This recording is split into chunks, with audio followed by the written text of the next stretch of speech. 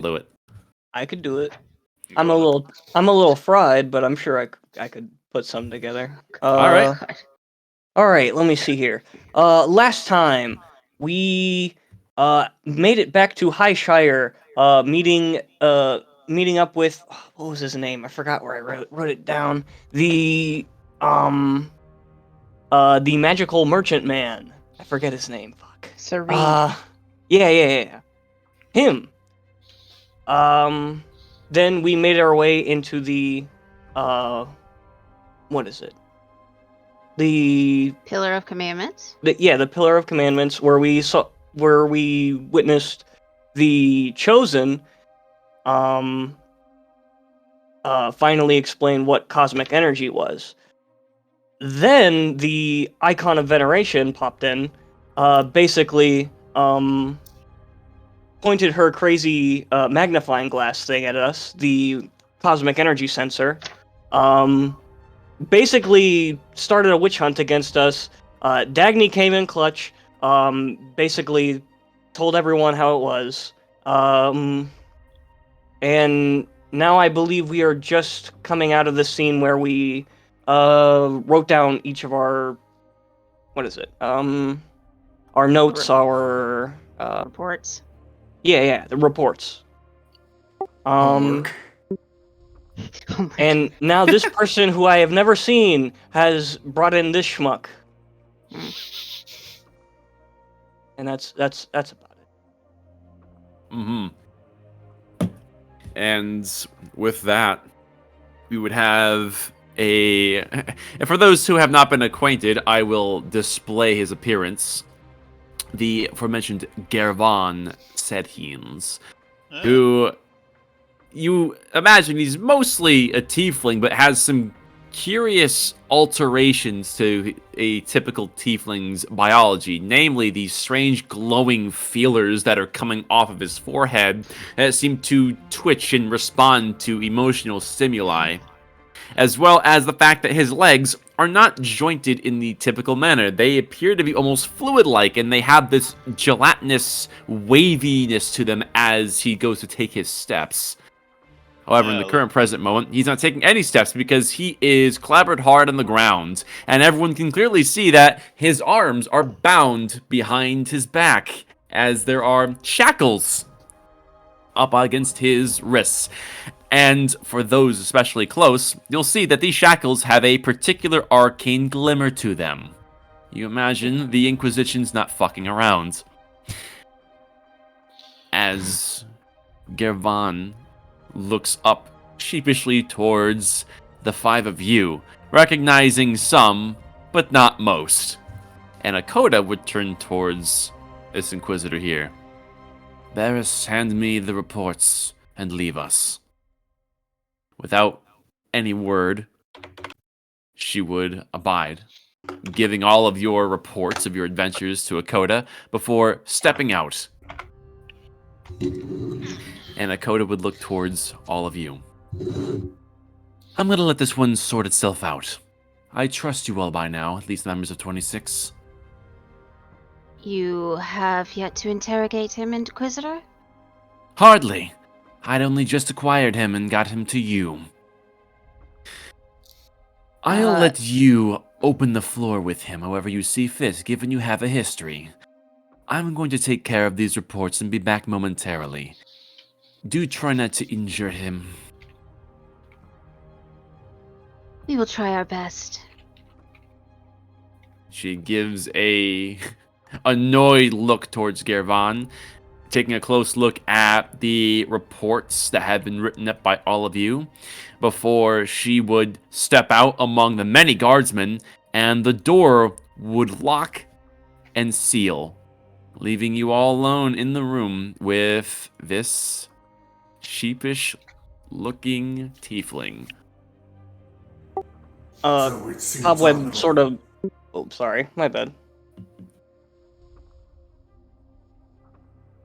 Oh no, you go ahead first. Oh, alright. Cobweb sort of jams his thumb towards the guy and is like, "Who's this schmuck? And why is he our responsibility?" Well, he is technically a part of Patrol 26. Formerly they did. At this point, I suppose it's pretty obvious that they have me designated to other tasks. But yeah, I'm not sure if that's still accurate, Dagny. Ah, yes, tasks.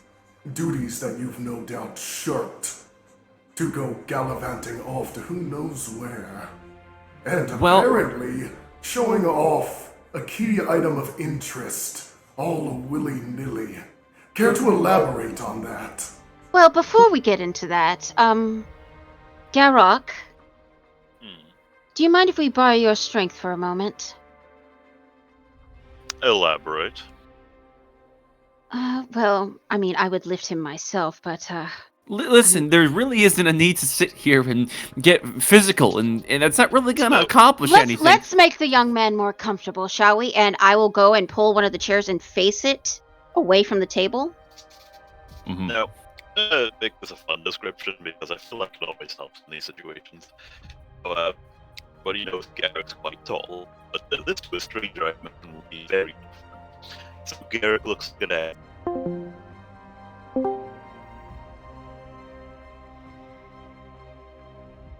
Jacket, you're cutting out pretty Yeah, I severely. was just about to say, like, Yeah, you're very robotic right now. Hold on a sec. I gotta adjust my own shit too. And Garrock stutters in his sentences and it goes quiet. No, not really. There we go. You with us? Maybe. I don't know. Hey, that's a bit better. There he is. Anyways, please continue.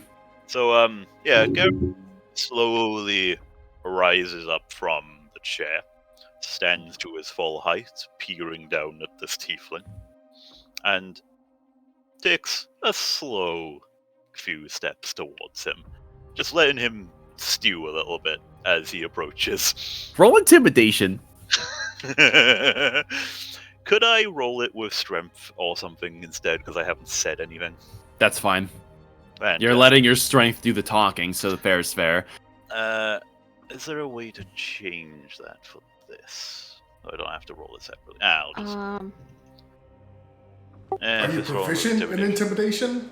I am not proficient, so I'll just roll with my strength. Yeah, just make a strength check, yeah. Yeah.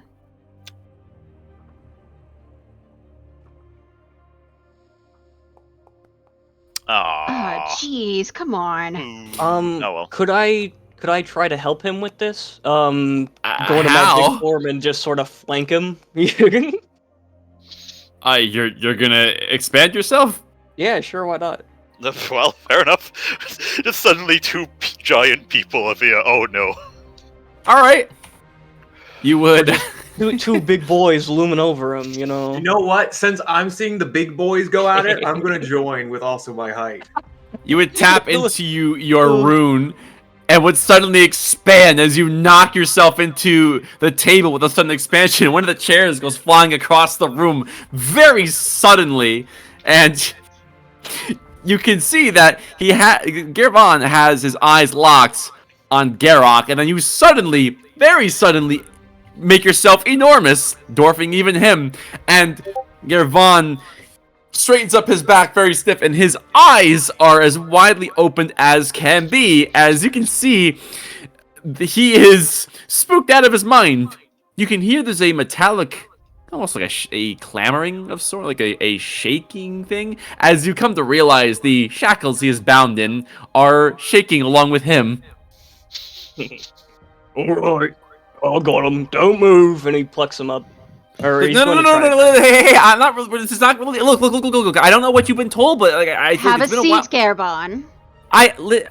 I don't know what this is about, but I'm only trying to act in my own self-defense. I don't have no ill will towards any of you, and I'm just trying to get on even ground with everyone else. It's not... Garrick, if you would be so kind. Shove. You're shoving him into the seat. Yep.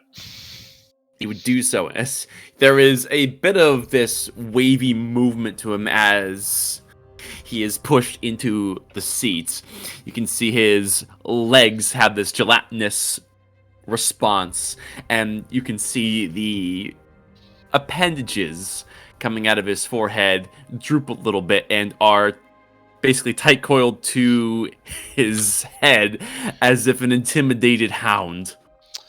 Lovely, we're dealing with demonic Octodad.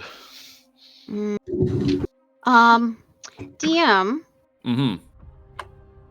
can I roll history to see if I've read anything about methods of torture or ways of interrogation? Okay, we're just going straight to that. All right. Then. Oh, dude, I Roll got history. you covered. I got you covered. Fire rune. Well, I mean, I didn't think it would go that fast, but okay. 19. You can come up with some pretty good ideas. Given that he has this almost elasticity to him, you figure you could take advantage of his unique trait and just see how elastic those pieces of him really are. And furthermore, you feel like you have a lot of avenues here to use potential burning methods to your advantage. Given that he's a tiefling, he would be resistant, but that's not going to stop it from hurting like hell. True, but I have another idea. Garrett, come here, dear. I have something I want to show you. And, what I'm basically going to tell Garrett to do is he's basically going to kind of cup one of his ears, and he's basically going to have his fingers like laying on the seam where the ear meets the head, and that he's going to kind of press his nails like he's threatening to rip it off, but he's not going to. Okay, essentially like threatening to pull nails off here is what this comes down to. Well, not with nails, but like he's threatening to pull his ear off, but he's not going to. I Dagny, see. I'm not going to question why this is happening, but I would like some context before I go torturing someone I don't even know. Garabon was tasked with staying here, him and Nashira. I'm not sure what Inquisition. If I can speak on my own behalf, No! Keep your mouth shut until I ask you questions. You understand that?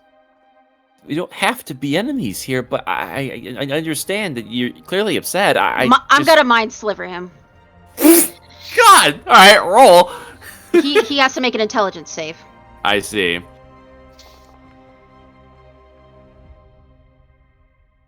Yeah, he failed. That's 6 psychic damage. Jeez! As you see, there is a sudden wince of pain as his shoulders shudder as he takes the full 6 psychic damage. And she will get close to him and say, "Be silent." As I was saying, Garon was put to task here by the Inquisition. I'm not sure where Nashira is, but I'm sure we'll get to that in a moment. And he had apparently found a way to escape the Inquisition. I think it was, sometime after Obosh was resurrected? Yeah, that was around the timeline.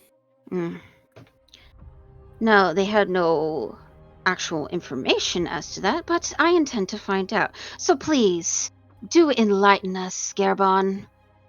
How exactly did you escape the Hall of Inquisition without being seen? I don't understand why you have to do it like this. I would have just told you. I'm not really one for keeping... Garrock? Could you twinge his ear a bit for me, please? Hey, look, I'm gonna tell you. I'm just trying to preface this to structure what I'm going to say in a way that makes sense. I don't know what's going on. Then gird your loins and tell me, boy. Do not test me. And I'm going to use prestidigitation to make my eyes light up with fire. Gervon has this defeated look as he just stares at you unwaveringly. What happened to you? Answer the question. How did you escape the Hall of Inquisition? Well, it's sort of a biological feature. It was kind of a process of when my father had augmented my physical body, and along with the more... She will get nose to nose with him.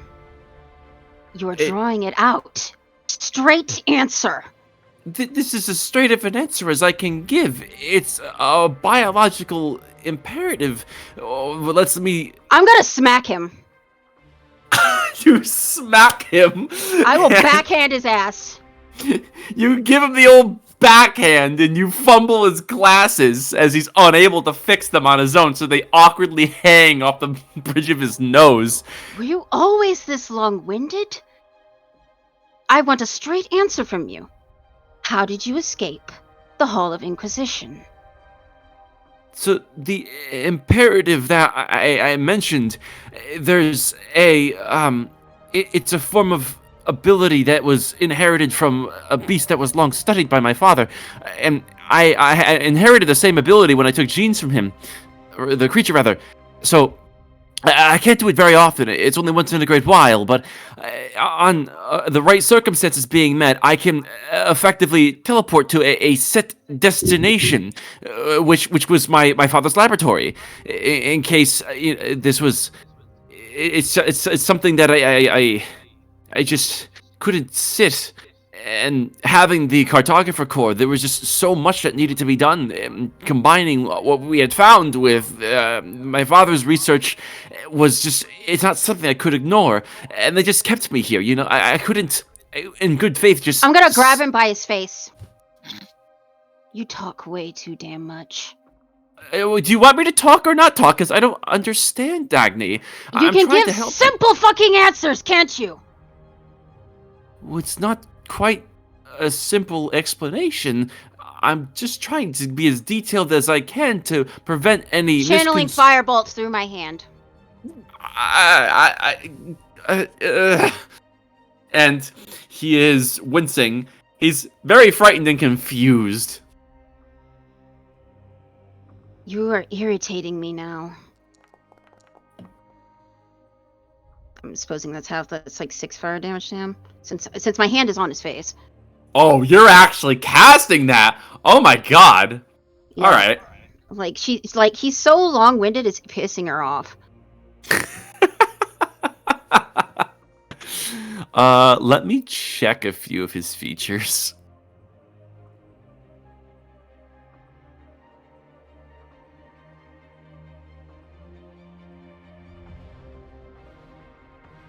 No, there's no resistances that are put on his sheet. I don't think he's actually resistant.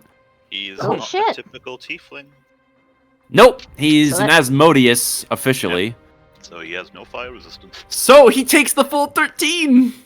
Oh, As there is a blast of fire that is right up against his face. It destroys his glasses, singes and partially destroys one of the antenna. His hair is caught ablaze, and there is some smoldering on his face, as he's looking really messed up right now. I'm going to give you just one simple chance. You see, with me, in my condition, I know what pain is. I felt it a lot throughout my childhood. Pain is not only a teacher. Pain is a tool. So, let's try this again. And I want simple, straight answers from you. So, from what you're telling me, this inordinate ability to teleport took you to your father's place, correct? That's correct. Hold on, I'm pulling up my questions here. Now, was this of your own volition, or were you compelled to do so? I dictated that it was the needed course, so it was my own will. Did anyone visit you before you did so? Well, Akoda a few times. A few other inquisitors that I hadn't gotten the name of. There was some work that we did, mostly related to the cartographer corps, and there were some other noblemen that were working with the information, and that's really all that was relevant at the time. Noblemen. Can you name them off? I didn't quite get their names either. I believe that there was that one fellow that we met with, that John Garrison guy. Hmm. I think that he was among them, but they were more so down to business, getting the information that they needed at the time, and then were on their way to somewhere else in the inquisitorial halls. But they had visited me more than once. The tiefling feels a soft paw on his shoulder as he hears a audible whisper. Can this one describe in great detail the way they look? The John, we nobles, or the inquisitors, or I mean, who do you mean? The ones we are looking for, the nobles. Well, The ones that approached you. I should correct myself and more specify that it wasn't any of their machinations that had encouraged me to return to my father. That was a decision that I had entirely made on my own will. Yes. were their visits documented? I would assume that they are, given how structured they are here. Well, we can definitely find that out. So, you teleported away. Where did you go after you left the Inquisition? Oh, well, I widely stayed at the laboratory for a time, and we had conducted a wide range of observations using the tools that we had there before the laboratory was summarily decimated by the power the cartographer core discharged during one of our experiments. But before that, we had mostly just been running tests. As it turns out, was the only one that was able to handle it without taking sufficient self-harm. So I was mostly just a lab assistant, much like before I had become a cartographer. There was a time when the core was shunted away from us and we had to resummon it. Was that your doing? Well, it did disappear during the middle of one of our experiments, so I had corrected it and then it disappeared again. But that was... Yeah, I would assume that to be the time that you're referring to. There is a small handful of a time that it's disappeared as well, but it was not necessarily in the middle of using it. When you were when you were using the core, were you alone when you did this, or was someone with you? Oh, we had plenty of observers when we were running our experiments. I had demonstrated the functionality that we were. She tightens her grip on his face and said, "To whom did you present the core?" Well, that would be my father, Kuhach, and there would be a lot of his own, essentially, scribes. They're much like myself that had work done on them, coming from wherever background, laying in his keep, and they basically just took a lot of readings and diagrams and things like that. It's kind of curious that the energy that was coming off of the core, it disrupted most of our equipment, so we had to take our time with it using rudimentary methods. Well, Have you probably already because forgotten what happened to Obash? How him simply being connected to Team 26 got him murdered. Yet you are showing off the core to numerous people without the Inquisition's blessing. Not only leaking vital information, but putting those you have shown it in jeopardy. Or did you not think that far ahead? Well, I had considered the risks. Haven't you shown it to people other than Team 26? very carefully and with extreme prejudice. I would have taken the same line of thought, Dagny. I didn't do this just willy-nilly. I trust my father and his research with my life. I am an example to that, you see, because if it wasn't for the effectiveness of his research, I wouldn't be around as I am today. I am the ultimate example that he is worth entrusting the information that the cartographer core carries. But you don't trust the Inquisition with any of this. Well, I had already given them the information that they had requested, but they... I just wanted to do things in an expedited manner. Through all the bureaucracy here within the Inquisition, I figured that I could, rather get things done in a way that I know would be quick and revelationary, and I figure it'd be better to beg for forgiveness than ask permission, given the time sensitivity of the core being entrusted to us in the state of Highshire. Hmm. Exactly is it that you and your father do? This research you speak of?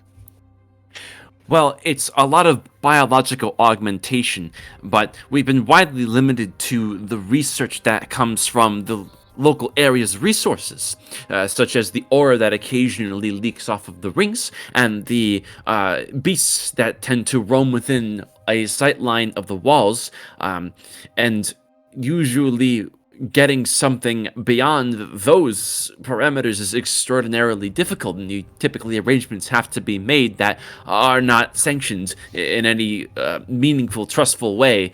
It's a wide field of research that basically it's a need to be research basis, if that makes sense. These subjects of your experiments, where do you get them? Well, that really wasn't for me to deviate. We have people designated for certain jobs. It's mostly people that are in need of some sort of work to be done. Typically, people who otherwise wouldn't have a long life expectancy are those who have unique gifts that agree to allow us to learn more from them and potentially augment the things that they can do. Really? Because I remember you mentioning some time ago that you, alongside many of your siblings, were adopted by your father and agreed to undergo these changes. Why, I even remember you mistaking a girl for orphaned and trying to lead her back to your father's abode. I couldn't leave a child on the streets. In good faith, I had thought that she was a lot like me, and I easily sympathized with the cause. Are all your siblings tinkered with, such as you? Many, but not necessarily all of them. It's a case-by-case basis. Oh, then what about the case for you? At what time in your life, what age, did you undergo the process to become as you are now? Well, I was very young when he had begun his augmentation procedures on me, and I had, to my understanding, a sort of imbalance within my own tiefling blood, and it was more so, it was discomfort within my own body that was being caused by, well, some sort of affliction, which even to this day we poorly understood. He had just found that there were certain genes in other creatures that could potentially circumvent the present issues. It's not necessarily solving the core problem, but introducing a new factor which could potentially nullify the effects and have sort of a safeguard from being ailed. Did this Natu- affliction of yours have a name? I'm not really sure. I don't think we named it. It was just my case. It's not really important anyways, because the real discoveries came from the augmentation, and you can see that it was effective in its job. This one wants you to stop real quick. Does that not sound too convenient? Well, I That- take my blessings when I can get them, and it's not like it Said was just shut up. I'm not done speaking my thoughts. So this one's caretaker, your air quotes father, tested on you, changed you, and you both do not know what you were fighting. You do not know the disease, you do not know the sickness, You don't know the ailments. Well, we knew the ailments. It was causing my body great distress. It was almost attacking itself. Have you had any dealings with Portia Palethorpe, past or present? Well, Portia's an old family friend, and I trust her with my life. And she was actually... Oh, no. She's smacking his head against the back of the chair. There would be a hard thunk as his head jerks back. Dagny! That is fascinating information, Gerbon. Seeing how as nowadays she is a human trafficker and a kidnapper. Were you aware of her connection to the child disappearances lately? It's a bastardization of what she does. Poison. Oh, please, enlighten us. What exactly does Portia do? Portia was the one who had found me during my time as a sickly child outside the walls when I was an abandoned outsider, and if it wasn't for her, I would be dead. And she had taken me in, and the rest was history when she introduced me to what is now my father. He saved me, and he made me who I was today, and naturally being inspired by what he did for me, asking very little in return, it was the choice to make. It was logical. I find it very funny, seeing as she has been seen hiding herself under carts that headed towards the north, and other people being paid to hide her to do so. Well, I don't really see Tell what me. that has... You really think? For all your intelligence, you really are a stupid fool. B-Man, Yes. can I roll an insight check to see if he genuinely believes what he's saying? Go for it. Alright, where's my insight?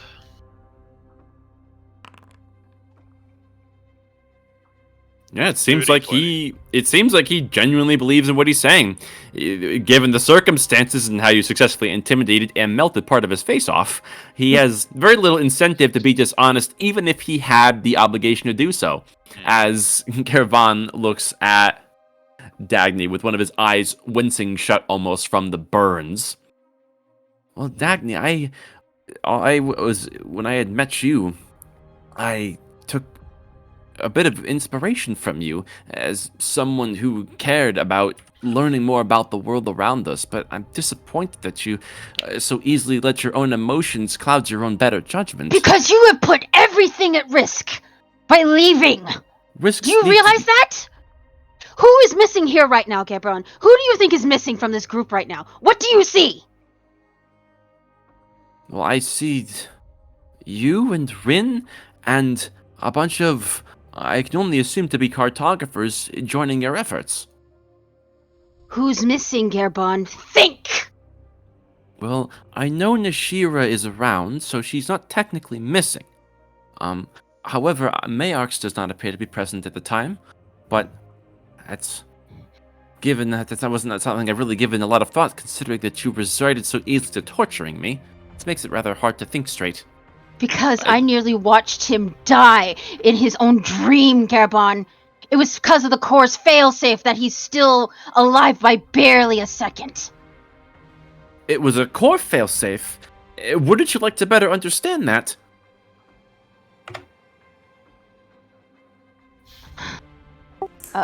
Let's get back on track. she's flabbergasted right now, like. So, as you said, Portia Palenthrope is a friend of yours. Palethorpe. Palethorpe. I naturally assume that your father shares this relationship with her as well. Well, yeah. They've had a long history of being business partners and something of a friendly family sort of connection, I suppose you could say. And what was the nature of their business? Well, mostly people that needed to be found by him that could offer something to the amount of research that he was going to otherwise have to abandon without subjects to do so. And mind you, it's not as if we had forced them into all of this augmentative work. It was essentially finding people who needed it and were willing to accept his help. Does this one not hear yourself? Did they consent? Of course. I can speak on my own behalf in saying that I was consenting to be saved and augmented and... I didn't ask you. He I has asked said them. so multiple times that is what they do. Oh, I have no doubt that you're finding people that are willing to consent. After all, the nature of this business is to find people desperate enough to agree to such things. Well, it seems as though that Highshire has failed these people, and we want to give them a second chance. If you have the ability to help somebody, why wouldn't you do so? Wait. Garak, Hmm. that copy of the notes that you made from the stronghold we found. Yes. Can you read off the bits that we found? Which bits? Just pulling up the. What was it? It was. What is it about humans that makes these monsters so overcome with hatred? Yes. Physical signature, something more ethereal and print. We do not see ourselves. Through heavy costs, we've learned one thing. The mortal mind is a fragile thing, forever teetering on the knife point of sanity above a void of madness. What are you trying to get at here? Does any of that sound familiar to you, Garbon?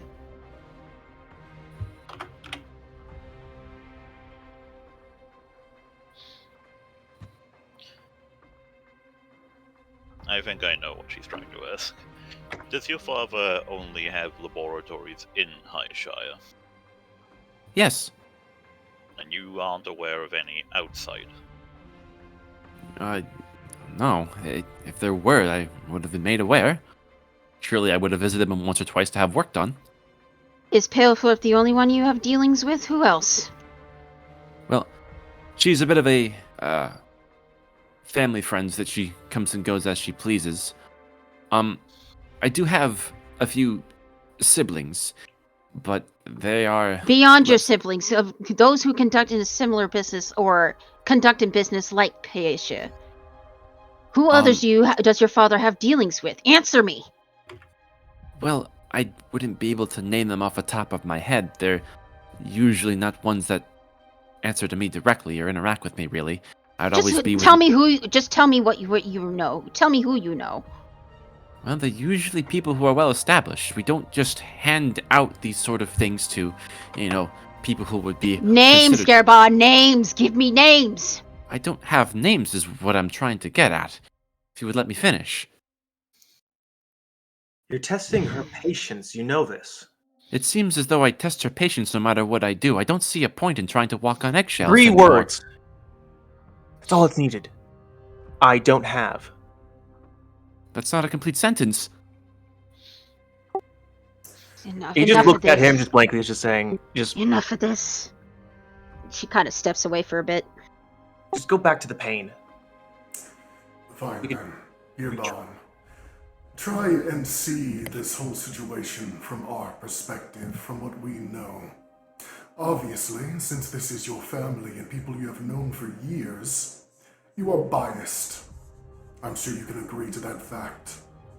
I try to keep a even head and not let it cloud my judgment, but it's... At what point would you say that bias and personal observations are any different from one another? You only see the good in people. Do you not realize that I'm sure he's doing good for people, but there's also a sinister nature to this. I You would do rather realize see that. the good in people than only see the bad in people like you do, Dagny. I'm sorry, but this isn't really a good way of getting information. Then why not see both? Rin, you can detect. Can you sense if there are any spells that have been cast on him? I'm within my own faculties. I'm not making I any wasn't of this, asking you, Rin. but I am telling you. You already betrayed them. I You betrayed could- no one. I don't understand how you can warrant such an accusation. Well, Do you as an have outcome- you recovered any of your berries from before the soul binding? Well, not really. I mean, things about my personal life, sure. Obviously, if I didn't recall, I wouldn't be able to tell you now. But in terms of events leading up to our experiences with the Startographer and obtaining the core, they still are a bit obfuscated. What about Obosh? Did you at least visit him in the Pillar of Commandments before you disappeared? They buried him there? He's not dead. By a great miracle from a chosen who was with us in the High Crucible, he has been resurrected successfully. He's alive? You didn't even know he was dead? It sounds like they had him locked up, so that's not surprising. My guess, this one's guess, would be that in their experimentations, his mind has been properly reprogrammed to be a loyal servant, innocent, indifferent, but beautifully blissfully ignorant. So they cannot blame him, or it's perfectly hidden, because why would anyone suspect this one? He only sees what he wants to see. Exactly. This one believes we're talking to a double agent that doesn't even know it. I don't think that's really on the right track. It This seems time as though you're I'm gonna grasping at slowly straws push through your Dagny. own biases. I'm going to push Dagny out of the way very carefully. Not like, move! Yeah. And then I'm going to go right up close to his eyes. So I'm looking dead into them. And I'm going to just look around and say, and then tap his forehead and saying, hello, this one in there. Hi. If you can This see isn't us. accomplishing come anything. out. I don't even know you. And this one doesn't know you. So why But this are you one has here? seen you hurt them. And them I have haven't saved hurt this one. anyone. Your ignorance has. Ignorance I only seek to further expand upon to turn into objective understanding. I'm just going to slowly put my soft paw on his mouth so I don't have to hear him. He would muffle his words and he'd eventually stop. Give me a sec. That Nonetheless, let's move on from this topic. Agreed. Just tell this one when to remove hand. I'm going to pull out the projection stone and All right. placing it on a table, or place it on the table in view for everyone here, and channel through it an image.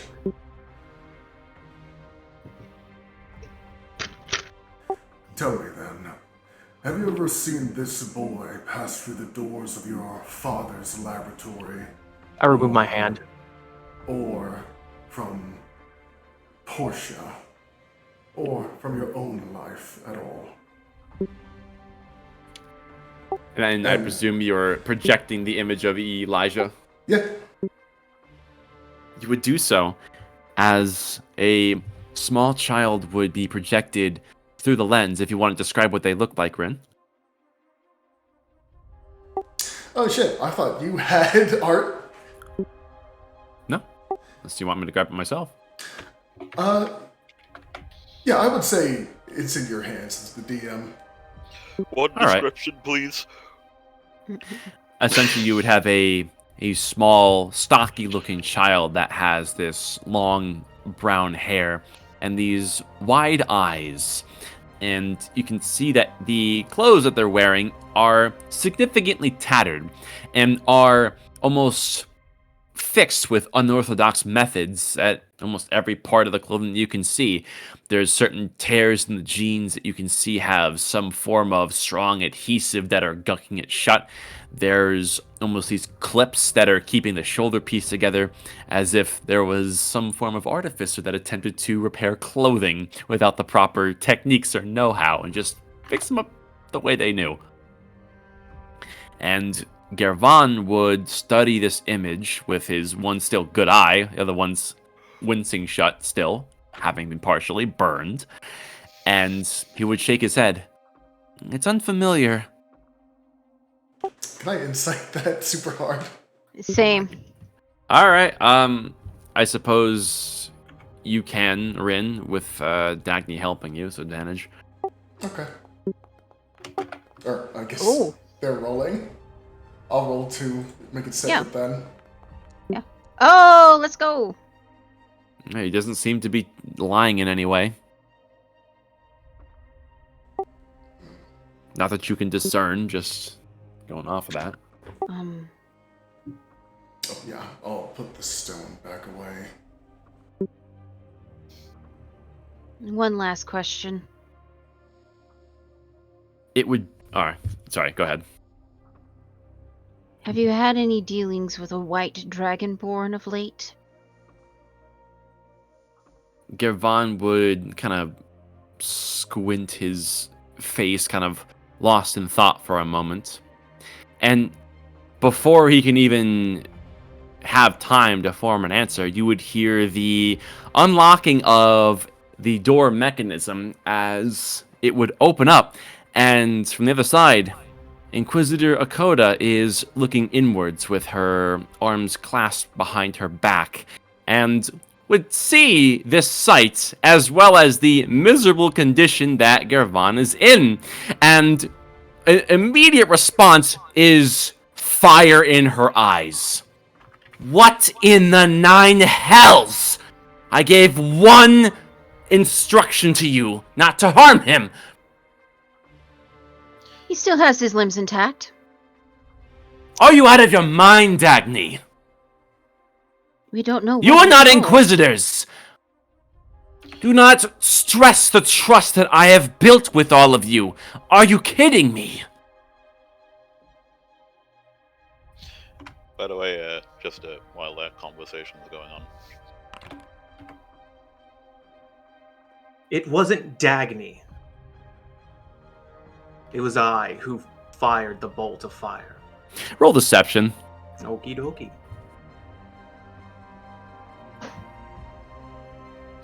yeah, I'll heal him up a little bit, so at least he's not feeling That's like a shit. fucking 20. Let's go, BB. Dirty 20, but hey. An artificial 20. Akoda has daggers for eyes as she looks upon you, Vishanti. You can tell that your lie was saw through with ease. Ridiculous. Back up! As she is, with more force than you were expecting, would push you out of the way, Vishanti. And she would give a wave for a series of Shireguard elite to come into the room and would grab hold of Gervon and would escort him out of the room. As you see, he is being taken somewhere else. Did his glasses fall off at any point? Oh, there's pieces of what once was his glasses that are on the ground. Could I pick them up? Sure. Cool. I'm just gonna start casting mending to at least roughly put them back together. They're scored. There's heat damage beyond just the physical destruction. So it's not going to be perfect. At best, you can maybe get the frames back, but... That's what I want to do, yeah. Gotcha, as you start working on that. As Akoda looks to all of you with utter disdain. Dagny at this point just kind of sits down and has her head in her hands. I'm going to have her make a quick roll. Yeah. I'm sitting pretty on my chair, having never gotten up.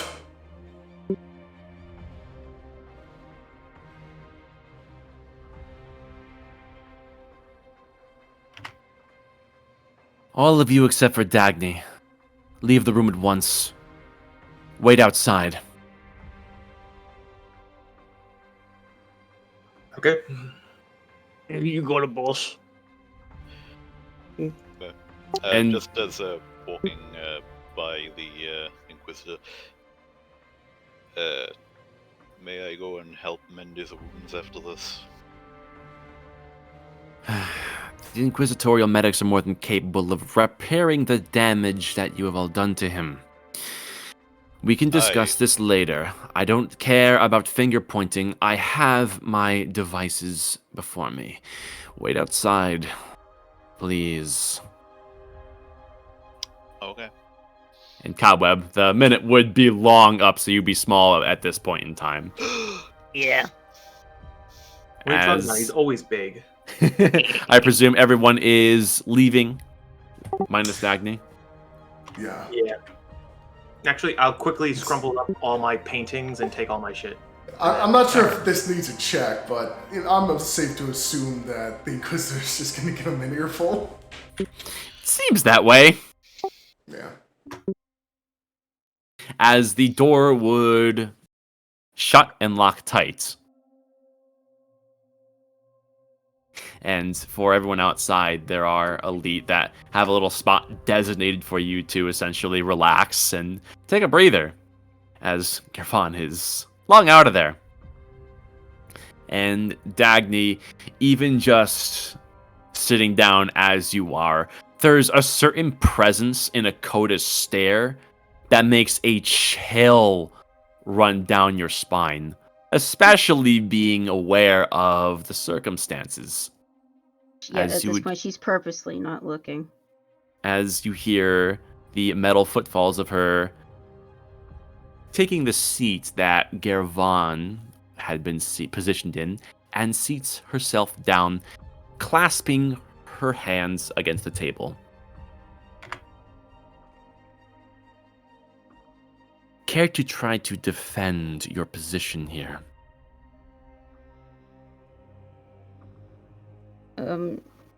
She's just looking down at the table. She basically crosses her arms across, has her arms crossed sitting on the table, and she said, "My only goal was to get information.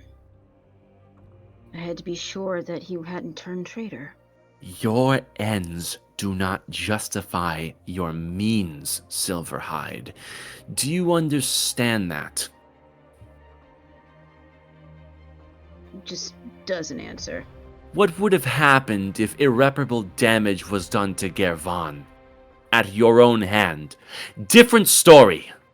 This is going to have me up to my neck in trying to acquit you of the damage you had just done. Harming someone tied to the Cartographer Corps, as lamentable as the actions of Gervon may have been, this needlessly complicated things. I had done well to slowly build my trust in all of you to make the right decisions, as in the circumstances of all that you've been through have more or less forced me to get into such a mindset. Now you're making me question my own judgments on Team 26. Or should I reserve that second judgment to only you?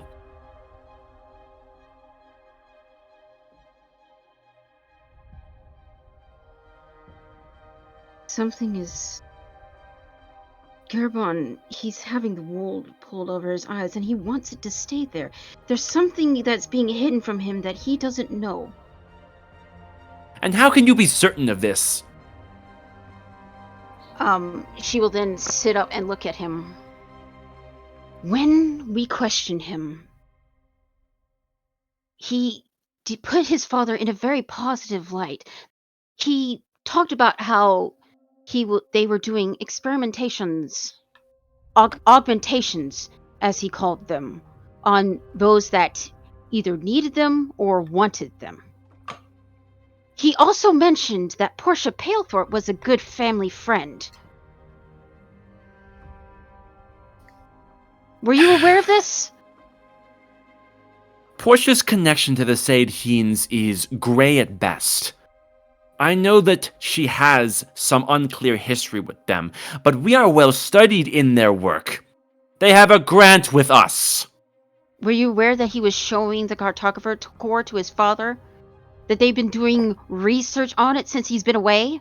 How do you think we recovered Gervon? Has it ever crossed your mind? And how he made it back here, seemingly against his will? He has an inordinate ability to teleport. He doesn't have control of it all the time, from what he said. Given the circumstances of our investigation on how there was no tampering and he had simply vanished into thin air and reappeared somewhere else than Highshire, we were able to deduce that there was interdimensional means, especially with the readings that this ability left off. Why do you think we put dimensional shackles onto him?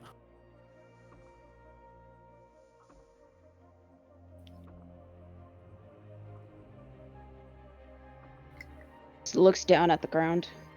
My trust in you is slipping, Dagny, and I am grasping at straws to find reason to uphold the good esteem that I've put you into. You are holding one of the most dangerous objects in the history of mankind. Dangerous? And you're acting You don't think reckless. I know? You think I know the power that the cartographer core wields? I was just accused of bringing danger to it by the fucking icon! I know what the Venerator was doing. I had to And I fight for don't my agree with life, Fukoda! Do you know what that felt like, being in front of all the cartographers, in front of the Chosen, in front of everyone, being accused of great potential atrocities by someone who was killing Mayarks? I read your report. And I don't know what to make of that. Every passing day, things get more complicated, and I don't know what to think. The Venerators always had a very long leash with them. She's trying to poison everyone's against us. She has it out for us. Since the day we met her, she's been trying to harm us. You can leave those judgments to us. Your position is to uncover the facts. We can interpret them. If we leave that job to you, clearly you can see how that turns out. I understand this is a lot of pressure for any one person, but you can't let it get the better judgment.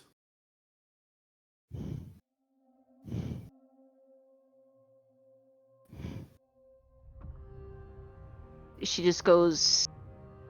But she once had like this kind of grimace of anger, and she just immediately starts going like gray rock, and she says, "What would you have me do?" Nothing. The Chosen approved of your request to take days of leave, and that has become clear now more than ever that you desperately need time to recuperate and come back into what I can only presume to be your right mind, because you are clearly out of it. In the coming days, you need to think long and hard about how you want to take your next steps in what remains of this world, Dagny. I would self-reflect very deeply on this. Everything that you have given me a read on right now suggests that with every passing occurrence that I see you, you are more and more unhinged. I can't say I blame you to arrive at this state of mind. But your actions are teetering on a dangerous notion that's rivaling even that of Gervon's.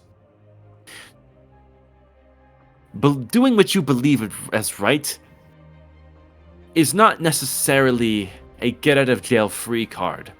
Do not think that Gervon had the interests of Highshire in mind, or the interests of mankind, or had some sort of positive outlook on whatever he sought to accomplish in leaving us. How can you say yourself any better? At least Gervon didn't torture anyone.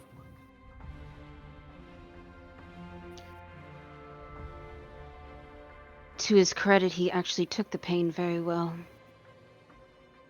I'm not sure how to interpret what you just said as some sort of compliment.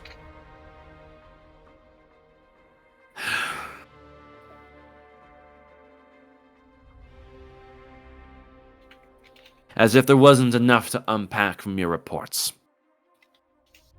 What do you mean? The information that Team 26 and 35 collectively submitted, everything recounting your journey out there. I had questions, but it's clear that interrogating you on everything that you've come to see and discover is really not in anyone's best interest. You don't need the stress, and I doubt the information would even be clean if we had pressed you anyways. You need rest and reflection.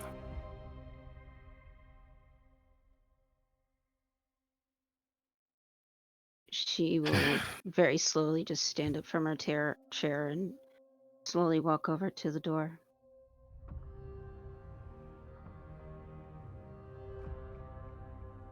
Akoda would get up out of her chair, almost in sync with you, and would meet you at the door, and would assist in opening it. And don't think that the incident where you wound up in custody before leaving went under my radar as well, Dagny. This isn't the first sign that your sanity is slipping. I know you are better than this.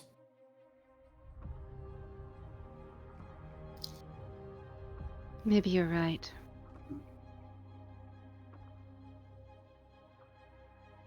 And she will push against the door and step out. That you would. And Akoda would step out with you. And for those concerned in the hallway, you would not being able to hear anything that went on inside of there, considering how secure the inquisitorial rooms are. You would see Dagny with a defeated disposition walking over to you, as Akoda looks to the group at large. Perhaps That my bad, huh?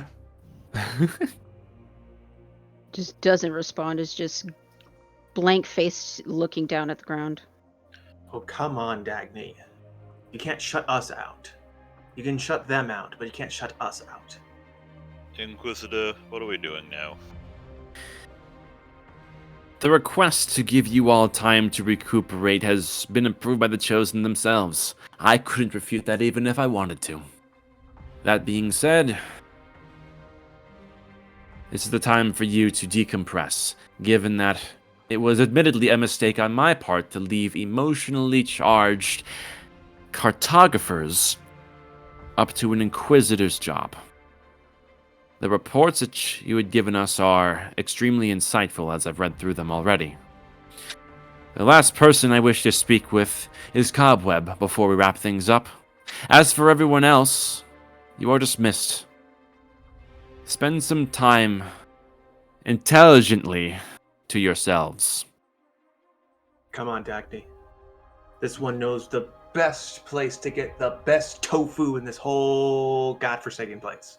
You can reconvene in 3 days' time at the Inquisitorial Halls, and we will have enough time then to assess everything you've brought us, the state of the world, and where your next steps should lay. Inquisitor, Yes. could you ask that individual if, in a day's time, if he would be okay to receive his glasses back? I see you have some rather charred remains. I suppose we could deliver that as a gesture of good faith on behalf of everyone that was involved in this incident. But we'll be able to supply him with a working pair of spectacles. I figured it might help. Yes. Thank you, Garrock. Cobweb, if you would come along. The rest of you, be gone. You're the boss. Booze it is. God, I hope it's not what I think it is. As Cobweb, I presume you are stepping in. It's gonna turn into a wrestling match, I can see it now.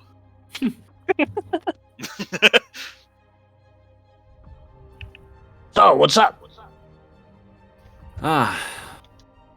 Well, to put it simply, I've read your background and I'm aware of your expertise, and I need your help. How's that? Come inside and we can discuss further. Alrighty, I'll lead the way. And she would gesture for you to return to the room, as I'm presuming in you would go. As the door would close once again, as Akoda walks over and would have a seat where Garvan was once being interrogated, as I presume you're taking a seat of your own. Mm-hmm. And there would be a few parchments that she would produce from her, like beneath her cape, essentially, and would collect a few things as she briefly reads over a few lines off the parchment and would look back up at you. As you may be aware, cartographer patrols are broken and reassembled at an unfortunately regular rate. Seeing as the majority of Patrol 35 is MIA, I was hoping you could further elaborate on the artifacts that your team had encountered. Oh. MIA. Oh. So they haven't been back. We have had none other than you and Vishanti report back from 35, no less than the company of 26. He looks a little bit bummed out. That line of questioning was sort of the last hope for, finding his buddies in a timely manner. But, yeah, well, what do you want to know?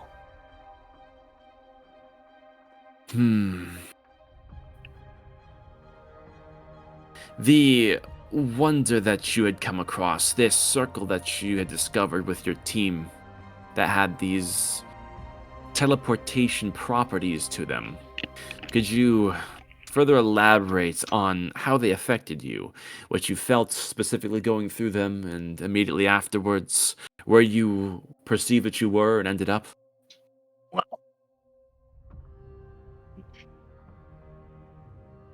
I assume you're talking about the large semicircular stone discus. Now, I've been a rune carver for most of my life, and I have never seen anything like what was written on those stones. They almost seemed to change as I looked at them. I couldn't get a beat on them, and by the time I was done investigating them, I'd come up empty-handed. But I didn't really have time to be disappointed because I was being sucked up into some sort of temporal anomaly. I lost a week, landed in the deserts outside of the Chromatic Mountains, and yeah, that's about it. I see. It's been a weird one. And the runes and their properties that followed suit with this time, temporal, spatial rend that it sucked you through. Was this unlike anything you've seen in your previous study? Never. No. I've seen. Well, Now that you mention it, I do know of one rune that can do something similar, or at least vaguely temporal. Oh. Do tell. It's I could never figure out how to make it work, but apparently it lets you see very briefly into the future, but its abilities are highly limited. Rune magic and temporal magic just simply don't overlap that often. It's too unstable. Well, basically, what I'm saying is, whatever this thing was, it was way beyond anything that I could hope to emulate. I see. And following your exposure to this wonder, did you have any near or direct exposure to any other Heliosic wonders before you arrived back at Highshire?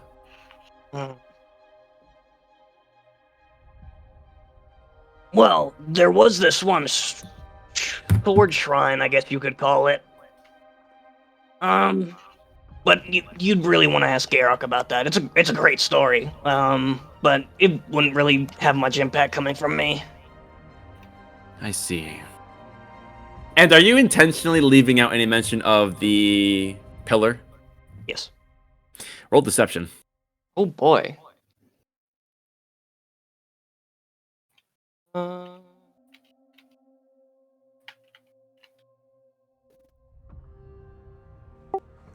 I feel the need to remind you that we did mention the pillar, just not its contents in the official report.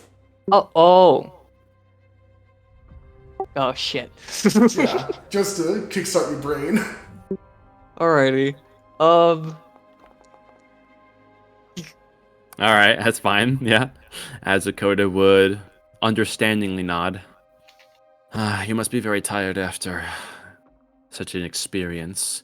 After all, your exposure to this wonder may yet have effects that are to be seen. This is the nature of dabbling with things that we don't understand. But my need for your help extends just beyond this occurrence. Your expertise in arcane runes would be highly advantageous in an ongoing investigation. It pains me to admit it, but the government's grip on the people has been shaken.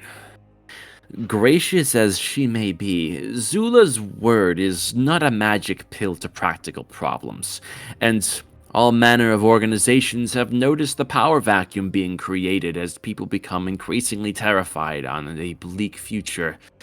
And we should take advantage of the ongoing disasters to have their way over the people.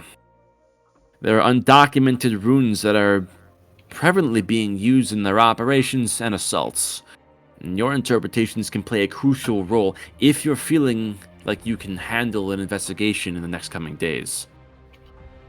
Well, honestly, I wasn't even going to rest. I was going to take a few shifts at the walls, but if you'd rather, I could certainly try my hand. I deeply appreciate your willingness to keep going. Not everyone in your traveling group can say the same, I'm sure, but you've all had different experiences, so I understand, and I'm very, very thankful. And But there is- I'll say, I got stabbed like 30 times. As resilient as ever, I see. But before we can get further with that, there is a complication to being able to send you on your way. How's that? The issue lays in Highshire's current course of intent with you and Vishanti. Today, taking the report, they are going to want to study your current form, current well-being, given your exposure to the wonder. I see, and how long exactly was that gonna take? I don't know. But if you ask me, their intent and insistence on isolating you and Vishanti is a terrible underutilization of your skills, especially considering the circumstances of every moment, every minute mattering. We must carefully choose what to study and what to utilize out in the field. And I think we both can agree that you taking on this task is of great urgency, especially since there are innocent lives involved that could be at risk without your help. Keeping you in detainment is the antithesis of your mission as a cartographer. So, my proposition is, if you can help me with one other thing, I may be able to sway their conviction to avoid this.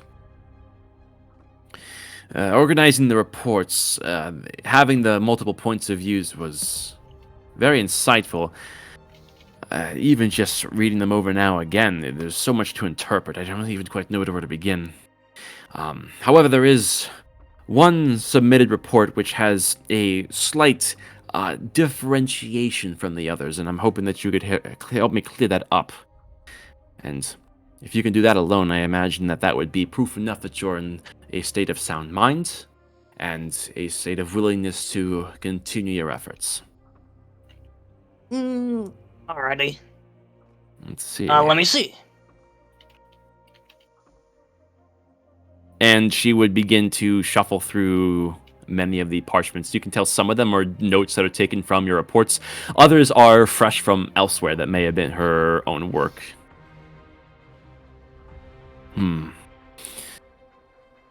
The discrepancy lay in the reports that describe a colossal pillar to the northeast as a point of visual interest that was used for directional reference during your time in that area into the Chromatic Mountains, but this was never approached.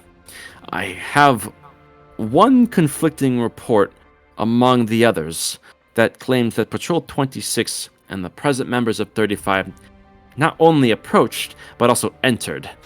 This is the only real discrepancy of its kind, but of course, something like this, granted to the other Inquisition, is going to further their need to detain you to get their read on things. Would you be able to clarify this discrepancy?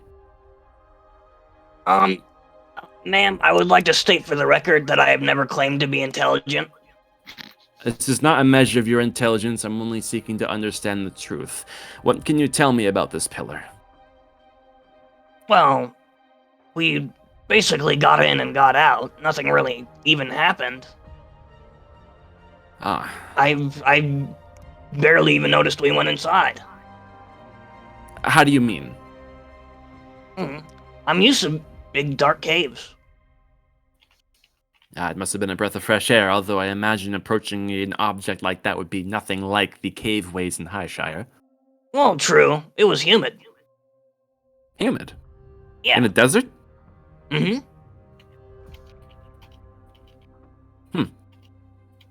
It's a curious Yeah, I don't detail. know. That was pretty much the only thing we noticed.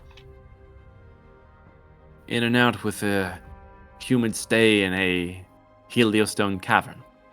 Mm-hmm. I see. Roll deception again. Oh shit. Somebody fucking snitched. Somebody God fucking damn it. lied. Alright. Gotta kill Garrock. Oh my God. Oh yeah, because it was definitely me.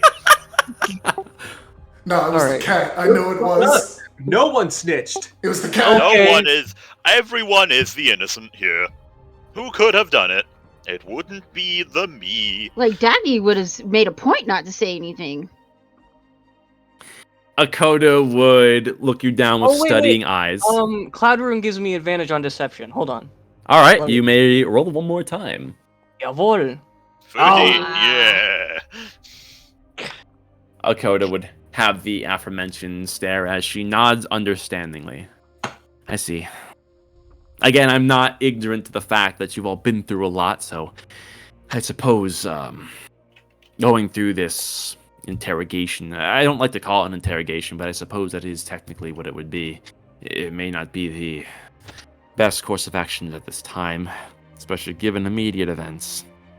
Well, we've had 6 reports, and only one of them was detailing this discrepancy. I suppose we could exonerate the other 5 claiming there was no approach if you claim that there was. Now, I don't necessarily condemn your peers' decisions to omit any details on any events, given that the nature of what you may discover out there is not known necessarily by anyone, but I will state a reminder that you're risking life and limb to find this information, and choosing to withhold anything is putting a lot of lives at potential risk. I understand that this is a lot for any one person, but trying to make judgments of the information you find out there is not the job of the cartographers. Madam Inquisitor, I would just like to assure you that anything that I do is for the betterment of Highshire. Well, This we all is my do- home, after all. Of course, it's all of our homes, and we all fight on the same side. Of course, when we fight for what we believe is right, that interpretation can be wildly taken in different ways depending on your point of view. Fair enough. Yes. Well, I will have to make a correction to the other 5 reports that say that there was no approach. And I will get an interpretation of this data to try to best put you in a position to explore these rune occurrences in Highshire. If you want to stop by the Inquisition first thing in the morning, I can give you a better assessment on what I'll be having you do. Very well. I am going to need a briefing. All right. Well, in the meantime, would you mind if I take a few shifts at the wall? Just for tonight. As long as you're not overexerting yourself, I can't say no to another willing hand to defend the walls. I know they need it. Just Oh, do be please. careful. I feel like I could toss a mountain right now. I gotta get out there and enforce the boys. I have no doubt that they'll be hinging on your support. And in the coming events, given the special status of 26, we may stick you with them until further notice, given that the majority of your patrol is still missing. As I mentioned, we organize patrols almost on a daily basis, given that the numbers that come out are not necessarily the numbers that return. Oh, I trust that this decision won't affect the effort going into the search for Oh, well, and that's all I care about. Thank you. This was very insightful. Of course, for both That'll be parties. all. I don't want to keep you strained any further. I'll send you off to defend our walls. Again, thank you. And come first light, we can discuss this rune business a bit further. Sounds good to me. I'll see you in the morning. And he's going to take his leave. And with that, you'll be able to open the door, walk out, and depart. And this is a good point to take a 15-minute break. Okay. Yeah. Also, fucking Amazon, you're making Danny sound like a fucking serial killer. Y'all had a chance to fucking stop me, bro. Yeah, no, I liked it. Dude, No, I hey, fucking Ablev love is that. evil, and he's not gonna. Hey, don't he's put not gonna responsibility on stop us you. for babysitting you. I'm not You're an saying adult. they. Yeah, I not only agreed, I allowed it to happen. I I'm more so mean, referring to the comment of like he took the damage pretty good, and Akoda's like, "What the fuck? I don't know how to fucking respond to that." Oh, that, yeah, like, what the fuck? Like, did I take it too far? What? No worries.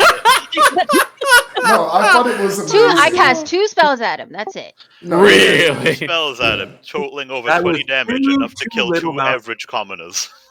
We'll just And I said his limbs are intact. Like, what? yeah, we'll just gloss over the skin grafts he's gonna need to work Yeah, out. yeah, no, I'm not Get it. damning you. I'm fucking. I just think it's really funny. You No, were- it's great. It's character progression for sure. Anyways, Don't yeah, worry, 50. you wouldn't have been able to kill him. It's fine. I wasn't. Also- I wasn't going to kill him. Oh, bad usual. And who knows? He might have axolotl blood. Killing him was not on her mind. It was just making him feel pain. That's it. Honestly, if Dagny didn't do it, I would be fucking doing it. Either or. Just everyone gang up on him, beat him up. Beat him up, take his lunch money, rip out his antennae. Stretch out his chilly legs. Back when you decide to be a good boy. Anyways, yeah, 15 minutes. I'll be back. Yeah. Ah, Jesus.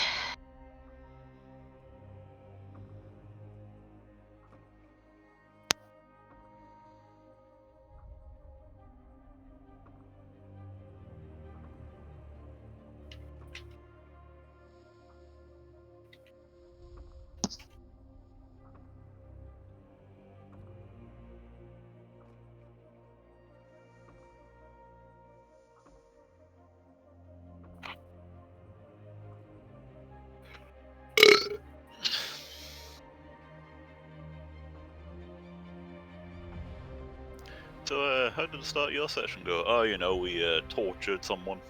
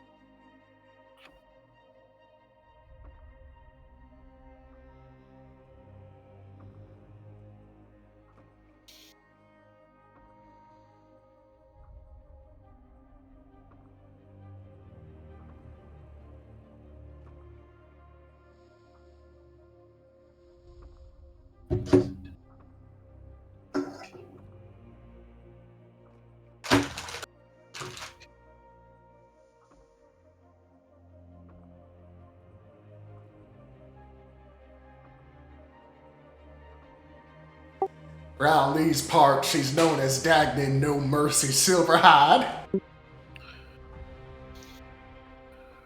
Dagny, steal your skin.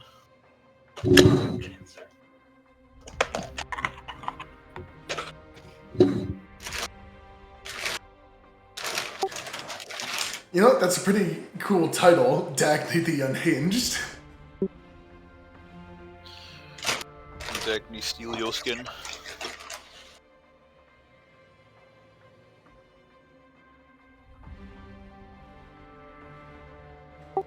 Jackal, are you here? Yeah, I guess he's dead.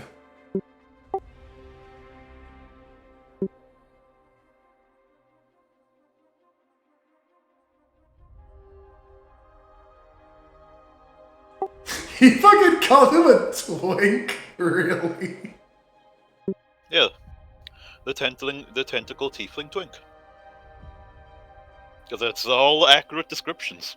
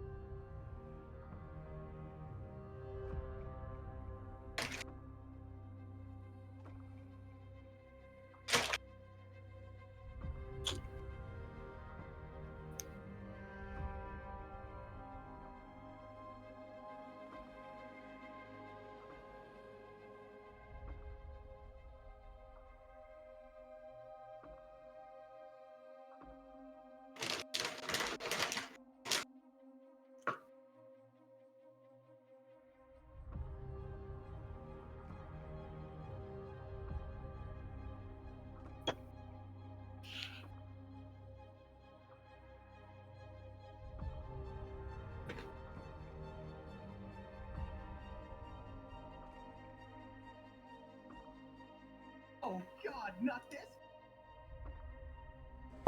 Is that what he said when his face was getting burned? Oh God. Quite possibly.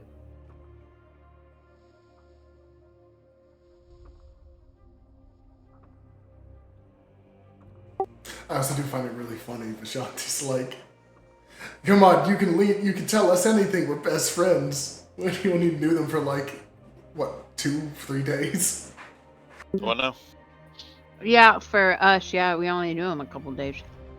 He's like, trust me. We are blood bonded. Tell me all of the things I want to know while I'm killing you actively. Shut people out, but you Mhm. should not shut us out because we've been through the shitter. I mean, we haven't really. Well, we went through your daddy issues or son issues.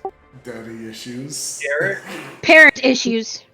we've already come to the conclusion that y'all need to trust each other more. So why not show an olive branch of trust, saying, "Hey, I want to be there for you." Hmm.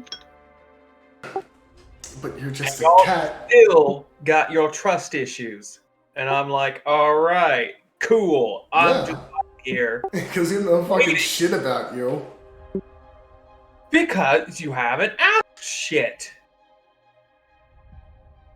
Almost as if you can inquire about something, you get information. Yeah. But keep in mind, we don't know you're part of our team. Well, you could say, hey, Because it's literally like fucking, okay, we gotta escort these guys back to Highshire so they can get back to their team. Like, why bother getting to know them when we're only gonna know them long enough for this escort mission? geez, you are so antisocial then. I can tell you're an introvert at heart. Because going without 5 minutes of no talking drives nails up my fingernails. I have to ask people something because I want to talk. I'm an extrovert at heart. Ain't nobody want to hear you meowing. Oh, Well, jeez. this meowing's better than hearing your ass cheeks clap. My ass cheeks don't clap, they're too burned. Exactly. From the electricity. I'm just hearing ding, ding, ding, ding. Oh, it's probably your anal beads hitting the back of your suit. Oh, Yeah, jeez. sure.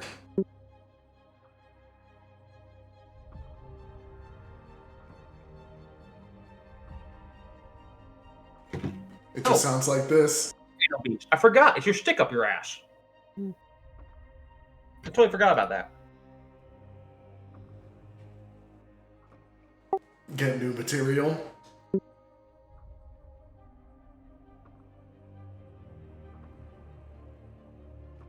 Ask me what material it is. I said get new material. How about you get a new personality? Nah. Jeez. Something more up to date. And that's not an edgelord. Oh boy. I'm not sure if you're personally attacking me or the character. I'll let you decide which one I'm doing. Dealer's Jeez. choice. Okay. Oh, jeez.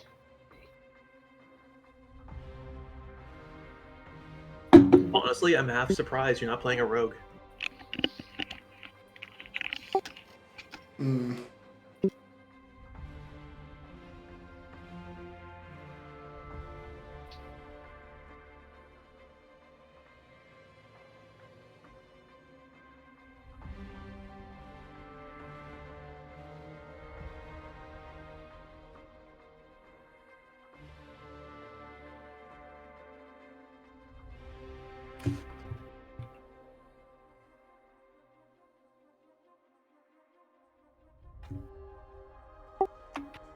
Meow meow meow meow meow meow meow meow meow meow meow meow meow meow meow meow. Catalicious. Hmm. Caladocious. Meow mix. Hell yeah.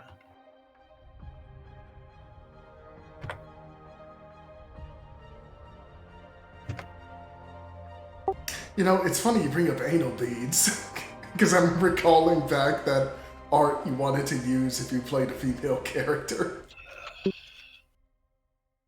Who? That fucking tabaxi with like fucking melon tits and high heels that you fucking sent me and B-Man. I have no idea what the fuck you're talking about. Do you not remember? You're going to need to give me a little bit more than anything of that. You're just going to need to give me a little bit more details.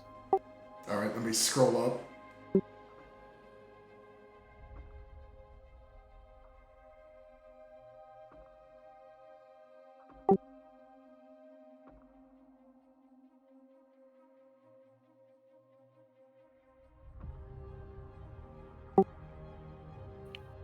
Oh, the file's too big to switch.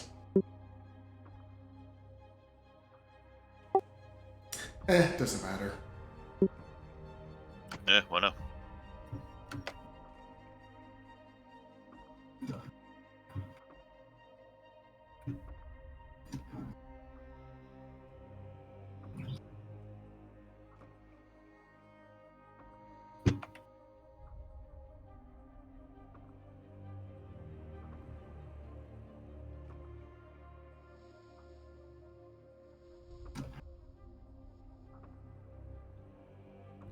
Confringo. Limgardium Liviosaw. Repulso. Revelio. Broomstick.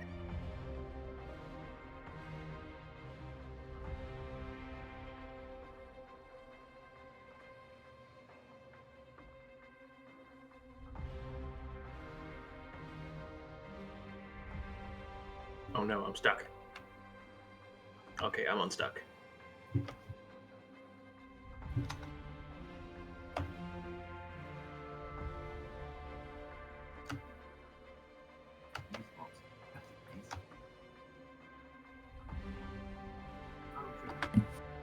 All right. Back to the heresy. Do we have everybody here, though? Yep. Here. Hi. Muda? All right, so almost everybody. Moody, you with us? Don't worry, he's playing T-Mod Loader. Buddha! Get off Minecraft! That's Terraria to you. Alright, flat Hello. Minecraft. There he is. Okay. Exactly. Now you understand. Starbound without the spaceships. Oh, yeah, I was just playing Terraria. Can't even fucking get items the right way. Have to use Yeah. T-Mod. Disgusting. Oh, whatever. Jeez.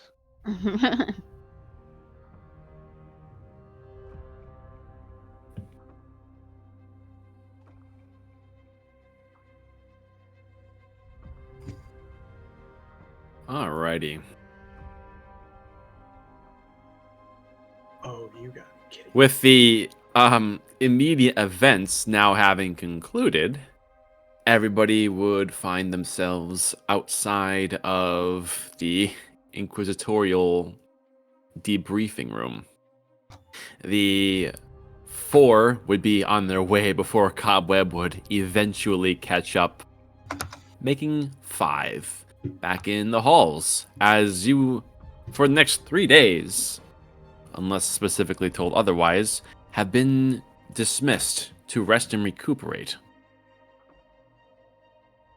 Giving the floor to you to act on your own will. Well, I have something I need to go and fix. I am tired from all of this shit. I'll probably grab some drinks. Does anyone want to come with me? This one will get a few drinks with you, but this one has to head back home to see this one's family. Understandable and same. Yeah, I'll go. Why not? I just can't be out too late because I gotta be at the wall. Do you need any sword sharpened or anything? What's that? Do you need anything of yours sharpened? Nah, I think I got it. Alright then. Might as well ask, seeing as you're immediately throwing yourself back in danger again. By the way, what did the Inquisitor want? Well, what did the Inquisitor want?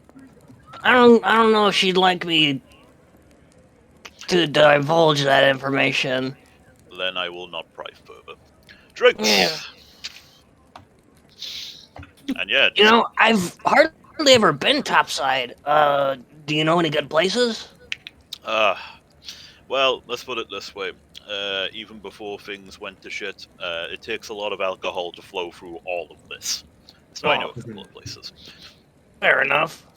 And if this one is looking for the best meal, I can show you the best tofu shop in all. What the hell is a tofu? It's a diet meat. It's Yeah. not diet meat. It's vegetables that absorb all flavor. Perfectly mixed with any type of meat you want. Well, booze and good food sounds good to me. Rin, you wanna come? Yeah, let's go. You do come in as well, or? I'll glance over to Dandy. She kind of absentmindedly nods her head. Fantastic.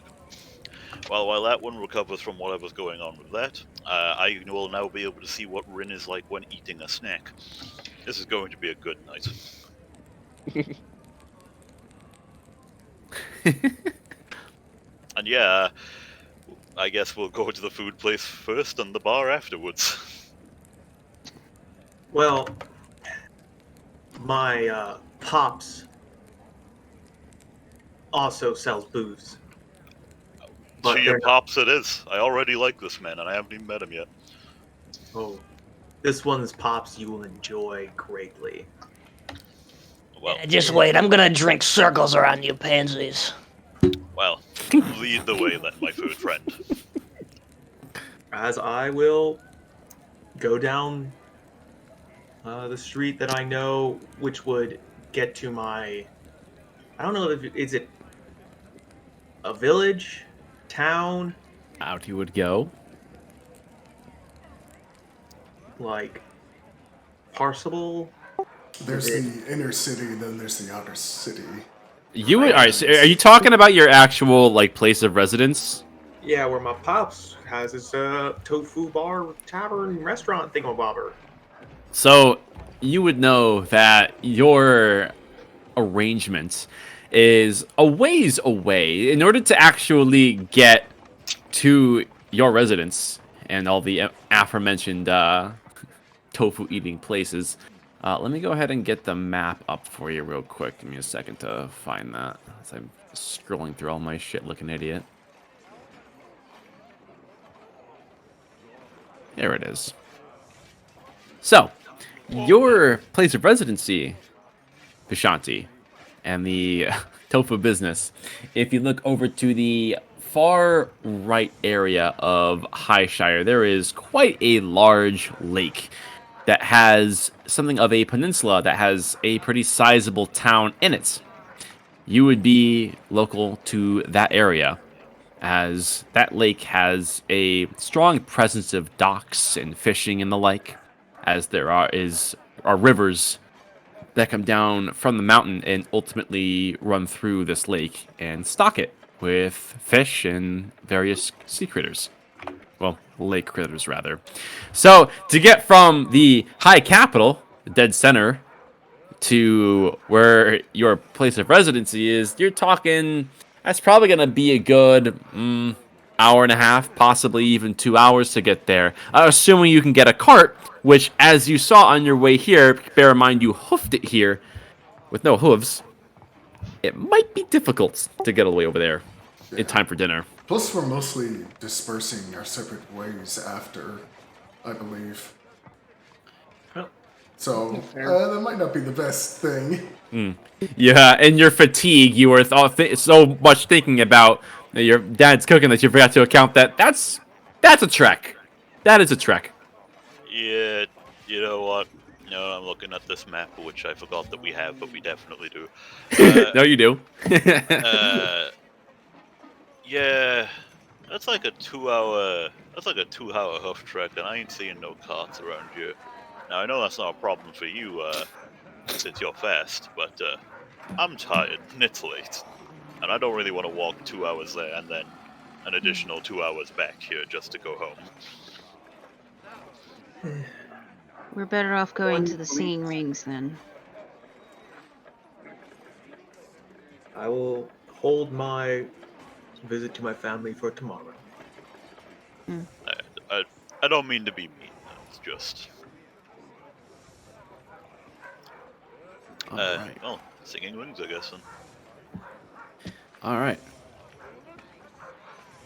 This hour, I want to try to visit a local artist or a museum or a place where an expert in the artistic practice would be.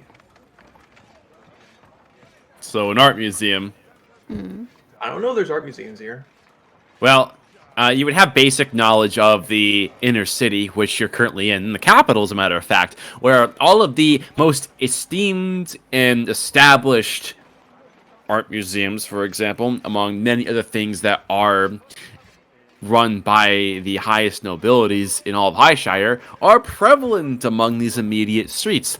You can see as now that you're walking out and away from the Hall of the Inquisition, and you can see the Pillar of Commandments that still has its angelic glow, even in the now set sun, that this is an area that contains the finest that Highshire has to offer. So you could potentially get into a very fancy museum if you find the right street. Isn't it still night though? Wouldn't a place like that be closed? The sun has recently set. It is very early evening. Oh.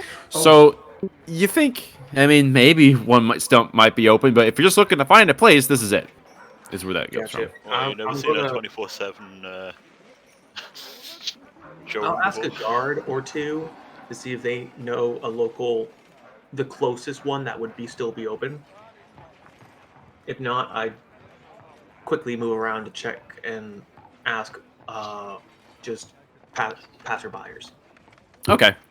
You would flag down these group of 3 looking nobles that have these long fur coats, and they seem to be in a kind of hot debate with one another. It looks like they're just based on earshot as you approach, trying to discuss how to reallocate their assets, as they're choosing to put it, given that things on the outside world are making everything inside here increasingly difficult. And you would essentially ask, where's the nearest art museum? And 2 of them would shrug their shoulders, having been kind of suddenly interrupted, but the third would scratch his stubble for a moment. Art museum. I think Sigins is usually open into the evening.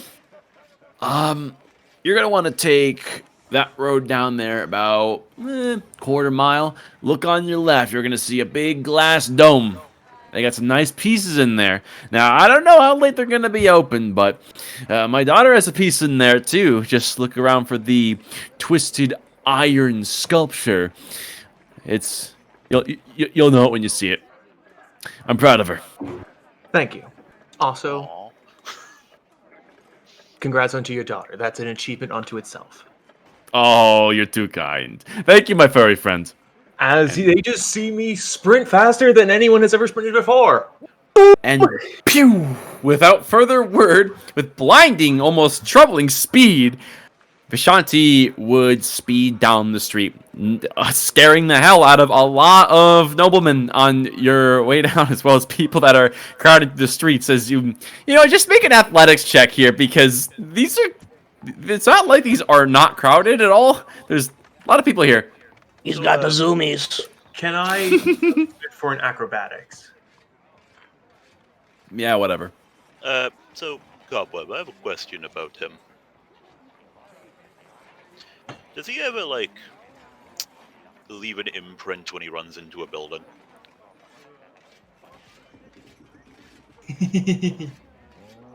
What? Like, has he ever, gone fast enough and not stopped fast enough that he's left an outline in whatever he's hit?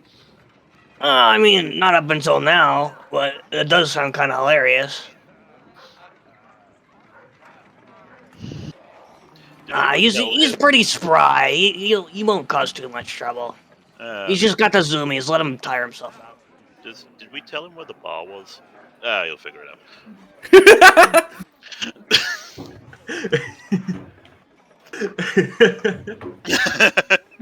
Oh shit! I forgot to ask.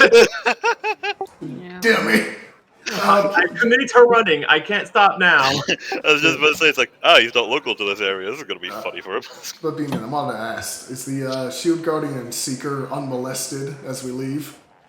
Yeah, they would be waiting for you, and they would have rejoined your side as they are accompanying you in the street.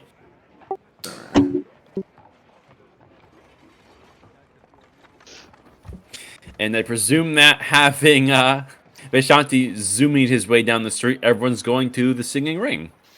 Yes. Yeah, Vishanti, you're able to zigzag and do otherwise a series of high off the ground stunts to jump over some of the smaller folk as you run down the street. Your speed, you blow out many torches as you're going at such speeds, and you would speed by a small patrol of Shire Guard as you go down, and You almost knock one of them down as you go by, and as you're speeding down the street, you would hear one of them shout, "Hey! And anomaly, Stop!" get him! No speeding! I'll try and fight it in court. Automobiles to put tickets to, we'll get you! Your response? Sorry! Come back here! Hey! As I'm probably already, like, zooming down the block, turning, zoom. God.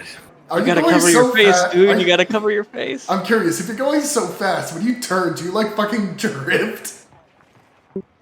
Deja vu. To make sharp turns, he absolutely would. Man, Which is not fun to do on these cobblestone streets. I was about to say, Vishanti must be the one type of person who's single-handedly keeping the cobbler business afloat.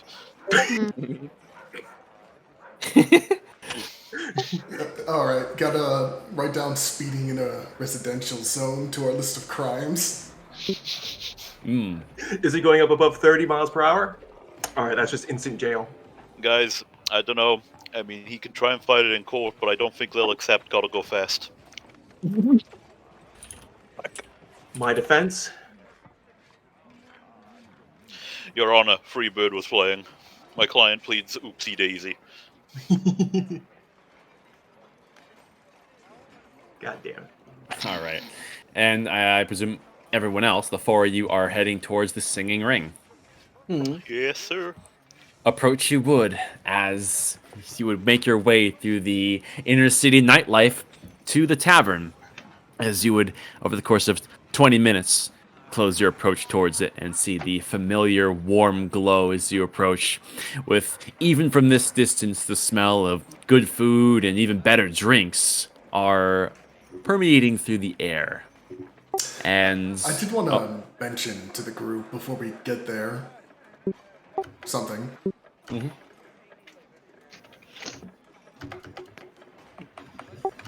Remember what the Inquisitor said after that debacle back at the Tower of Commandments. We aren't the most popular group at the moment. So, have your drinks, get your food, and then let us go. Yeah, Dagny sounds good to nods her me. head.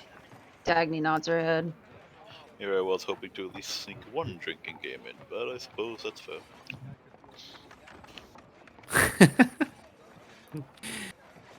And I presume everyone is heading on in. Yep. All right. And head into the very lively tavern you would.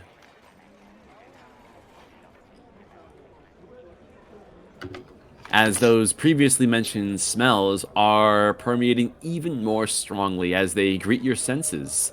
As you head in and can see there is a wide variety of widely tired looking people.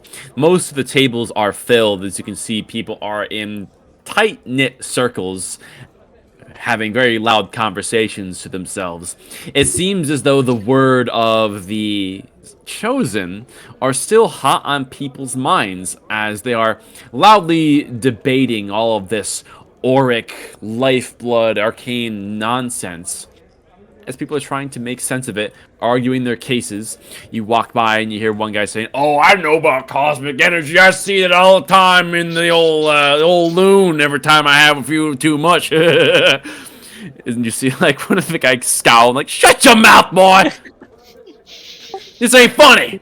People dying every time over this. You're talking about poop jokes. Come on." Yeah. Well, on the bright side, at least they're not paying attention to us. And you can see that with people hot on their minds. Yeah, they're not paying too much attention to you. And there would be an ensemble of something of a looks like a bunch of halflings that are assembling themselves in the corner, tuning instruments before they would eventually begin playing tunes of their own. And you would see that there is a bit of a line over at the bar, given that people around this time are getting started with their drinks for the evening. And among this livelihood, you have the freedom to act as you see fit. Is there a Up free to the table? barkeep. Looks like there's only about 2 left, so I would claim it quick. Yeah, I'll go ahead and claim a table for the group while they go get themselves something. Danny's gonna sit next to Ren. Time to grab me some booze and cheap ass food. All right.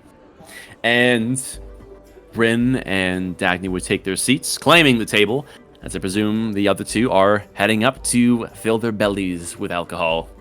Yep. Up you would And yeah, go. a few for the others too. Bit of a line. The bar seems to be just about full, so it would take a little bit of time before you get your drinks. Fine by me, I guess. Just out of curiosity, could I hear some more of those opinions that are floating around for all of this shit that's happened? Ah, you're keeping an open ear on the Yeah, current just a times. little bit of casual eavesdropping, seeing what the random citizen thinks. Roll perception. Any particularly interesting, juicy takes? I love me a conspiracy theory every so often, you know? 24. All right. There would be this dwarf who seems to have garnered the attention of his table. Rather large table, is about 8 or so folk of all different walks of life. Some that have clothing of nobility. Others appear to have some well-worn pieces of armor that would suggest that they get their hands dirty in their day-to-day business. And there's a gruff guy with his arms crossed, with his hood up even inside, shrouding his face as he would look on to the dwarf's stories. As he would continue to speak in a very animated fashion. He goes, yeah! Only person who lived to tell about it. I'm telling you, those caves are wild! No regulations down there! They are such pussies, all these Shire Guard. They don't go down there. They don't go down there. You wanna know why? Because they go down there and they see all of those fucking prunchy little long swords they bring down in there, buried into the ground. They got the little fucking helmet pieces of the other Shire Guards that are affixed to those swords, right? And it sends a message. All the guys down there said, hey, like Shire Guard? We like the Shire Guard too. We like to slaughter them up and cook them for dinner, because we're not picky down here. Yeah, I'm telling you, man, there must have been like 20 of these things. I mean, like, some of these things even had the old inscriptions where they stopped putting them on those damn helmets. Yeah, man. Oh, cannibals. I'm telling you, they're nuts. Gotta respect them, though. They made it this long. They know what they're doing. There's apparently cannibals that live in caves somewhere in the kingdom. Well, considering when we came back through the literally open wall, basically, we saw trolls throwing shit about the place. Honestly, I wouldn't be surprised at this point. Yeah. But what an opinion that is. Oh, I love it. But yeah, eventually I'll try and flag down the barkeep, buy some food and drink for everyone. Yeah. All right. Cobweb, are you doing anything in particular, or are you also listening in for interesting stories? Yeah, sure. Roll perception yourself. Okay.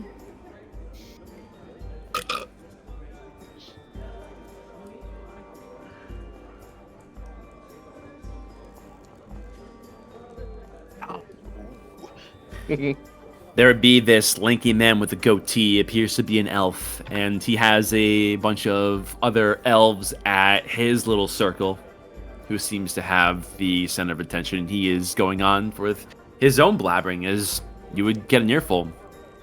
I'm telling you, they can't be trusted. None of them. All these species here, and they just pop into existence independent of heritage. Come on. They have a baby born that has stars on their skin. What do you really think that means? That's just gonna blend in with the crowd like, oh yeah, nothing suspicious about that. Honestly, they're devils in disguise, and they're probably jumping for joy, considering all the shit that's probably their fault nowadays. Fucking ASMR, man.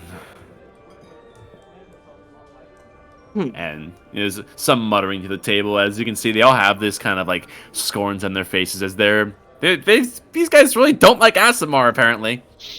Yeah, well, Yeah. it's not a party until there's just a little bit of casual racism. Anyway, I'm gonna go back to Yes. Mhm. I love my mead, my pig, and my casual undertones of racism. You would see that there is one man in front of you while you're still waiting to get drinks, and you can see that he is rather shifting on the the bar face. He's getting rather impatient, and he looks behind you, meets with your eyes, and then looks down at you, Cobweb, and he has this smirk on his face. A larger man, gruff, full beard, minimal hair on top of his head, and he just kind of beckons you a little bit. It's like, hey, you want to know how you make them go faster? I already handed them the coins, so they're obligated. Check this out. And he reaches into his belt, and he produces a dagger. He takes a big, meaty, open-handed slap onto the table with his fingers spread out as far apart as they can be, and with a downwards thrusting position with the dagger, he would begin to repeatedly stab the table in the spaces in between his fingers in a systematic, rhythmic repetition as he goes, "Oh, I have all my fingers. Knife goes chop, chop, chop. If I miss the spaces in between, my fingers will come off. And if I hit my fingers, the blood will soon come out. But it's all the same to play this game, because that's what it's all about. Oh!" And before he can even continue, there would be a "Hey!" coming from the barkeep, who is a middle-aged woman with a ponytail. "I had to fix that later. Keep your blades off of my bar. I don't care if you've paid. I will kick you out. There's plenty of other places we can earn our coins from the likes of obnoxious people ruining our furniture." I was gonna peek around a bit and be like, "If you serve me my drinks now, I'll fix his holes." And she gives a bit of a nod, like, I can get to everybody. If you can do something, I'll be grateful. Just please don't ruin anything. Not obligated. I'm sorry. This is crazy tonight. I'm sorry." No worries. And Hey, once he's Varrock. done stabbing off his fingers, and once he's left, I'll just mending where he left some holes and some shit. Seeing as I'll be waiting there anyway. Yeah. Fun fact: I have a dull dagger, and I actually just put some holes in the plexiglass, so I feel this barkeep's pain. Ah, yes, immersion. Oh yeah. And it would take some time, but he would eventually get his giant keg of whatever foaming at the top liquid he has as he waddles off, and she eventually is able to take your orders. I presume you are going to be getting what? Just drinks or food or? Bit of both.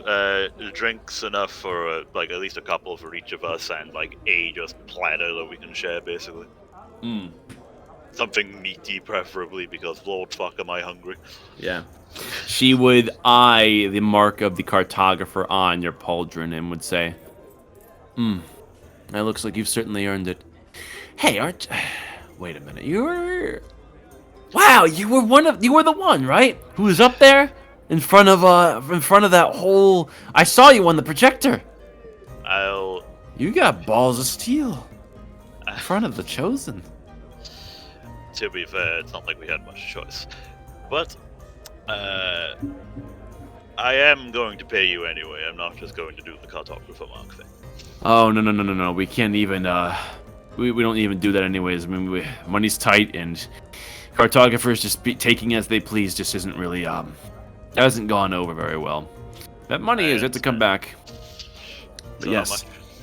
Well, for everything combined, and with a little bit of grace on my own part, 3 gold for the whole thing. Done. And I just put 3 gold in front of her. Yep. She would sweep it up, and she would identify the table that you're at, and would get a round of drinks for you to carry over, as I imagine you would have no issue with double arming Yeah, it. pretty much. As she gives you a dismissing nod. We'll bring the food over once it's ready. May be a little bit of a wait. Apologies in advance. Enjoy your stay. Alright, well, thank you for your help.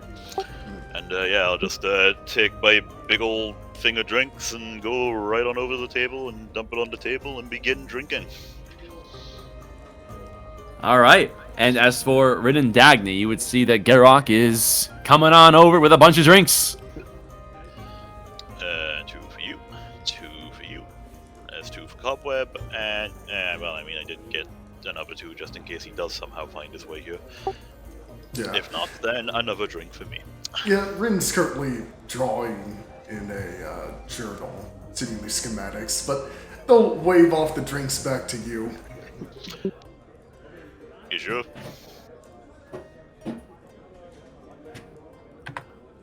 I mean, Quite did sure. buy them for you. We could Yeah. split them.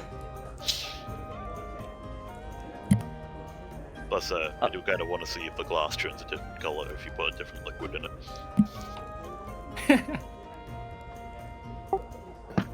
Then I suppose you'll have to wait in suspense. Well, I mean, I'm gonna turn down another drink. But yeah, I guess I'll take the 2 drinks from Rin, pass 1 over to Cobweb, and just clink them and drink them. Slamming them back. Yeah, Daddy's As- just kind of slowly sipping at hers. Mhm. No, the free one's just straight down the hatch immediately. Mhm. Well then. We have food on the way, yeah, drinks here. Tonight's gonna be a good night, assuming nothing else dramatic happens. And now that I've said it, I'm sure it will. I wonder what the furry face is up to. Probably No getting doubt. my art appraised. And most likely causing a disturbance while at it. But nonetheless, how are you faring, Dagny, after all of that? Shangirbon was what I did to him unorthodox. Well, there's what's nice and there's what's right. Personally, I don't mind getting my hands dirty. To get where I need to go. That's just the way things are. I have almost no context for this situation, but you did almost burn his face off. And yeah, that was actually pretty cool. He said, and he said, "My face." I only No. dislike it because I was hoping I wouldn't have the smell of burning flesh in my senses anytime soon again, but apparently I can't avoid that recently.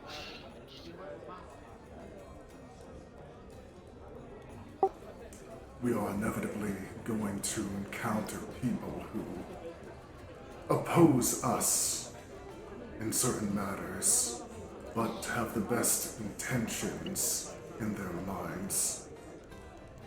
Naturally, these 2 venues will collide, and only one can continue. As for Girbon and his suspicious workings and research alongside his father, as well as Palenthorpe, that is something to be dealt with before it festers and grows any longer. So, the what I assume is the context of potentially experimenting on people in desperate situations aside, is there any particular reason other than that you hate him? Looking at but more Dagny than Rin in this situation. If I had known him longer, I don't think I would have been prone to judge him so harshly.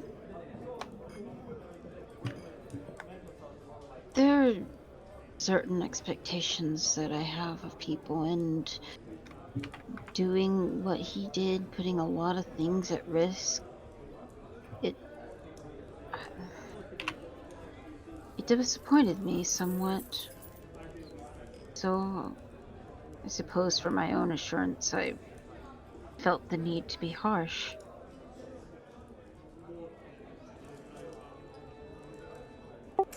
You need to read in between the lines when dealing with people like Gabon. It's obvious he has an excuse for every accusation thrown at him.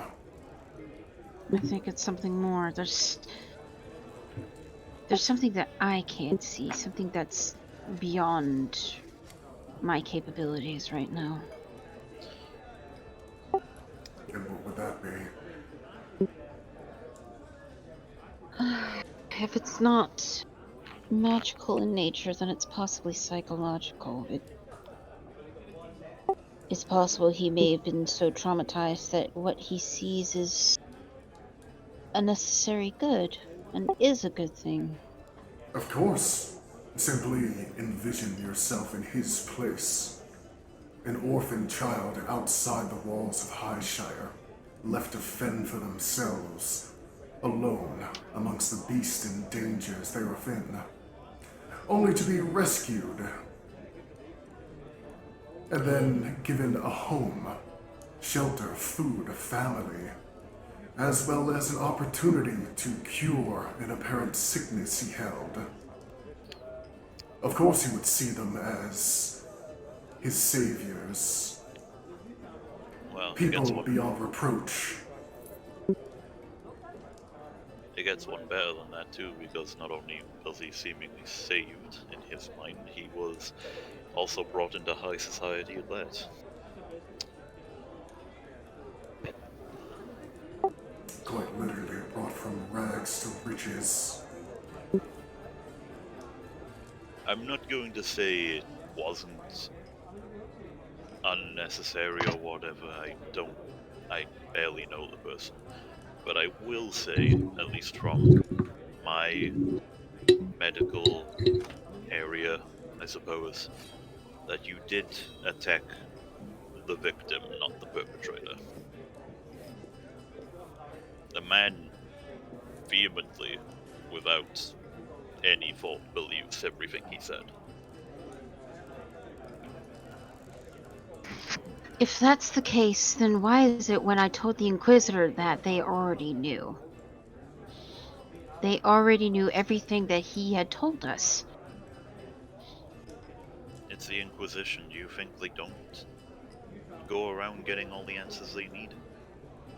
I mean, So they what was have the no point of intention. having Garbon in the room with us? What else could we have asked that they didn't know? Well, that's the thing. They chucked him in the room hoping that he would find out something they didn't already know. I mean, when the paladin walked in, I believe they expected a pleasant conversation with a new revelation, not Oh, she was that. just as pissed at Garbon as I was at the moment. And for whatever reason, she expected better than me causing him some form of harm. I'll admit I was a little heavy-handed.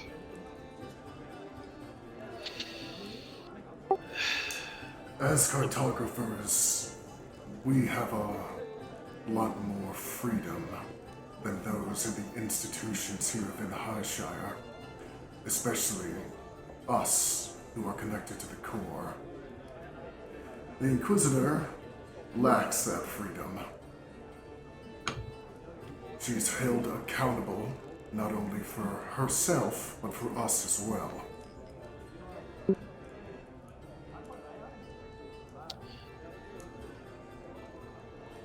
Well, all of this aside, it's been a long day, and I feel like it'd be better to think about it after I've had a rest anyway.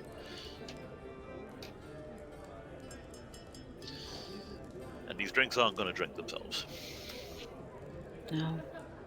Also, You're I right. don't know what food is coming, but I believe it's something good. Nonetheless, you didn't give him any permanent damage. And besides, the day wasn't a total downhill venture. You handled yourself quite nicely in the Tower of Commandment, Stagny. I mean, you did put the Venerator in her place, and that is priceless. The way I see it, she had it coming. Oh, she has a lot more coming. This is just the start, but I'm very glad that it happened so publicly.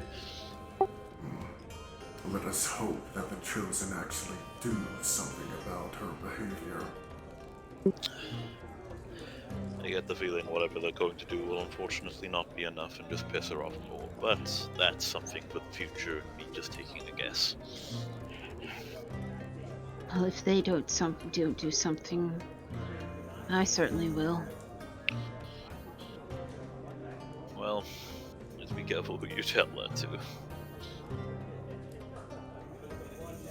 Kind of looks Garak. And she picks up her drink and she chugs it. Ah, slamming one back. It's not the hardest drink out there, but it certainly shakes up a little bit as you settle down and loosen up a little. Impressive. It's not always easiest. And I chug the second one. We got a live one. We got a wily one here. We might get a drinking game tonight after all. Oh, it's gonna be good. Now, Dagny, you're on the smaller side, and these aren't exactly the smallest drinks. Let's make a quick con save. Sure. I did want to mention on the side, pretty much I'm not drinking or eating, but I am working in the journal. I'm pretty much working on some preliminary schematics for shit I'm planning to work on in the near future. I see. And Dagny, these drinks would hit you before any of the food was, assuming you're even eating anything. So you definitely have a pretty significant buzz going on in a matter of minutes.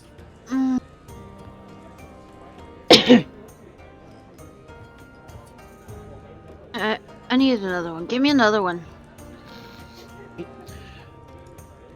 Sure, why not? And she like holds her hands out and does grabby hand. Oh lord. I'll give her one, but I'm gonna just hold it just out of reach for 1 second. If you have this one and down it, take the next one a bit easy. Whatever. And chug. Oh shit! The pink skin's getting wasted. And he's gonna knock back his second Yeah, drink. I'm gonna slam down mine too. All right. Everyone's starting to get there. Da da da da da. Cobweb, con save. I wanted. You're definitely feeling the tingles now. You're starting to loosen up after everything, which is a really nice sensation. You're not kind of losing yourself in it. You're just right in the high. Ah, there's that fire in my tummy. Oh, man. Can't wait to get my hands on those bastards at the wall. They're not even gonna know what hit them.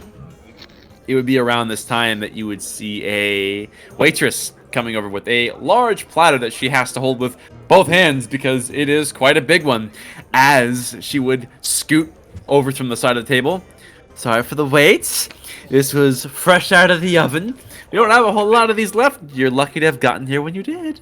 And she would place this down, and it looks like there is enough ham that the bulk of a pig must have been put inside of that oven, as there are some pretty thick slabs of meat drizzled in this wonderful looking gravy with these steamed carrots, potatoes, and other veggies alongside it, as well as a assortment of other little side dishes that are tucked alongside the meat.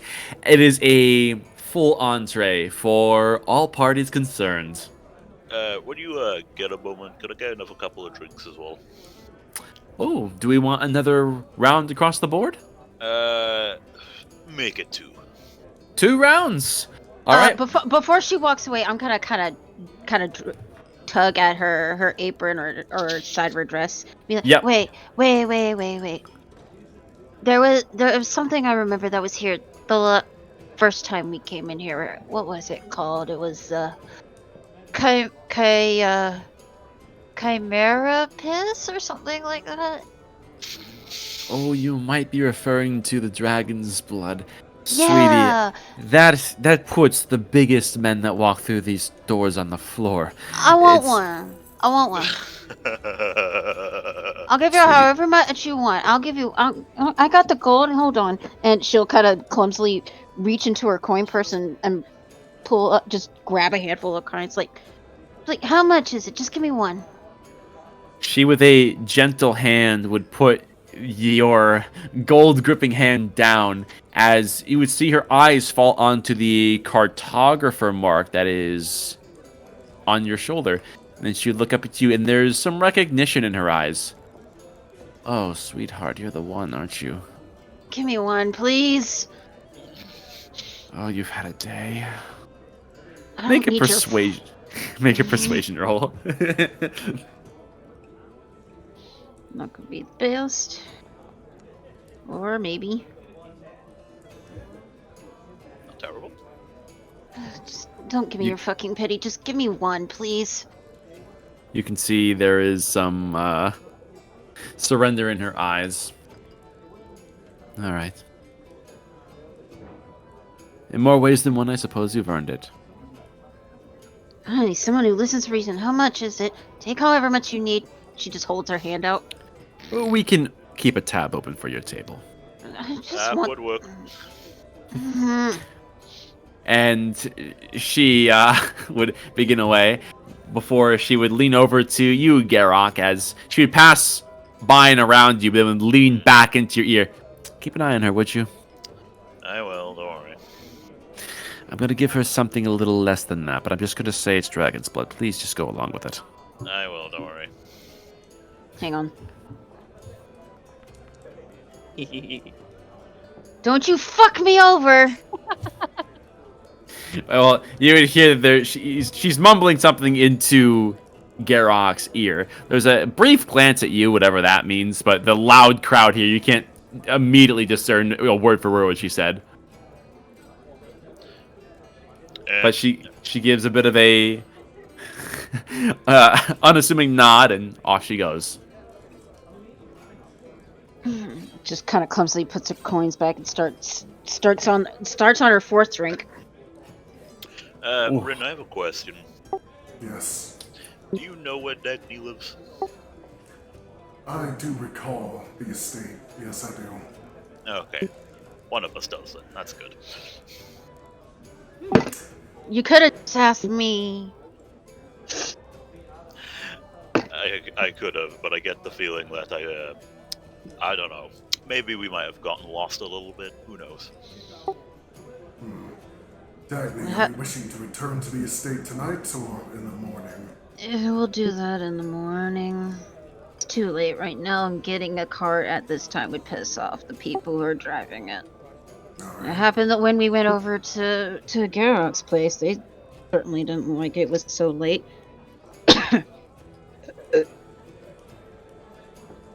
Yeah, it is getting pretty. Oh my God! It's getting late. I'll see you guys later. Where are you going? I got a shift at the wall. I gotta reinforce. I gotta reinforce my buddies. Why are you working? Why don't you relax? Come on. How can I relax when all my comrades are out there laying down their lives while I'm posted up in here, getting smashed? That's the whole point of taking a break. Break? I feel like I could toss a mountain. Are you kidding me? Well, I'm able-bodied. I'm going, and that's final. Well, if you're not Fine, gonna you're not a stay, part of my group anyway. Go on. Make sure to take some pig with you. You know, you're gonna need a snack up there. Oh, fair enough. And he grabs a fistful and shows it in his pocket. Well, I mean, that's one way of carrying it. Pocket pork. Oh hell Delicious. yeah! Pocket gravy pork. Yeah, it's like that. It's like that Filthy Frank video of the pocket spaghetti. Oh god, like the sauce and seasoning's just gonna adhere to the inside of your fucking pocket The now. problem is it's brown too, and he's a goblin, so people will think it's something else entirely. Oh my god. The monsters probably will too, on the bright side.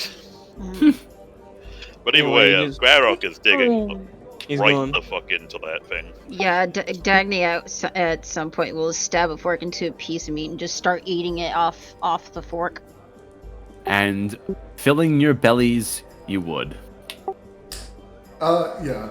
While working on these schematics, I did want to keep an eye out for Dagny. If she starts getting green around the gills, pretty much just letting you know that if she's gonna hurl, I have a bucket in the bag of holding. I quickly take off my helmet. A bucket. No, the bucket in the bag of holding I can whip out if needed. Just vomit Alright. into the bag of holding. You would continue your feast, keeping an eye on Dagny as well as her condition. While that's going on, meanwhile, Vishanti, Oh my god! It's my Oh turn! my god. Oh my god! you are well on your way to this art museum that had been mentioned by the nobleman. Roll perception as you're rolling along at the speed of sound. I'm not there yet.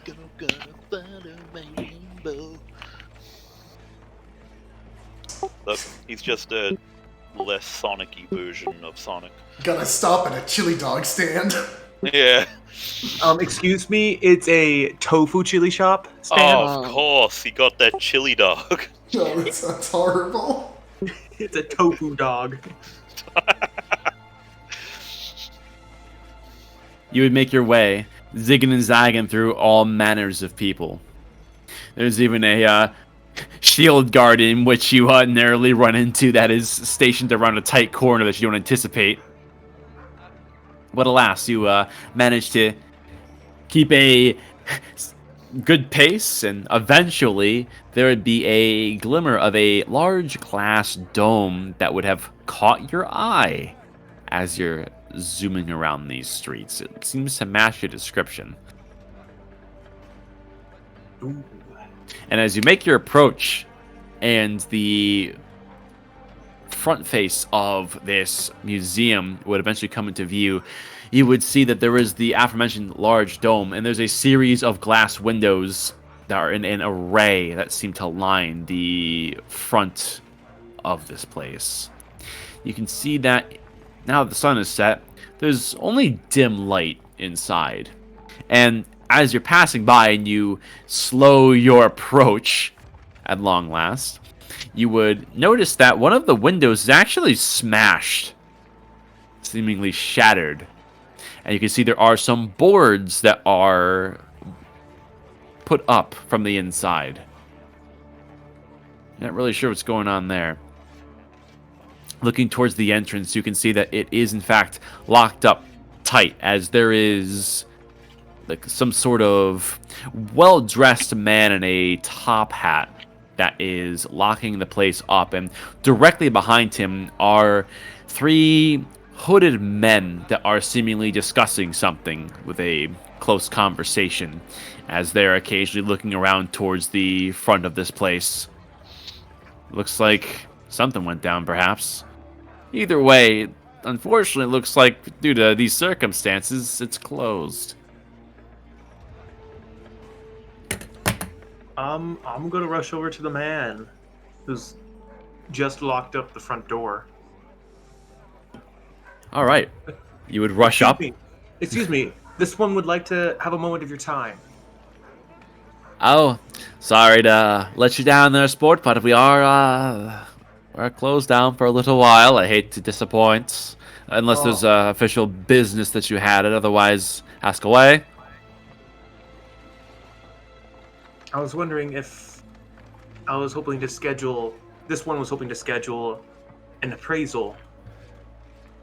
Appraisal, of course. Oh, and new additions to our pieces, I do declare.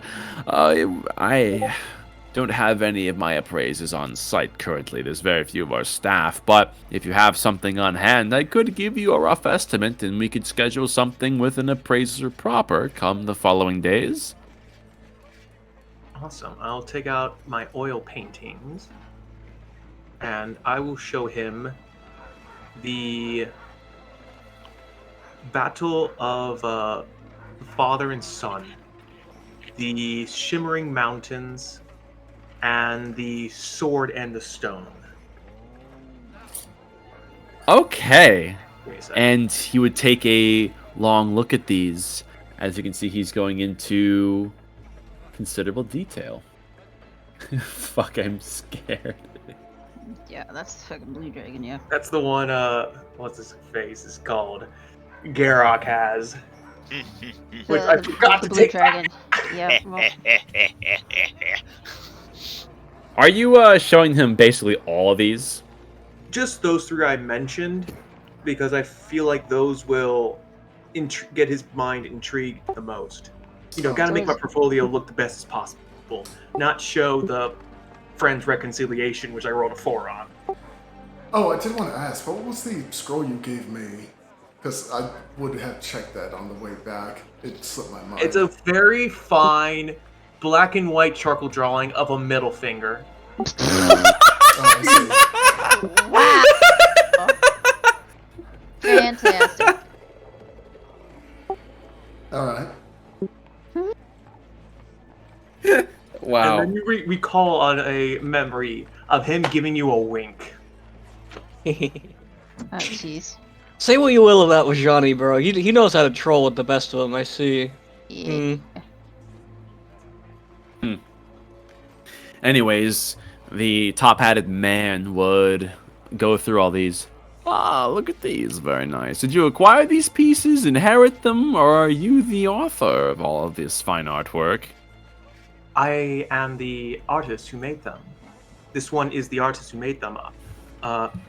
He shows his mark of the cartographers. These are pieces of my exploration. Oh, pictures from... Wow. Now that is a unique perspective, I do declare. Look at that. Oh, could you tell me about these pieces and contextualize them? These are fascinating. I'd love to know about your endeavors out there. Surely it must have been a horrid time. The Shimmering Mountains. This one was, yes, right before my best piece so far. Though that one is owned by a friend because this one's life was saved by them. But I'd still love to show you and get your appraisal or your experts. But the Shimmering Mountains is just that. It is a large geographic anomaly of mountains that resonate all the colors of the light. It's insert direction of the mountains, because I forget. I think it was south. To the north. To the north. North. In the north, there's where the mountain lies. And here, for the Sword in the Stone, the one who saved my life, Garrock, was found this challenge, blacksmith challenge, where he fought death. I then showed the not so well dueling of the death of him fighting a avatar of death. Oh, I see. Derek must be a very capable warrior, no doubt, to go off against such an opponent. Yeah. It was quite a massacre. Oh, I see. Oh, hopefully it was the good kind of massacre.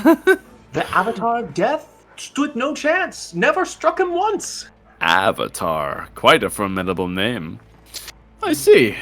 Well, considering the circumstances of these pieces, given your reputation as a cartographer, I'd suppose that alone could catch quite the price for these. And Vishanti, make a persuasion roll and a perception check. Ah. Oh no. Back alley shanking. Here we go.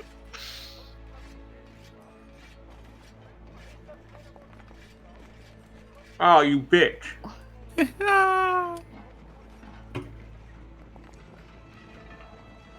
Oh no. I'm about to get robbed. I was gonna do real well. Now, you can see that he definitely seems to already have his mind made up within the first few seconds of having seen these, but just seems to have taken in what you said for context. And he just seems to be, shaking and saying what he said. And you would notice that the three men that were to themselves, they did quiet and eventually stop their conversation. Although they weren't necessarily turned towards you, but you felt an odd presence with them through your distractions with this appraiser. And as the appraiser is kind of wrapping up his final words, you would look over and you would see that those three men are gone. And the top-hatted man would give his closing words. This is delightful. We've yet to have any submissions from a cartographer. Would you be willing to come in within, let's see, about 2 days' time? I could perhaps get one of my appraisers here. Most of them are off fighting on the walls. They are, busy with other affairs, but I could perhaps reel one in for you, and we can talk pricing. Yes. This one would appreciate that. Very well. Oh, you are such a treat to have come by. Thank you again for stopping by, even if it's not exactly what you were hoping. We are closed formally until we can get some work done. But we come again, then we'll go from there. Awesome. Oh, where are my manners? I am Concierge Thompson. A pleasure. A pleasure. Vishanti. Vishanti, a name I won't soon forget. As he would Connoisseur Thompson? That is correct. My official title. I know, it's very special. Son, I'm just... Fuck if I know how to spell that. I know how to spell Cons- Thompson, though. Connoisseur? Fucking French. But... Awesome. As he sticks out his hand to shake... thank you. That is...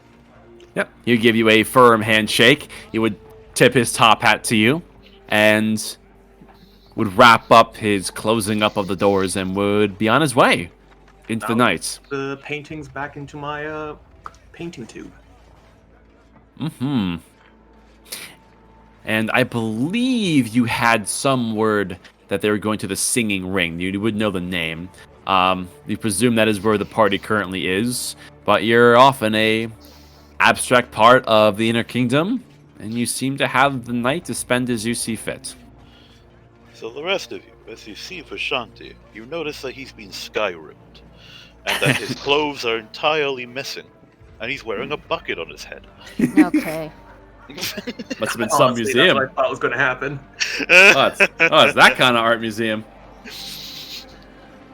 Must have been the wind. All Vishanti could think is, it must have been the wind. Damn that wind again. Always gets me.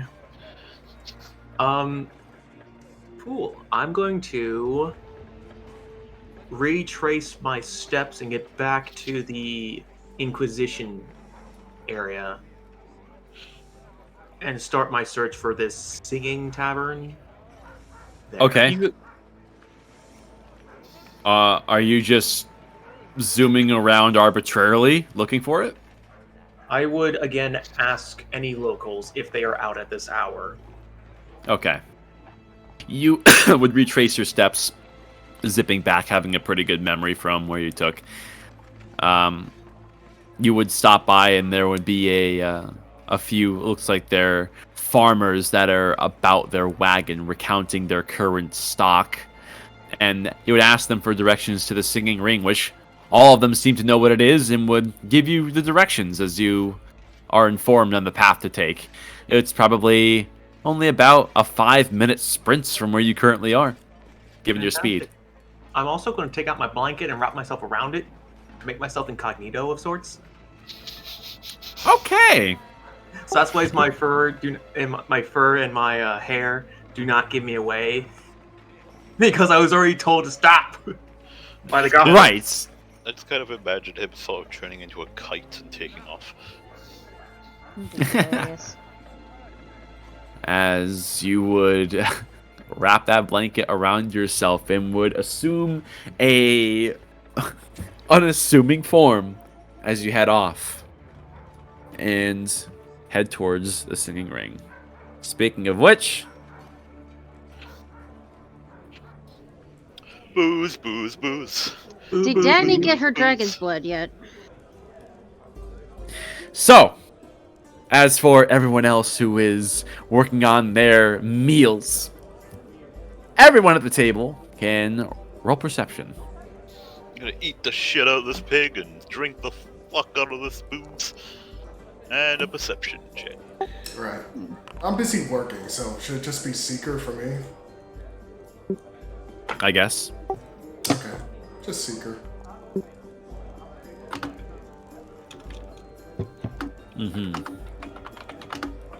All right. Oh, oops. Why is that private? That's weird. I rolled an 18. I got you. Very nice. All right. Bear with me for a second here.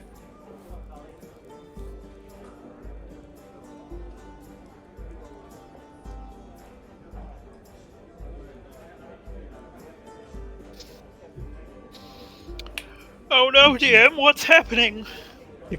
Ah, nothing sinister. Ah, I love it. I love it when we Yeah. ask for a perception check and nothing happens. All right. You can see as everyone is scarfing down their food that in the center there would be some tables that were seemingly brought out from the back. As this long table line is assembled, and you can see there is, over the course of the next 10 minutes, a few line chefs that come out from the back kitchen area, and there are some huge pots that they would set out on here. And you can see as they lift up the lids from all of these, there are these giant, almost vats of meatballs as they are steaming and permeating through the air. And you can see there is a large arrangement of plates and silverware that are being tucked off to the side of these vats.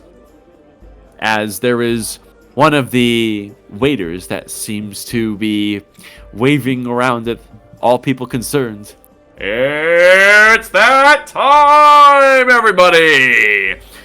Our weekly food frenzy! And you would see there is some hype as a few of those tableside conversations are interrupted. They go, oh, they know what this is. Looks like the locals and the regulars are well acclimated with this. And for those who are not acclimated with our food frenzy, participants are to compete in a competition of sorts.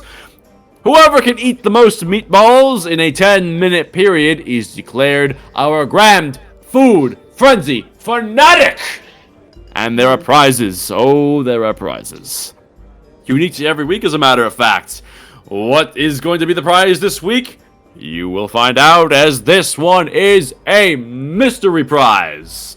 For those who have the stomach and the will, gather around the long table, and we will see who is the frenziest of all. As Like you can something see, up your alley, Garrock. Yeah, Garrick's already going over to the table. Garrick is going. Oh, this ought to be fun. and as for Seeker, now Seeker is, well, just Seeker, but it would notice that Dagny is a little wishy-washy, swaying to one side a little bit. It's nothing too bad, but she's definitely off her rocker just a little bit. I'm kind of keep an eye out for my order of dragon's blood where it's at. It would be around this point when you would see the waitress return, and she, for her size, impressively has in a single round of drinks in her keep, as she would distribute a grand total of 4 drinks. One to Rin, another to where Garak was sitting, another to where Cobweb was sitting. Cobweb, did you up and leave already? Yep. I see. And there's a special one that gets placed in front of Dagny. Go easy on this one, sweetie, okay? Don't tell me what to do. Enough people already do. Uh, And she kind of grabs it by the rim, kind of taps it first, and just throws it back. So, do you have... Con save. Ooh. Ooh. Not expecting anything. There it is. Ooh. It goes down, and the second this hits your gullet, it is burning. It is burning. And you almost choke a little bit as you're not able to fully take this thing down as it bites back. And the more you go to endure this, the worse you feel. Whew.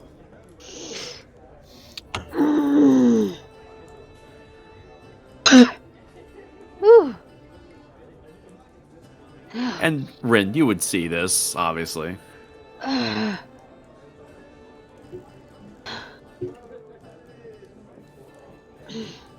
Like at this point, like her fists are like tightly clenched, like her nails are digging into her hands.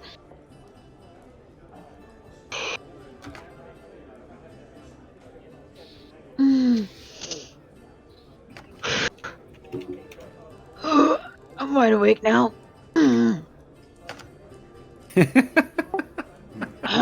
Judging by the expression on your face, it didn't taste that great. Might as well wash it down with this. It's a little bit spicy right now. Yeah, I'll push my drink over to her. All right. And Dagny, are you accepting this offering? I mean, she'll have it in her hand, but she's gonna give it like a minute before she even starts drinking it. Yeah, like I said, wash it out the horrendous taste because you're making a face. Yeah, it's definitely biting you for sure.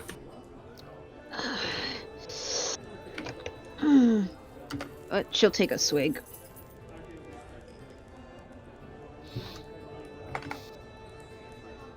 All right. Oh boy. Oh boy. And as for our big boy champion who is sitting by this table, you are met with a wide range of similarly sized contestants who are taking their positions around this long table, eyeing the vats of meatballs. Yeah, all Garrock is doing just you can tell how excited he is because instead of speaking in common, he's speaking in giant, and the translation is just feast, feast, feast, feast.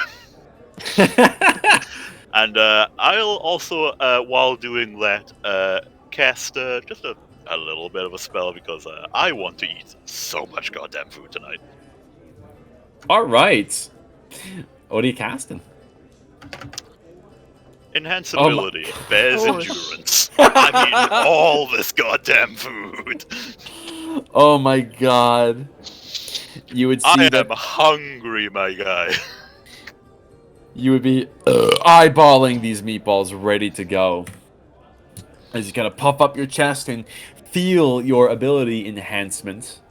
And you would see that there is a big old dragonborn with these black scales that sits down beside you and looks over.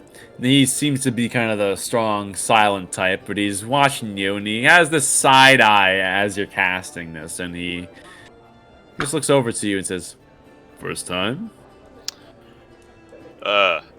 Yes, actually. You should know, if you're going into this with anything more than your gut, anything that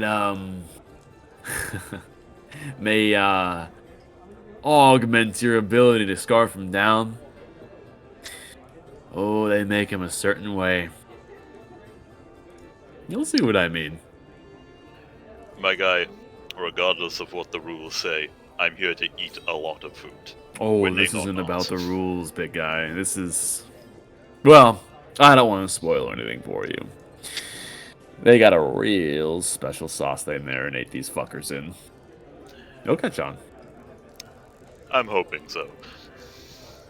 As there's a grand total of 9 burly contestants of all walks of life who are seated, as there would be plates distributed.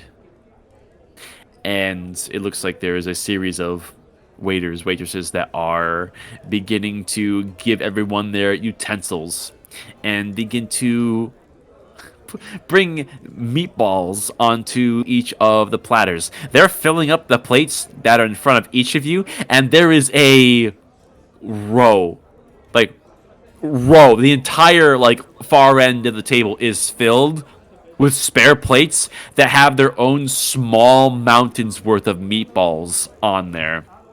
And you can see as you're looking down at this pile of meatballs in front of you, the aroma is absolutely tantalizing, and the sauce that they appear to be marinated in, as it catches the light of the nearby fire, it almost has this strange shimmer to it. Very unusual for food, but you imagine they must have put some pretty exotic stuff in this, given the events, and given its reputation and response from the crowd. This is probably going to be an interesting one. Oh boy. All right. And it would be around that time when we have a hooded, very fast, furry figure that would arrive at the outskirts of the singing ring. And Vishanti, you smell it before you see it. The aroma of mead and rum and all manners of delectable full-course meals is greeting your nose. Oh, this one is so hungry. Do I see just a line of people about to eat these piles of meatballs? Well, you're outside. I assume you're walking in. Oh, nothing's stopping me from getting to this, whatever this smell. All right. And you would go as you are greeted by the sight of hustle and bustle of just life, laughter, and some belligerence sprinkled here and there. As you would see some familiar faces off to a table in the corner. You see there is Rim, who is to his own devices scribbling something down. And there is Dagny, who is seemingly kind of slumped to one side, who looks worse for wear. And Dagny, by this point, it hits you. You are messed up. And you feel sick. You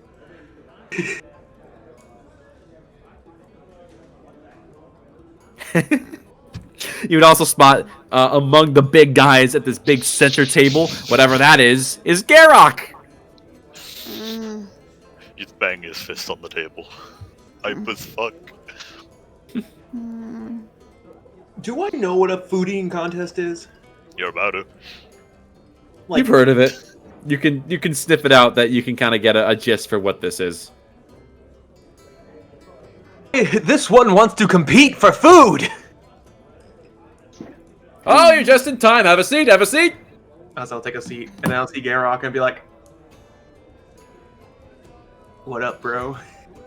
I'm going to win or die a happy man, and quite frankly, either is good. This one just burnt thousands of calories. This one needs to eat. Well, you're going to get a lot of that. Ooh. All right. And there would be the lead waiter who would examine all of the people now having sat. The rules are simple. Eat as much as you possibly can. And I mean as much as you possibly can. You finish your plate, we will slide one in front of you. We are on the scene. We will handle your plates. We will keep you supplied. Trust me, there's plenty of it. 10 minutes. We will time you. Your job is to stuff your faces and your bellies, and try to keep it down. No tomfoolery. And it looks like everyone at the table is getting ready. On your marks. Set. Feast! And feast I shall. As the entire table turns into a feeding frenzy, as this series of plates of meatballs is rapidly getting wolfed down. As these guys, some of them here, this ain't their first rodeo, and they look like some sort of starved, crazed series of animals, as they are, with a single bite, taking in multiple meatballs and barely chewing. My people have finally arrived. As I presume both of you are taking in your first bites. Oh, Hell yes. Yeah. Vishanti, as this hits your palate, there is a very sweet and savory feeling that meets you as you're taking in these meatballs. It's just as whole and filling and hearty as you were hoping to be. The competition is fierce, though, so this enjoyment is kind of stifled by this sense of adrenaline, some of which you still have pumping through you from your sprint through town, as you have no time to enjoy this. You feel like these are designed to be savory, as a means to hinder those who can't overcome their sense of enjoyment. Is there butter? Like, melted Nope. butter? No such thing, just the meatballs and their sauce. Damn it. As for Garrock, hello. you would begin wolfing these down as well. Your experience, however, is slightly different, as you take your first bites, and there's definitely some spice to them. They definitely added it in there, which is curious because you didn't smell that at first. And with every passing bite and chew you take, this spiciness gets worse and worse and worse, until even for you, this is a bit ridiculous. You're starting to question the chefs, as you're starting to fume at the mouth a little. You're looking at everyone else, and they're just taking it like champs. You're not sure how they're doing this. Well, I ain't no bitch. It's the simple response to that. And hell, half of my face is metal anyway, so it's not like it'll make too much a difference in the grand scheme of things. Yeah. You see that Dragonborn who was giving you those strange words, just looking over to you like he's judging you, and he seems to be enjoying the sight, as he doesn't seem to be ailed by this at all. Let's see, advantage on Constitution checks.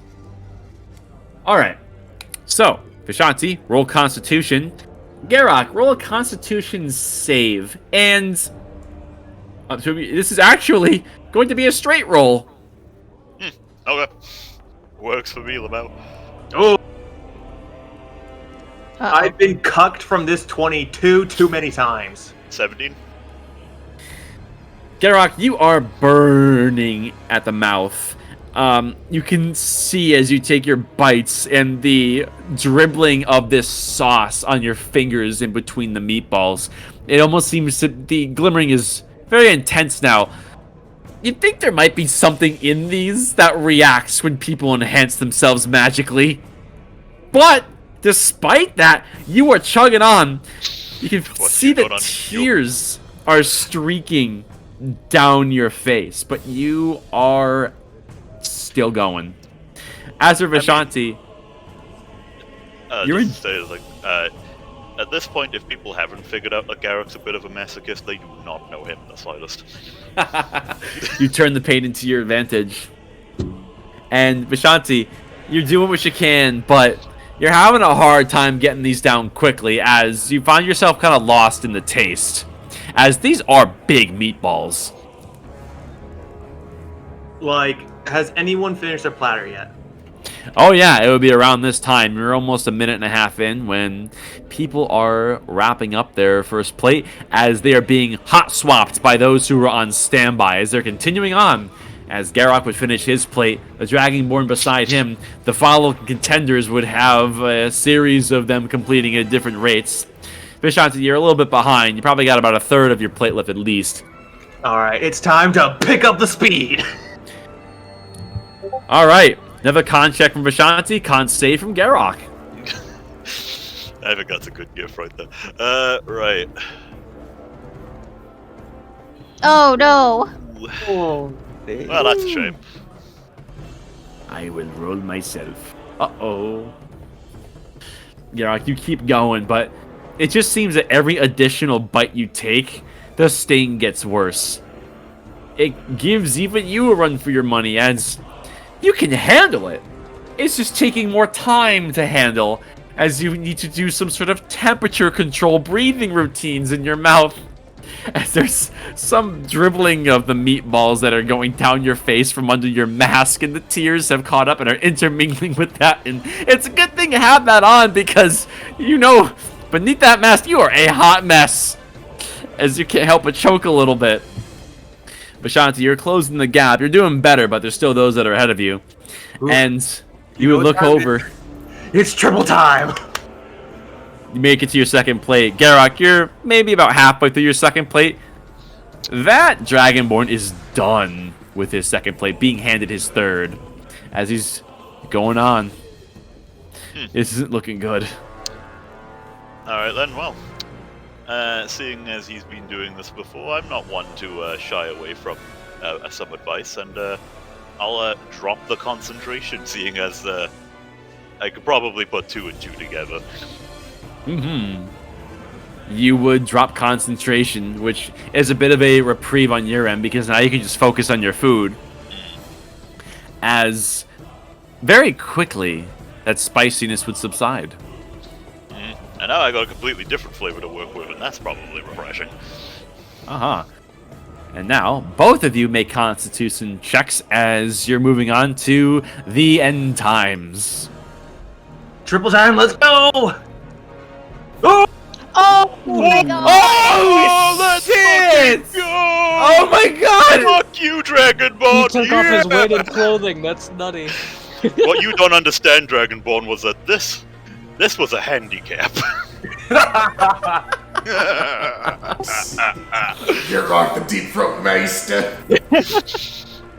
Yeah, like, after all of this, Garrock's been looking for an excuse to let loose, and now that spice has turned into something else, there's no stopping him. With a mixture of spice, nice, and everything right. These are the perfect combinations for Garrock to start hammering down. Garrock is in his happy place. Vishanti, you're getting the swing of things, but you can feel there's a pain in your stomach. You're nowhere close to that big Dragonborn, but you have surpassed some of the other contenders. Garrock, Here I come. you kick things into high gear and you become an eating machine. You decide chewing is overrated. Why bother? So you stop and use your large size to your advantage as you swallow these fuckers whole. Fuck yeah. And you begin to close the gap. You stop a couple times, you almost choke, but you manage to keep it together. You are almost neck and neck with him, as it would appear that some of the weaker stomachs have left the table. There's about 30 seconds left as they would announce it. Many of the weak stomachs would turn away. Vishanti, you're barely hanging on, but you're there. As, because he rolled a 26. Garrock, you are neck and neck with him. One more round of constitution checks. Am I As use the my home inspiration stretch. for this?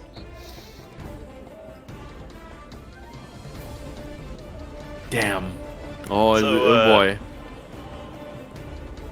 I mean, regardless of whether or not this works out, I kind of want to have my own fun with the Black Dragonborn, so I'm going to freak him out a bit. Okay. What do So you do? this black jaw can unhinge.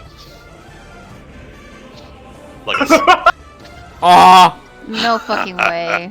Yes, it can. It Oh, very no. rarely comes up, but Jarrock can entirely remove the jaw, and there's no reason why he can't tilt it even further down than it's supposed to naturally go. Wait, what? I thought it was only like a half prosthetic. It is a half prosthetic. Oh, but that can come off. Oh shit. That can come off.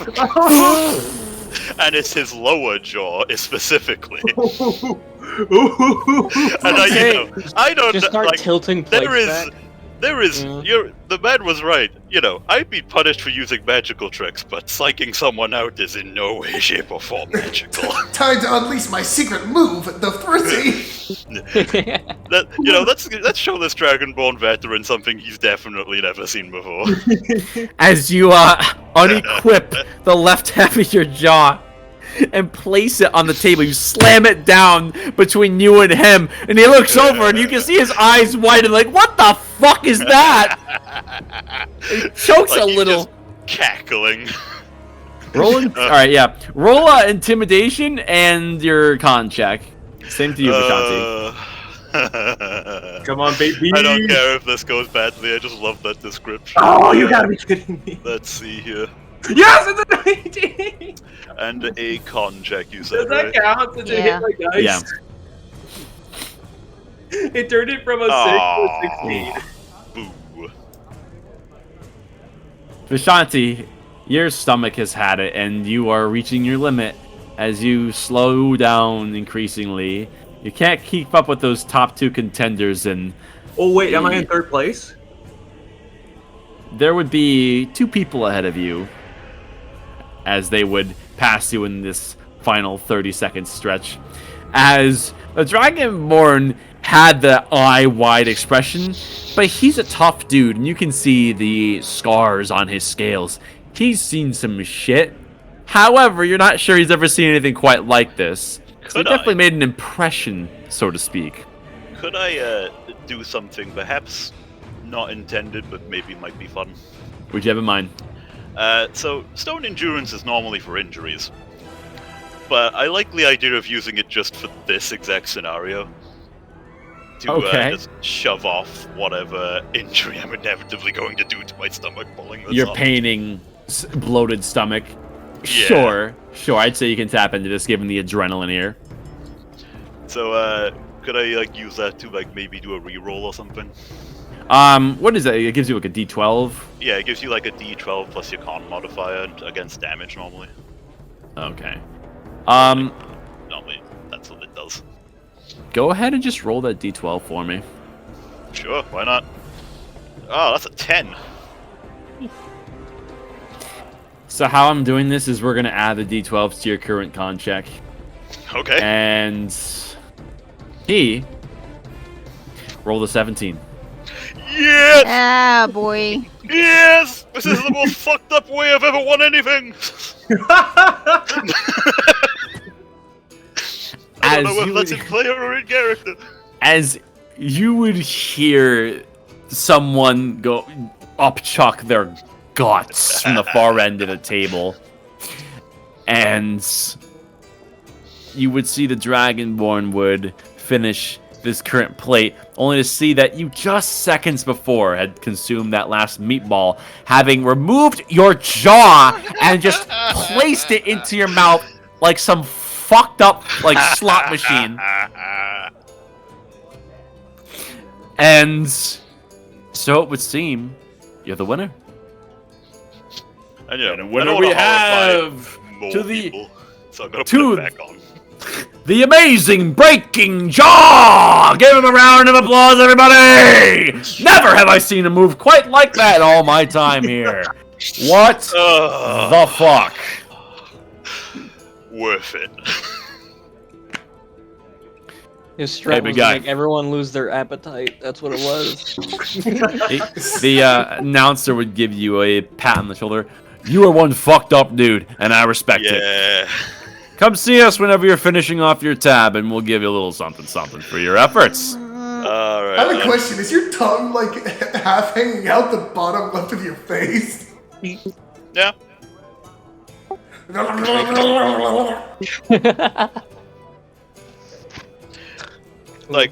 Most of his lower jaw is missing naturally when he takes that off. Oh my god. So was it Garoth got first, Dragonborn got second, V got third? But you got like around 5th. There was 2 other guys in the corner that Oh. finished a little bit before you. But out of the table of 9, you're on like 5th place. Mm. Yeah, I'm just gonna turn to the Black Dragon Ball and be like, that was awesome, I'm never doing this again. I don't know what the hell you are, man, but I respect it. I've never seen a move like that before. Seen a guy almost lose his arm once somehow through all this. It's a long story, don't get me started, but I've never seen someone take off their jaw. Yeah, as you can tell, I'm not exactly a normal individual. Wow, normal's overrated. Who gives a shit? Hey, That's what I'm talking about. as he gives you a hearty pat on the back as he gets off and returns to his table. Yeah, I'm just gonna go and return to mine and just be the most satisfied looking person to ever exist. Did you win? Did I have to employ some underhanded tactics, but fuck yeah. Yay. You just see Garrock and V just have just a giant belly, look like we're Yep. pregnant. Brr, Like, it's just cartoonish. brr, brr.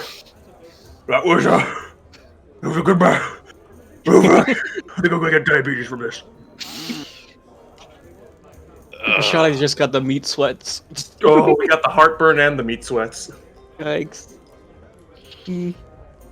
So what'd you win? No idea. They didn't give it to you? They said they'd tell me after we're finished up with the tab here. After this last drink, I think I'm good. Also, Vishanti, your drinks are there. No. Thanks, you.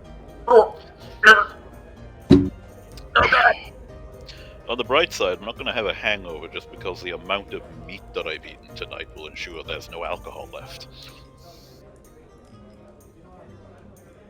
I think.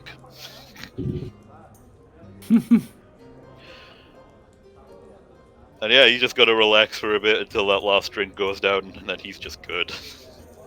And then he'll go and check with the bar when everyone's about ready to go. All right. V's gonna. He's still in the chugging mood. We'll chug his drinks that he got. But I think there's about 4 of them sitting in front of you, considering we ordered 2 rounds each. Yeah, Daddy just has her head in her chin at this point. Like, what's her vision looking like right now? The room is spinning, and your head is pounding. You are effectively poisoned, as you are nauseated, as you're not sure if what you put down's gonna come back up. Oh yeah, definitely at this point, just pushing a bucket into her hands with the words, "You should hold on to this." Why? Well, if you upchuck, better the bucket than the floor. It wouldn't be the worst thing I've ever done. God, I'm gonna need such a big bucket tomorrow. I'm so sorry for whatever toilet I'm going to use tomorrow.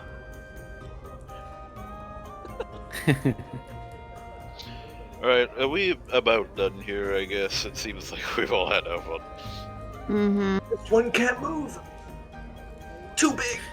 Rin, while all this was going on, as they're wrapping things up and coming back to the table, you would notice there is a particular group on the far end of the tavern going off of Seeker's perception check, which it would ping you to kind of let you in, that there is one particular individual at that far table that just keeps looking over towards your table. Towards you, and then more so to Dagny, because she's not exactly in the right mind to see that she's being eyed. And you would see this individual, he kind of has this like half plate armor on. It's this like well-shaved head, goatee. He would lean over to one of the others at the table, and they seem to be exchanging these kind of like cuff to ear words, as none of them are looking back at you, but that struck you as something very strange. And by the time that everyone is seated themselves, you can see they quickly have deposited it seems as though they just grabbed a wad of gold, shoved it onto the table, and quickly left.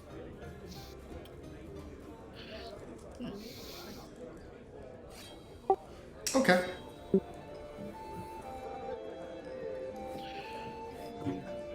Right, well, I'm gonna go and see what prize I won. All right. And I presume you're, did you have another drink when you sat down?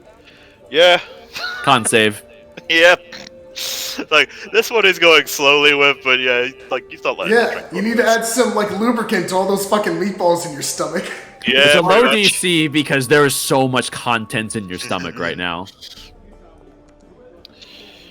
Yeah, what a champion. It goes down pretty smooth. You actually feel a little bit better now that you've had something to lubricate your gullet. There's a warmness in your belly. Although you feel like your clothes are a bit shrunken, given that your gut is almost protruding. Yeah. You're not sure how many pounds you've gained, but it's up there. And you would get up and would close your tab as it's an additional 2 gold to close off all the additional beverages that you've consumed. Fine by me, 2 gold on the table. And there would be something that they bring out from the back as that waiter from the contest would have a small thing in his hands that is draped over with a cloth. As he, with 2 fingers, would pinch the top of the cloth, would dramatically reveal it and place it on the table, as it would reveal a small little trophy of a large barrel-chested man who has a big crate of food in both of his hands that he's tipping into his mouth and guzzling down. It just seems like it's an arrangement of various food in the details of the statue as it's like a small waterfall is going into his mouth, and you can see there's some hasty chisel work done along the jaw as half of it was chipped off. Oh, this is my new favorite thing. All yours, buddy. You earned it. A little special something for that little shit you pulled at the table. I don't want to know, but that was awesome. It's the one time in my life where my fucked up life has helped me. Hey, take the victors and you can get them. I hope I didn't scar too many people. Oh, they've seen way worse than that. Don't Oh, worry. good. But thanks for this. This was fun. Oh, thank you. And good luck out there. I see that mark. Well, half the fun of being able to do shit like this is, well, being able to go back out there and do that with good memories instead of bad ones. Ah, I'll drink to that. And I'll just make the motion. My God, am I done drinking? As you would conclude things there, and it looks like you're cleared to leave whenever you see fit. I guess most of us are staying here, so I was pretty much waiting for Garrett to finish up and then inquiring about any rooms available. All right. I presume you're just kind of collaborating with Garrock on getting a room. Is he staying or are you gone? Like, this is relatively close to the inner wall to Highshire, right? Yeah. Yeah, I'm just gonna go home because my home's nearby then. Alright. It'd take the better part of an hour to get there. I could probably do with walking some of this off. Oh, yeah. As I presume, what are you going up to the front yourself, Rin? Yeah. All right. As you would go up and wave down the barista, and we request a room, as she kind of gives you this squinty eye and would shake her head a little bit. I don't like turning away someone like you, but all of our rooms are taken, I'm afraid. I see. No matter then. Thank you. Though I won't leave you hanging.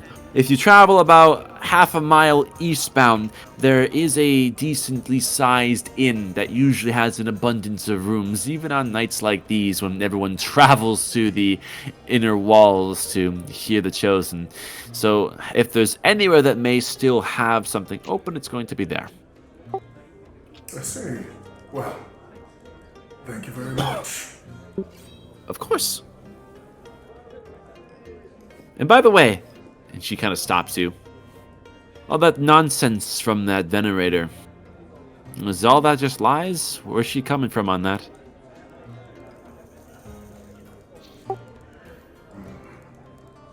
I hate to pry, but these things matter, you know?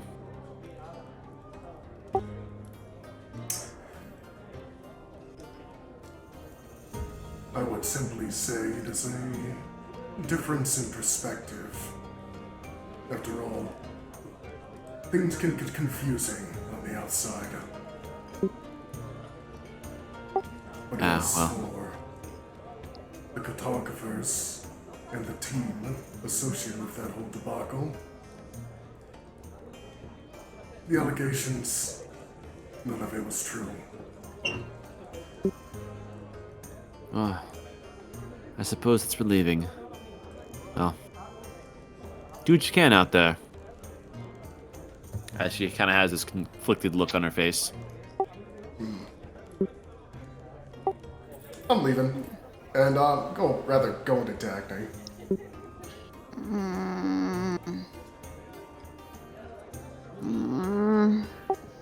Seems we have a bit of a walk. No more rooms here, the singing rings. Where are we going? There's a inn not too far from here. God. I might have to lean on you. Alright. Oh yeah. Before I go out, Yep. do you two mind if I keep the shield guardian so I can work on its armor? I kind of thought that we agreed to that already. I know, but I wanted to make sure in case you need them for something last minute. No, it's fine. All right then. I'll see you guys tomorrow. Or day after. Wait, Whatever. this one wants to ask Garrick. Yes. Excuse me, I had to burp. Oh god, it's coming back up. Okay. Don't say that. Oh, wait a minute. This good. one's a bit low on cash after my museum trip. Can I stay at your place? How did you lose money going to a museum? I thought those were free. It's a long story. Yeah, sure, you can crash at my place. Thank you. Just make sure to introduce yourself to the two people out there and all that stuff. I will. Be a good guest. I will. Oh god. Oh my god. Alright, let's go before he goes throws up everywhere. As he just like tries to struggle carrying his newfound gullet. Yeah. Waddle. Yeah, pretty much. Oh my god, this is what I'm asking my fiance to fucking do. Oh All right. god, for 9 months. Fuck. As Vishanti and Garrock would head out together, leaving the tavern and setting off. Yeah. I imagine me and Dagny are right behind him, heading off to the inn that I just heard about. Yeah. For Vishanti and Garrock, you would be starting to head west, given that Garrock's residence is in the we'd western split off regions. almost immediately then. Yeah. So Ah, well. yeah, they mentioned going east, so you'd be going opposite ways. Good night. Good night. I'll give a singular hand wave and head off. You know, I think I'm growing on him. Dagny is basically holding on to Ren's good arm. All right. As you would head out into the night. Also, I am paranoid as fuck after those guys at the inn. So, having Seeker, as well as myself, be vigilant on the way over.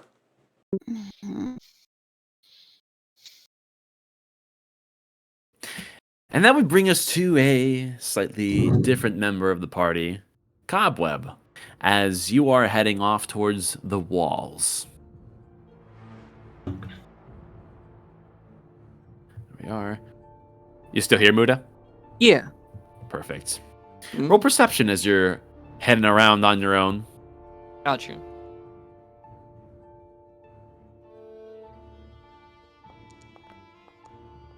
Oh.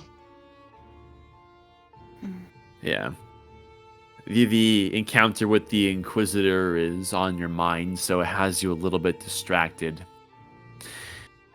And you, now having roaming the streets of Highshire at night, you feel a little bit more at home. At least there's a light level that you're a lot more accustomed to. And you, out of habit, would stick to more narrow passageways and sticking to lower down walls to minimize your presence. And you do see the occasional glance of passerby as you pitter-patter quickly. You're not sure if people are recognizing you after the events of today or not, but you're not sticking around to find out and keeping your nose to the ground. As you would head off, and eventually would, after the better part of an hour's travel, would make it to the northern walls of the outside, which is around the area that you had come in. You know it to be the shortest distance to the outside walls from any point in the Inner Kingdom. And arrive you would to see that there is rapid reloading and stocking of the cannons going on up top. Some Shire Guard, some volunteers. You can see there's some larger silhouettes as mentioned with those more familiar to the underground denizens that have seemingly come to help as well, as there are ogres who are doing their part, as you would get two eyefuls of them.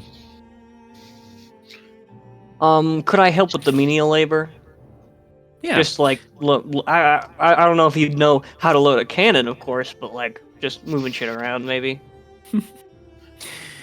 you would make your approach on them and would flag down one of the guardsmen to offer two hands to help, as he would rapidly nod his head.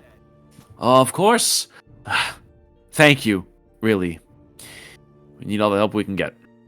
Yeah, it's no problem. There's some cannon mounts that are currently having their barrels cleaned after the excessive firing. We're low on cannonballs right now, and so we're waiting on a few shipments to restock their supply. So we're taking advantage of it and getting them clean while we perceive there to be the least likely event of an attack. You can start by helping with that. If you're more of the tinkering inclined, we do have some wizards that are further down that seem to be constructing something experimental. You can also aid them if that's your expertise.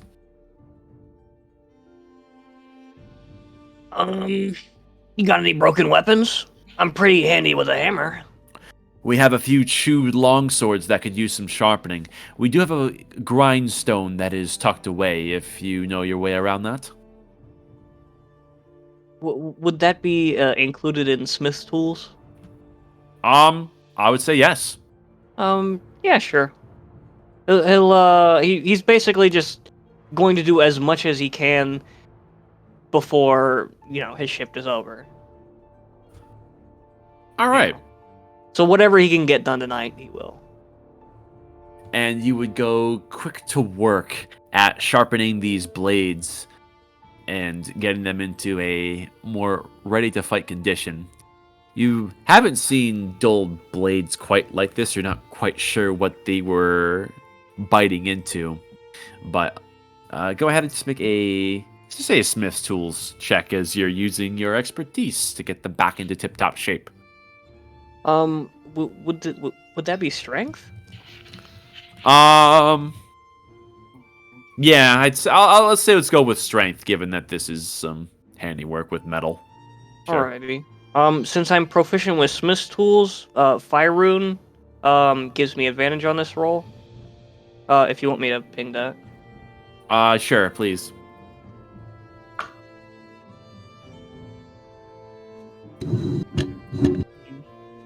How do I ping it again? You click the D20 symbol next to the Okay. feature. There you go. Yeah, while wearing or carrying an object inscribed with this rune, your proficiency bonus is doubled for any... Oh, it's not advantage. No, yeah, never mind. Okay. It's just expertise. Well, double proficiency, yeah. Let me see. And your proficiency bonus is... Oh, oops.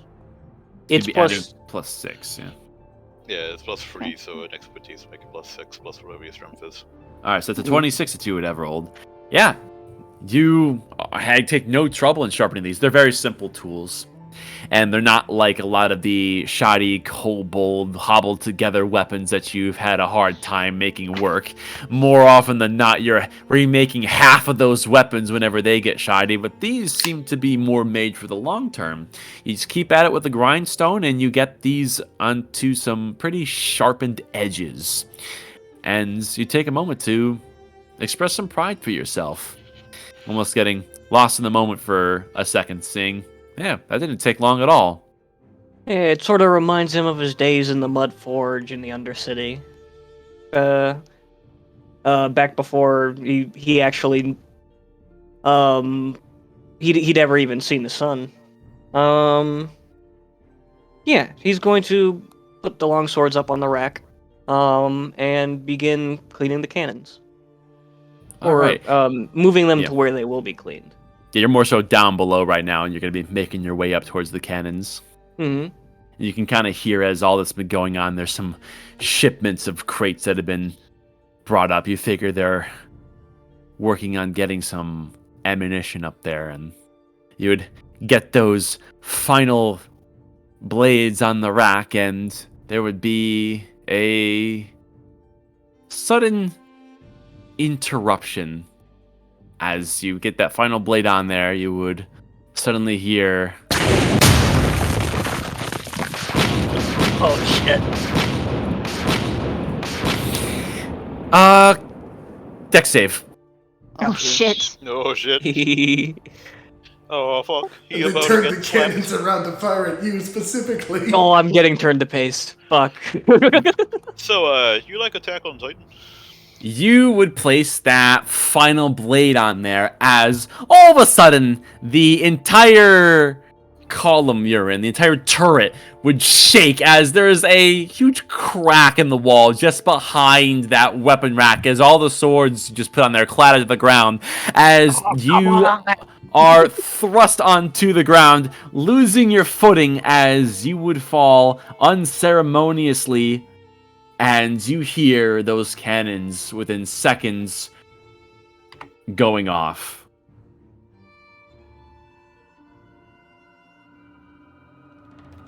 Okay. So the turret is getting fucked up right now. Yeah. Something just slammed the wall, and those turrets are going crazy. Yeah. Okay. Well, would I have access to the ground outside of the wall? Or actually, no, I'd rather get to the top. So there's some arrow slits on a nearby section you're currently in where you could get a view of the outside. Sure. Yeah. You would hear yelling and screaming coming from the top as you would make your way to that arrow slit you remember walking by and would look out. You can see as you approach there's this bluish purple light that is being emitted from the outside as you, on your tiptoes, would peek through the slit and would see that there is something hovering in the air, maybe around 50 feet away from the base of the walls. Oh shit! Oh, if it isn't our old friend, Be Afraid. He looks like a good. He looks friendly. Shit.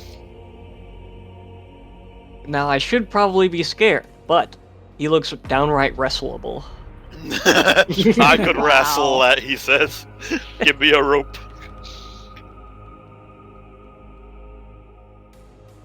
What So- the fresh hell is that thing? there is some yelling going on, and the cannons are going off, and you can see there's the soaring of cannonballs that would soar over it. The occasional one would hit it on its wings, which seemed delicate, but upon one of those cannonballs impacting it, it seems to be made of sterner stuff.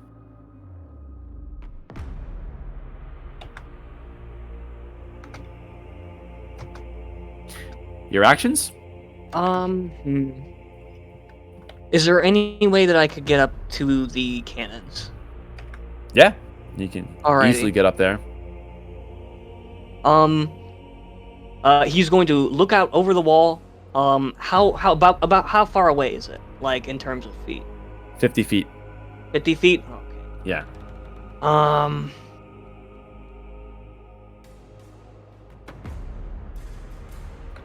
Okay, real talk. What is the largest thing around me that I could throw, short of like an actual cannon? Well, there's cannonballs, which is a small supply that are tucked away here, which are heavy. There's also some empty crates, which have some girth to them. Alrighty. So he's going to activate the mountain rune, becoming large. He's going to take a cannonball in his hand, like a baseball, sort of wind back like a pitcher, and he's going to chuck one right at his stupid eyeball. Better swing. All right. As you engage this creature with your unorthodox method, go ahead and just make a strength check. If you're proficient in improvised weapons, you can add your proficiency bonus, of course. E. As you would rise to the top to greet this thing. Oh, hey, now that the token's here, it's a lot more scary. Yeah. That's definitely a hit. Go ahead Hell and yeah. roll. Now you threw a cannonball at this, so roll. Let's see. Yeah, roll a d6 plus your strength modifier. Alrighty, and I am big, so there's an extra d. Oh.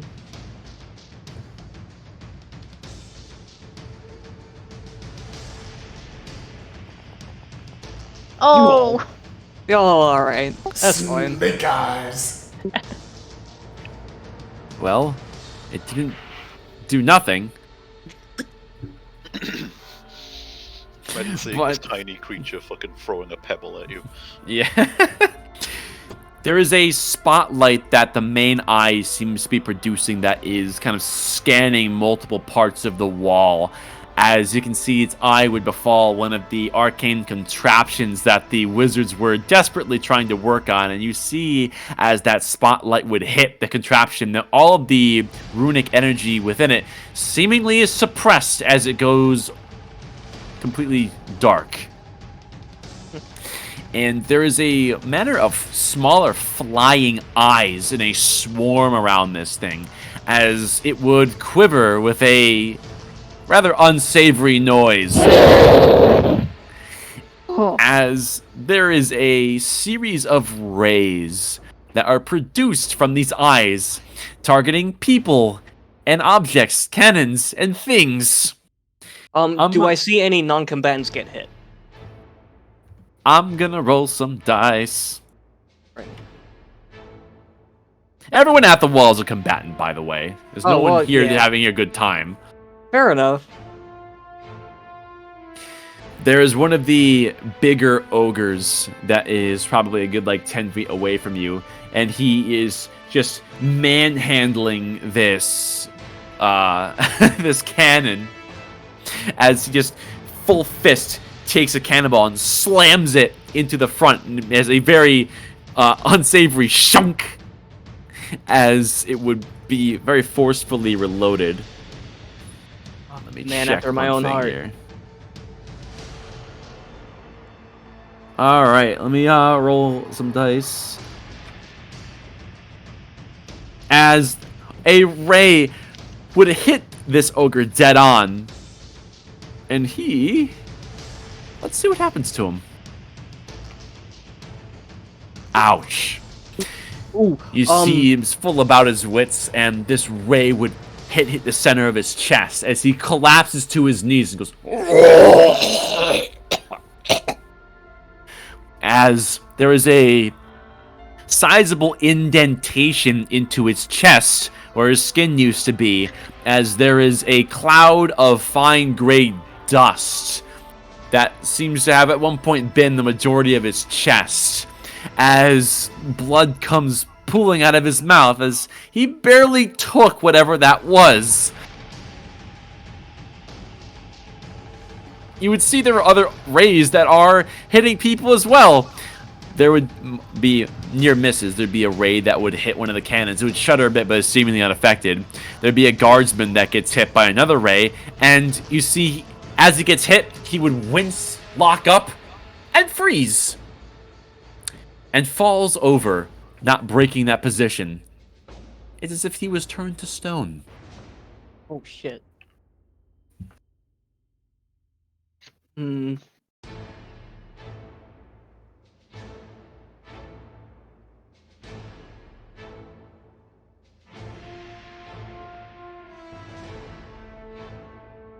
Oh, is it my go? Yeah, it's your go. Oh, okay. 2 more cannonballs. All right. You have plenty that you're up here by the cannons. And you would see that while that ogre is wincing in pain, there is a reloaded cannon right there. He's pointing that out. Oh, yeah, okay. Fuck, I'm not proficient in these though. Well, I mean, a gun is better than throwing bullets at somebody. Fair Yeah. enough. But what if you can throw that bullet really hard? Sure. I will aim the cannon and get to blasting. All right.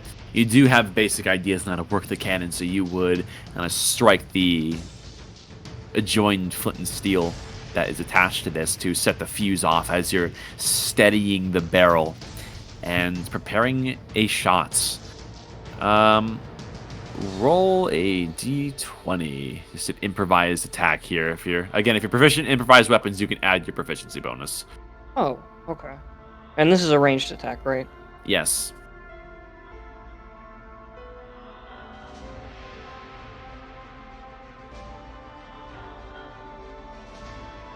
There.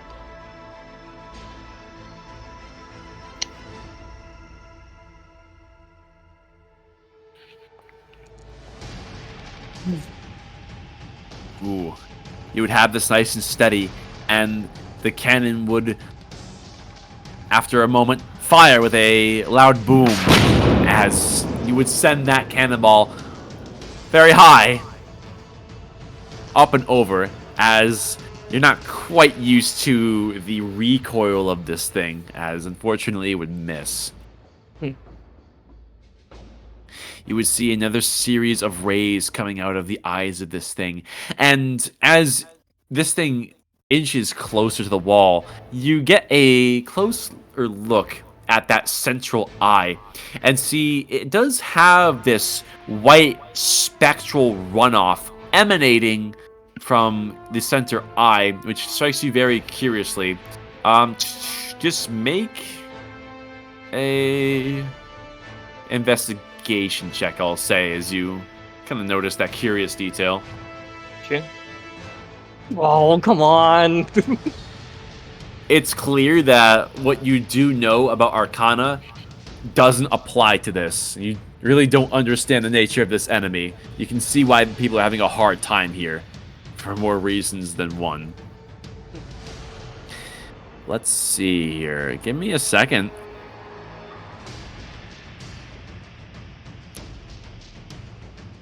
Okay.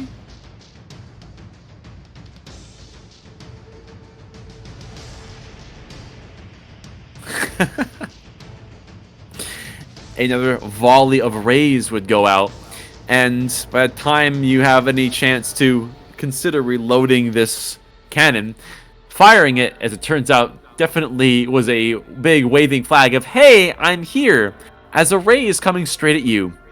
Is it originating from the big eye? No, this is coming from one of the smaller eye I swarms. would like, as a reaction, to activate the Cloud Rune and choose a new target, i.e., the Big Eye. Or if it's within, is it within 30 feet? Not yet. Oh shit. Okay, never mind. Go ahead. Which, by the way, this is all considered one creature. You can't have an eye target another eye. Oh, okay.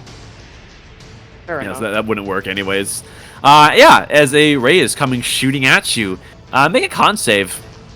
Got you.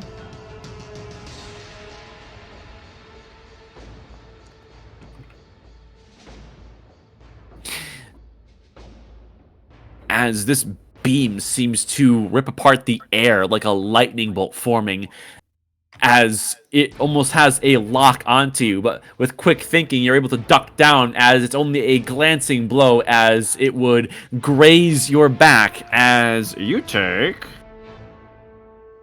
1 second. Let's roll some dice. Throw me some numbers. You take 16 necrotic damage as you feel the energy graze your back.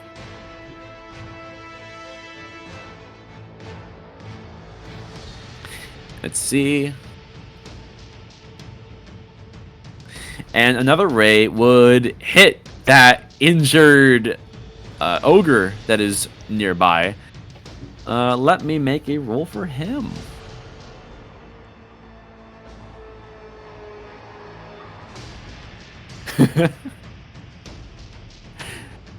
As you would see this strange, almost wavy ray hit him and would seemingly get soaked into his skin as you're expecting him to fall over dead, but he doesn't.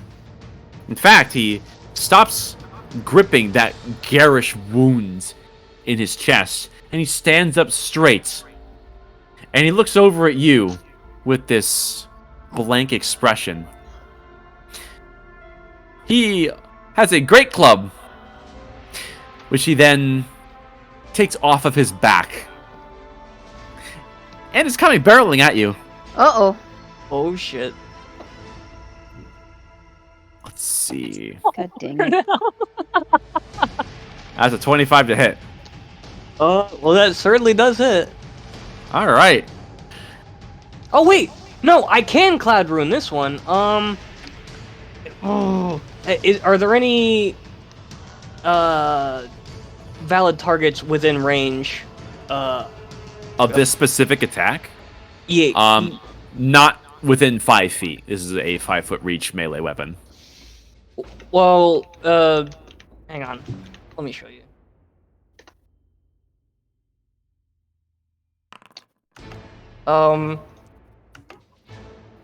Rune, choose a different creature within 30 feet of the attacker. The chosen creature becomes the target of the attack using the same roll.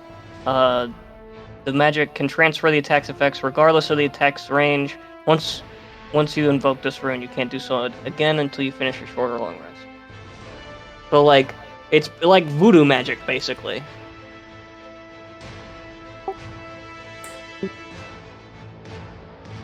Or is there any valid targets within a 30-foot sphere? When you or a creature you can see within 30 feet. Hold on.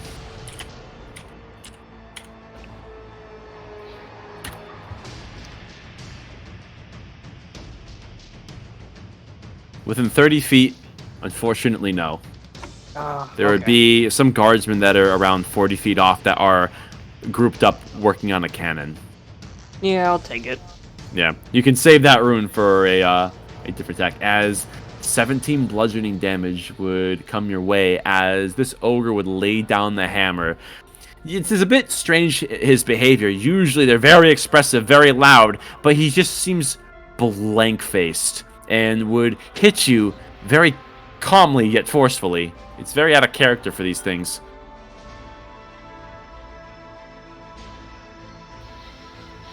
Oh no, I'm at 11 HP. It is Make your a turn. move. Alrighty.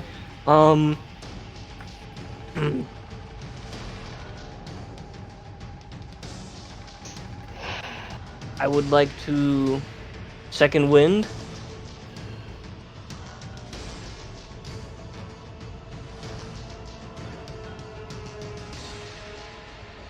20. Hey! Hey! Oh. So I'm at 20. Yeah, I just had fun drinking, had a nice eating contest and everything. Cobweb fighting for his life. Why do they call it a restroom? I'm fighting for my fucking life in here. Alrighty. Cobweb's going to step back away from the cannon. He is going to put up his dukes, and he's going to make 2 attacks. Okay. Fists.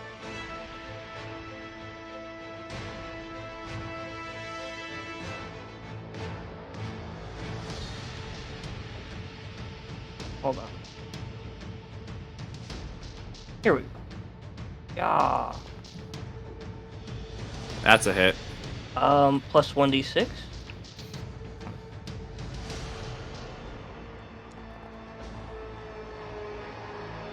And then the 12 damage attack. total. Yeah. As you would clench that mighty fist and deliver a haymaker that will connect with his jaw, as you hear a mighty crack as his head is pushed up in an unnatural position. He would release his great club and would clamber very harshly onto the stone as blood pools out of his nose, and he is no longer moving. You're a murderer, Harry. Okay. Threat eliminated. Hmm.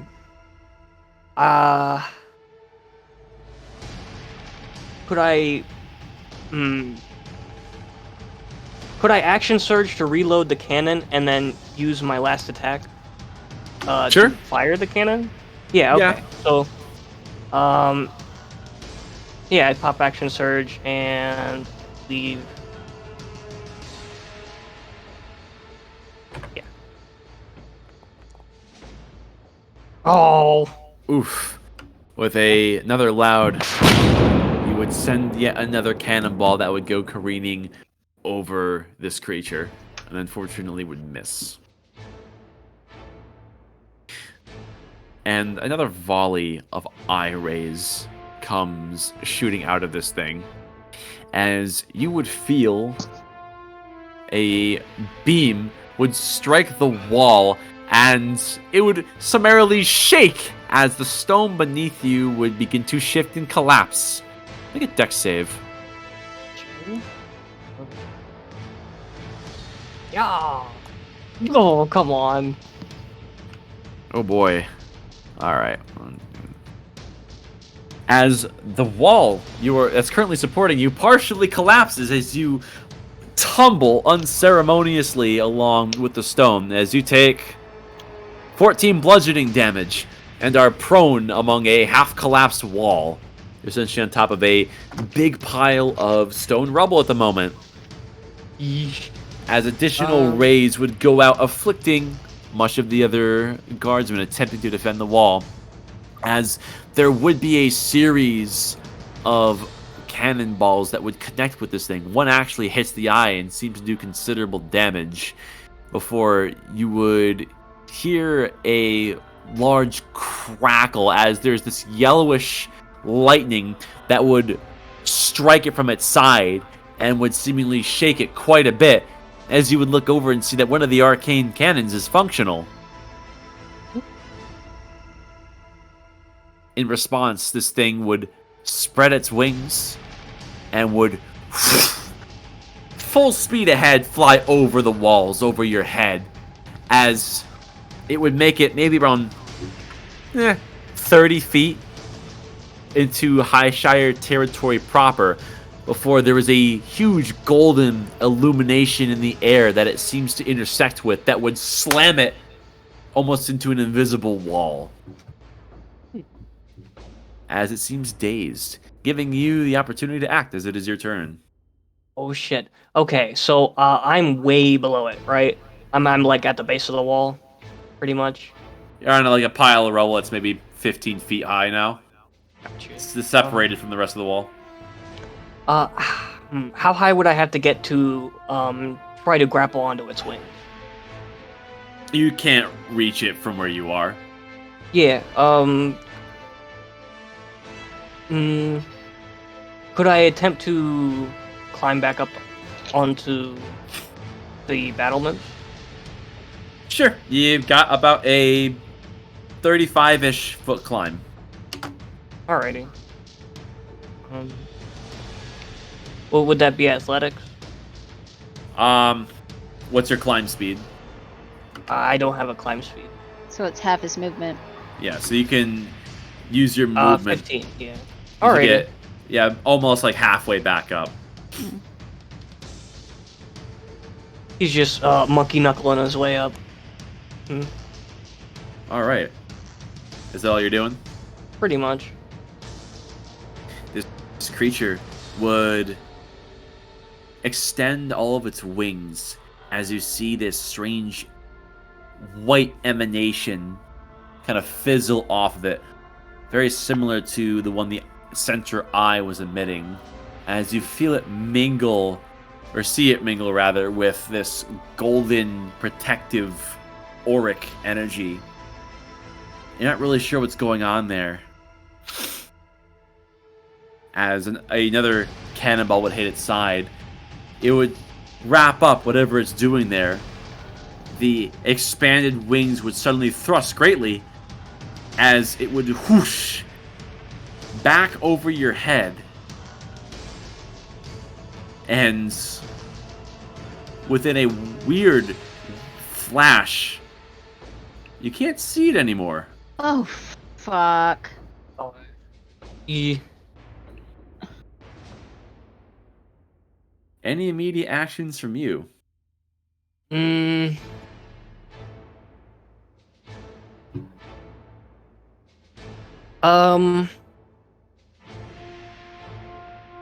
I would like to.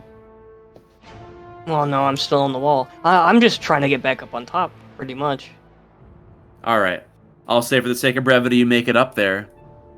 And you can see that there's panic and mayhem on top of the wall, as there are a lot of dead people.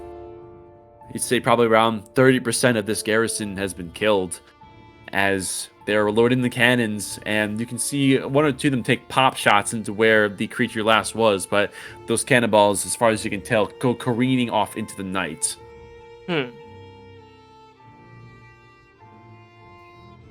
So it's pretty much gone. Okay. I would like to basically try to move the wounded.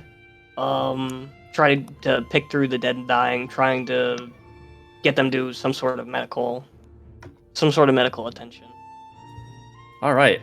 As you begin to triage the wounded, and that would consume much of your time into the evening, as you now have a new series of unfortunate tasks to do here.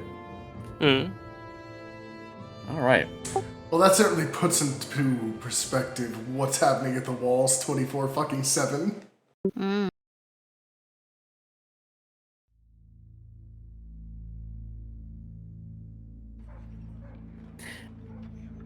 As for, we have Dagny and Rin, who are hobbling effectively your way through the late night Highshire streets to try to get to the aforementioned inn, where you can rest off the eventful night that you've had. Yeah. Not sure if you forgot, but like I said back when it was on me last, super paranoid from what you described with those guys at the tavern, so keeping a lookout with Seeker. Okay. Rin and Seeker may roll perception. Dagny, you are effectively poisoned still, so you can roll perception with disadvantage. Yeah! Sure, why not? Just roll 2 nat 20s in a row, that's all you gotta do. Let's see. The advantage thing.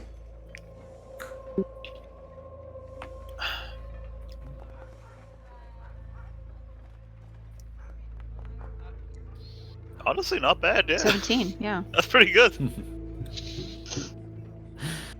Yeah.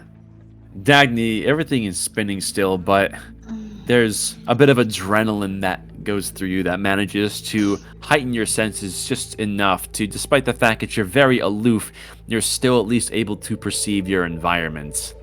As your glances would dash from torchlight to torchlight. And Seeker would go up high and would have its swivel of scanning the local area as it would go a bit ahead to try to perceive everything that's going on. And despite everything, you are managing to keep your head straight.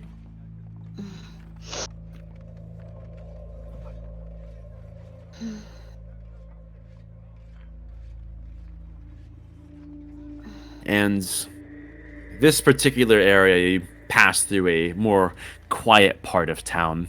You having your hackles raised, and I imagine you're going to be trying to take some areas, like some shortcuts through plazas and things like that, that are less crowded with onlooking eyes. Yeah. Just because, to me, just because I'm in the city doesn't mean I'm safe. Right. Yeah. And you would keep your eyes out with Seeker effectively leading the way. And you would arrive at a sparsely lit plaza that has maybe a small few passerby.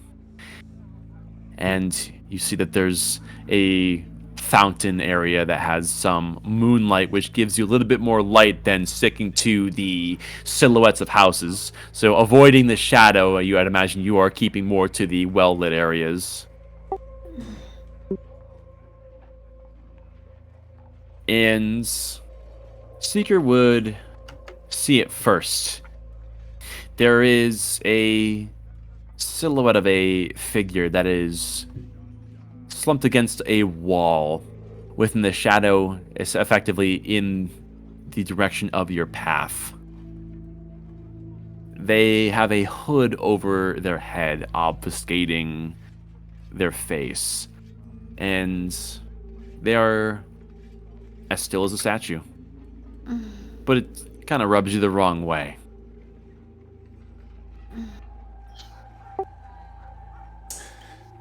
Alright. I'll go ahead and try and take a way around him, if that's possible. Okay.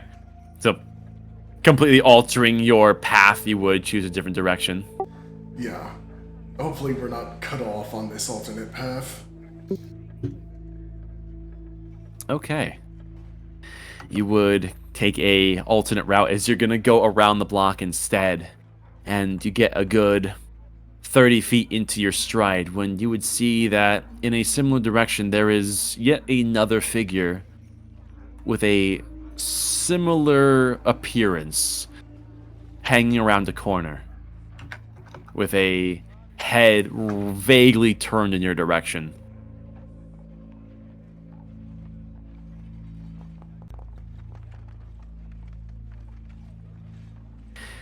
Your heart begins to race a little bit, Dagny, and that's not the booze. Ren,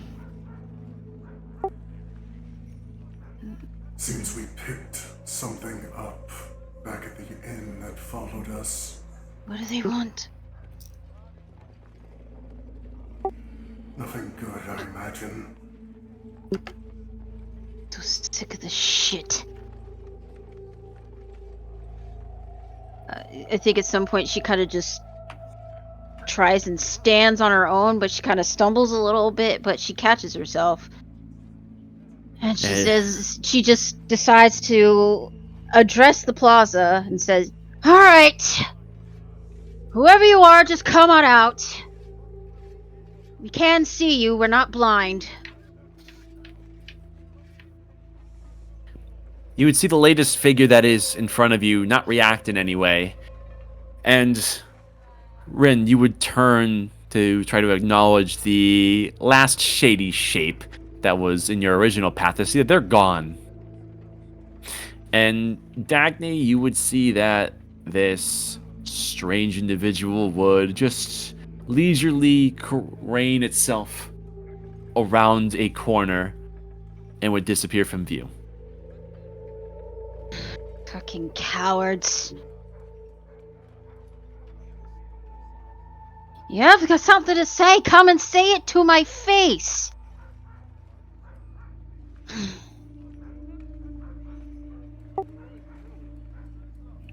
We should push on.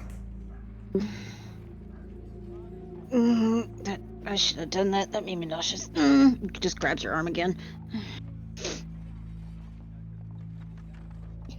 And she decidedly, after that little scare, she just has she pulls out her arcane rod and has it at the ready. Okay.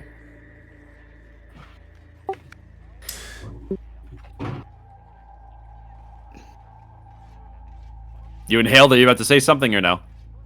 Oh, I thought you were about to say something too, but yeah, I suppose we'll try and continue moving on. Guard up. One more round of perception checks of the same variety. Mm-hmm.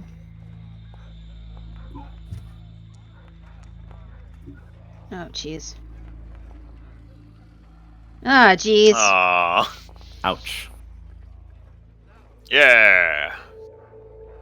Dagny, your brief wind of puffing up your chest, so to speak, has worn off, and you're paying for it a little bit now as you need to lean a little bit on that staff of yours to keep yourself up as your head is down and your breathing is labored. You need to sit down that dragon's soon. blood in my gullet now. Yeah. I'll shift ourselves so I'm carrying most of her weight and try and pick up the pace a little. Easy.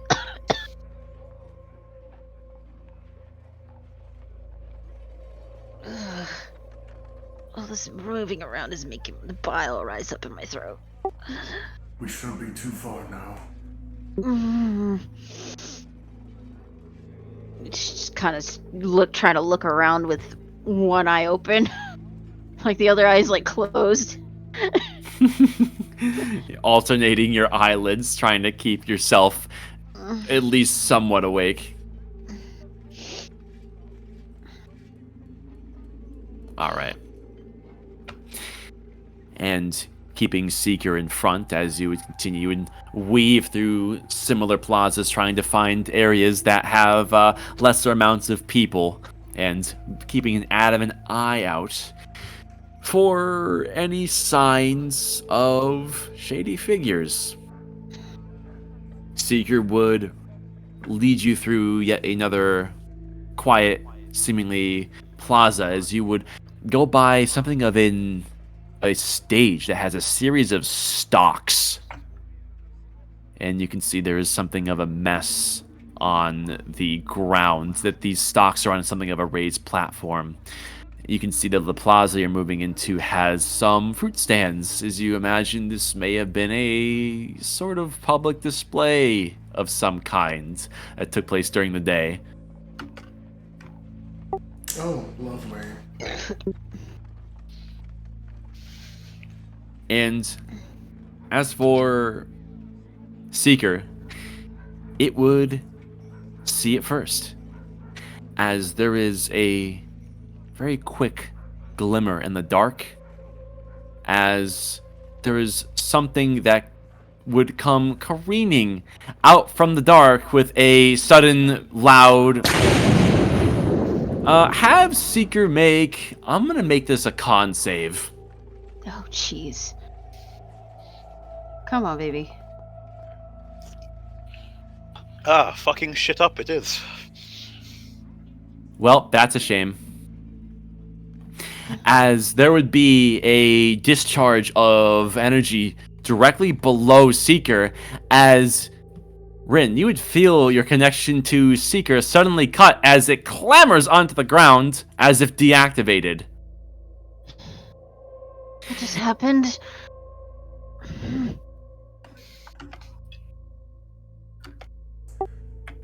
Something's coming our way. Get ready.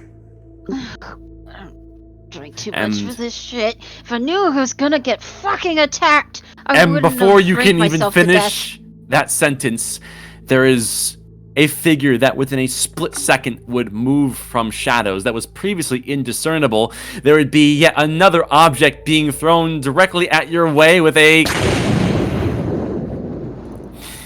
Both of you, make dex saves.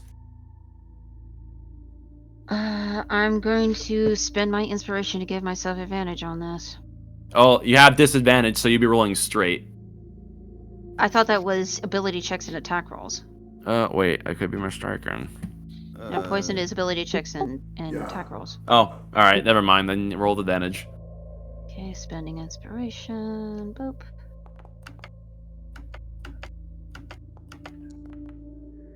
That's a 12. Oof.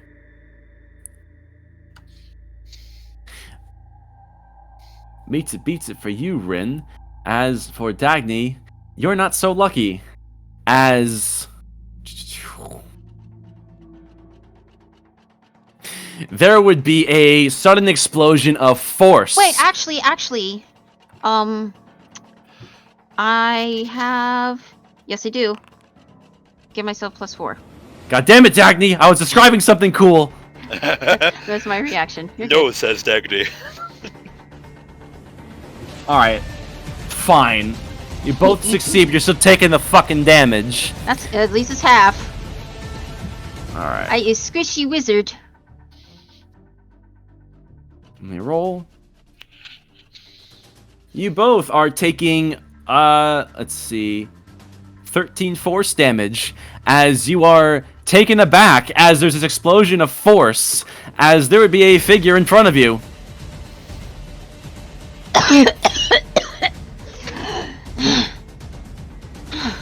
You would quickly realize there are shadows moving all around you as you're not alone.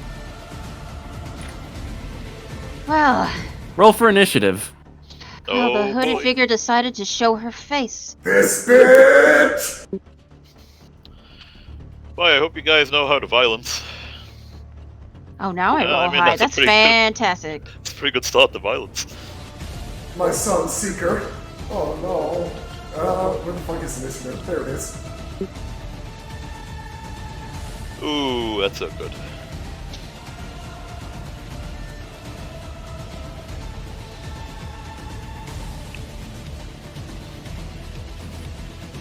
Alright, as you are way over your head.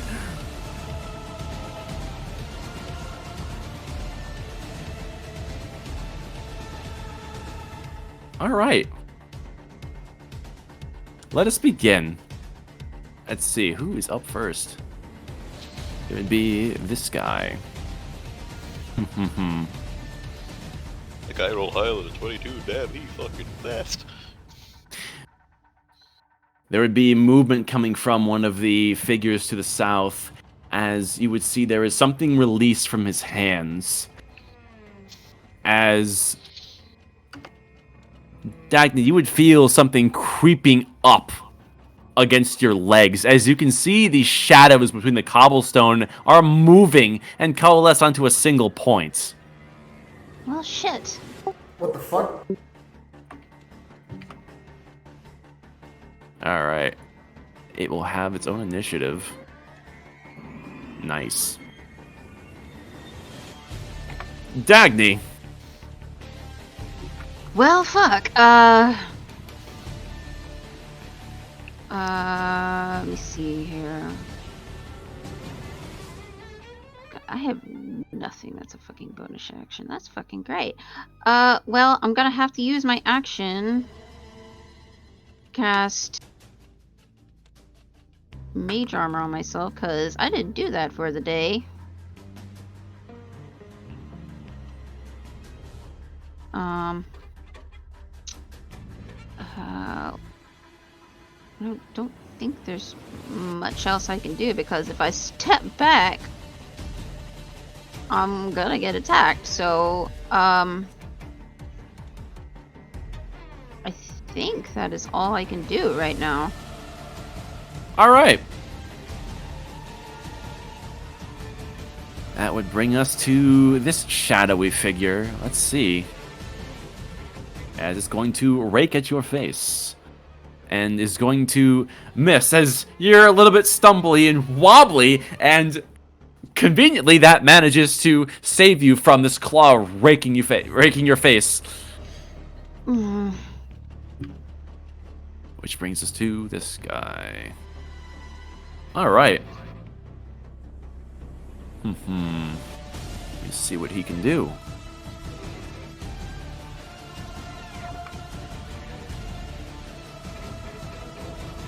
Okay.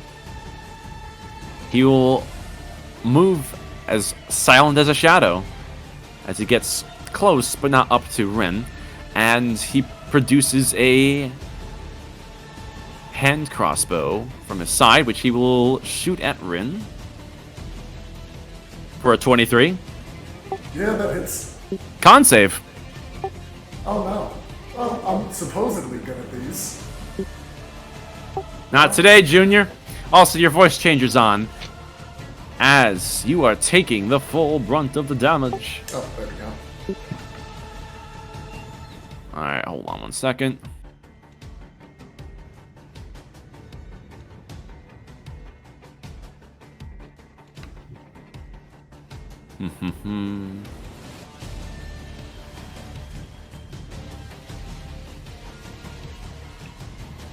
Give me 1 second here.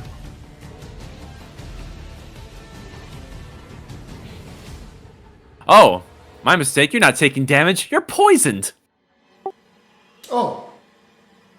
So, I'm just poisoned now. Yeah, you have, you feel this thing, this bolt pierce right through your suit and would contact your true body as something is leaking into your bloodstream that is not doing you any favors. As both of you are now effectively poisoned. Was the bolt like ethereal? They just swooped by the armor? It caught you between a plate. Like, it went by one of the leather things. It pierced right through. Okay. I'm just wondering why it didn't do any damage. Oh, thank you for reminding me. You still take the 6 piercing damage. I almost forgot that part. Okay. Fair's fair. Which brings us to this guy's turn. Was 6, right, you said? Yeah, 6. Okay. Yeah, he's gonna do it. As from this shadowy figure who's bearing a dark skin tone and this pure white hair, you would see there's a crackling between his fingers as there's a... Yeah, that is a dex save from both of you. Oh god, fucking again.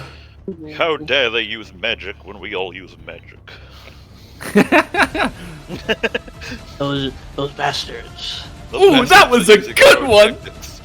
Even with my feature, that's still gonna be low. Well, at least I'm somewhat more prepared for this one, as I want to cast... where the fuck is it? This. As a reaction. Nice. So, Rin, you succeed, so you would be... I'll let you do the math on here. You're taking half. Let me see. 39. That's 15, 16, 17. As you would be taking the 19 lightning damage. I assume this is absorbed into you instead as... what? It's pretty much halving the half. Okay, so half of 19, which is 9.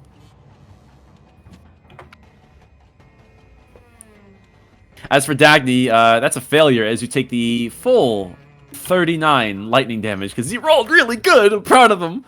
Dagny is unconscious. Uh-oh. I have 32 hit points. What the fuck were you expecting? Uh-oh. 33 hit points. Yeah. 32. Yeah, I ain't doing so hot myself, Chief. Oh, shit.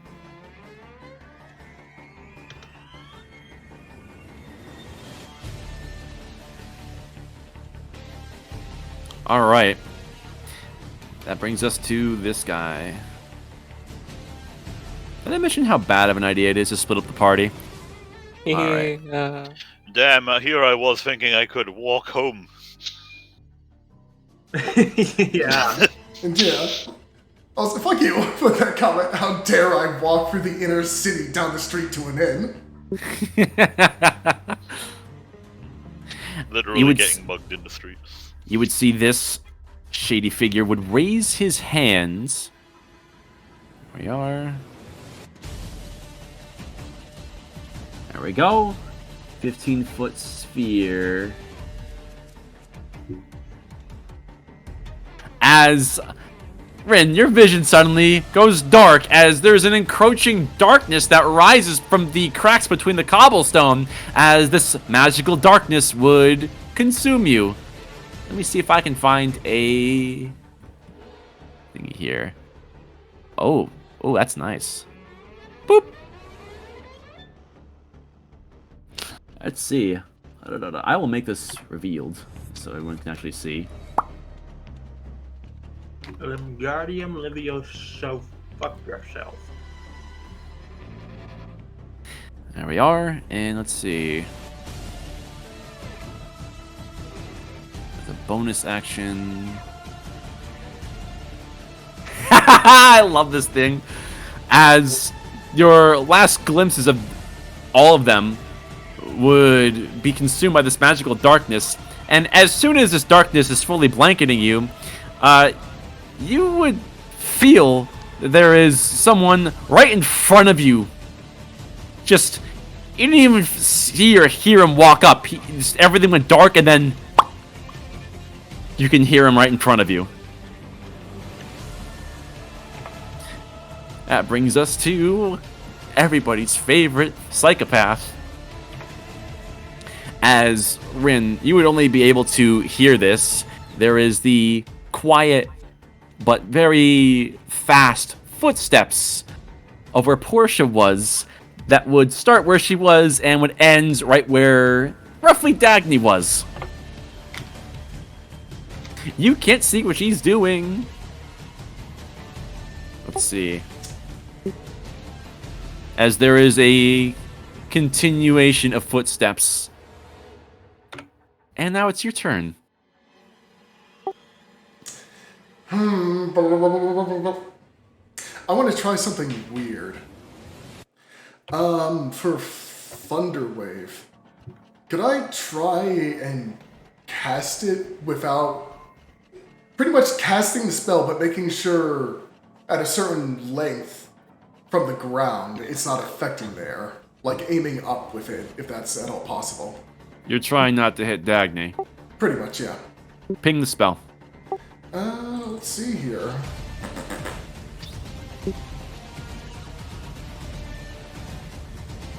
Oh, it's of course asking me for this. Plop it down like that. Well, it's on it centers on self, so. Oh, it does? Oh yeah, Thunderwave is just a straight up cube from you. Oh. Fairly sure. I thought it was center on self, excuse me. A wave of thunderous force sweeps out from you. Yeah. I don't It'll think hit there's any way to control this. And furthermore, you are completely blind at the moment, so there's no way to do this without most likely hitting Dagny, you think?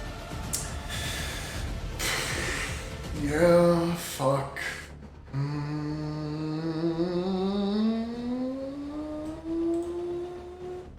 Yeah, no, scratch that.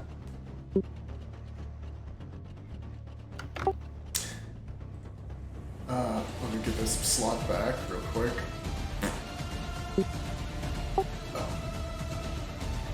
Well, obviously, bonus action first and foremost. Defensive field for 5 hit point, 5 temp HP.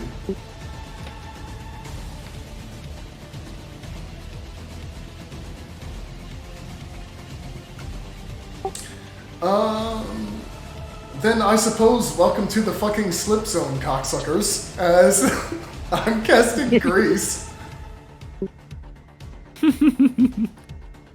You can't Alright. catch me, I'm greasy.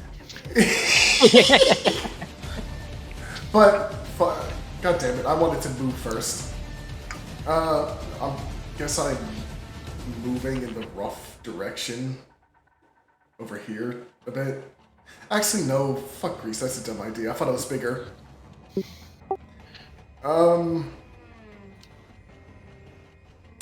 Yeah, fuck, there's really nothing I can do. I'll fucking throw a blind swing with the Thunder Gauntlets, then. Alright, let's roll the disadvantage.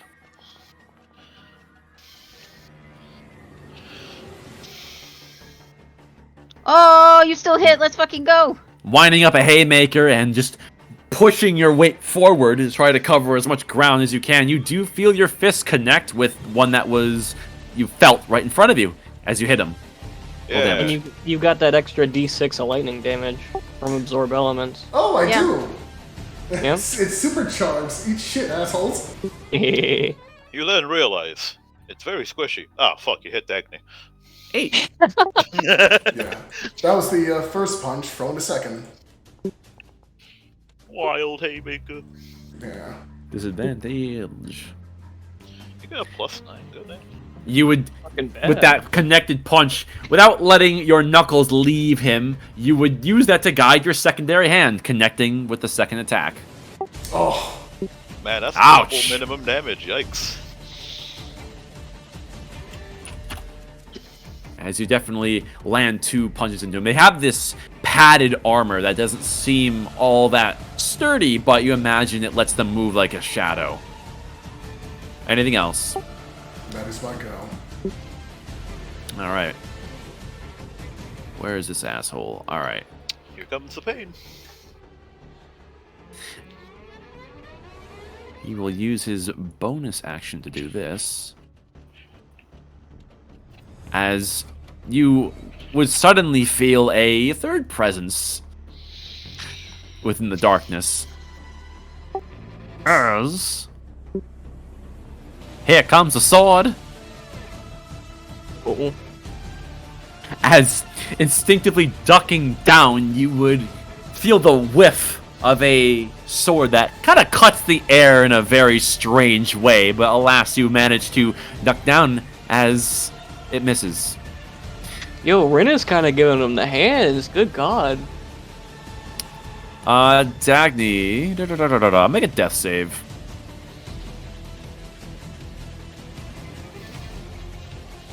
It's an 8. As 1 failure.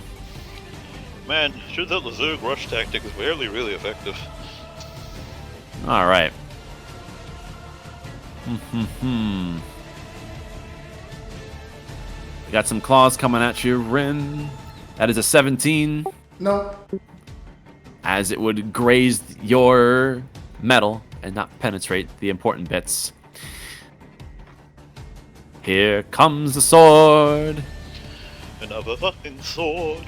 And here comes another sword. 26 will hit you. Yep. You take 9 piercing damage and 8 necrotic damage. Oh, necrotic. So, 9 and 10? Or 9 and 14? 9 piercing, 8 necrotic. So, 17. That is 17 damage total. in total. So, that.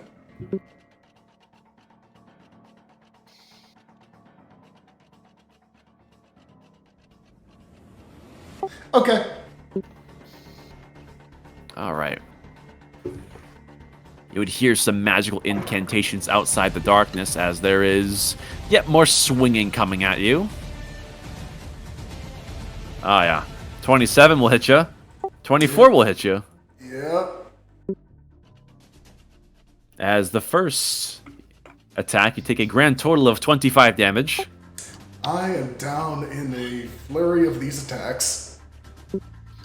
As in the darkness, you would feel the bite of these swords as you would plummet to the ground, unable to fight any further. And with that, I'm going to end combat. Critical suit failure. Hold on 1 second. Breach detected. Contamination imminent. Yeah.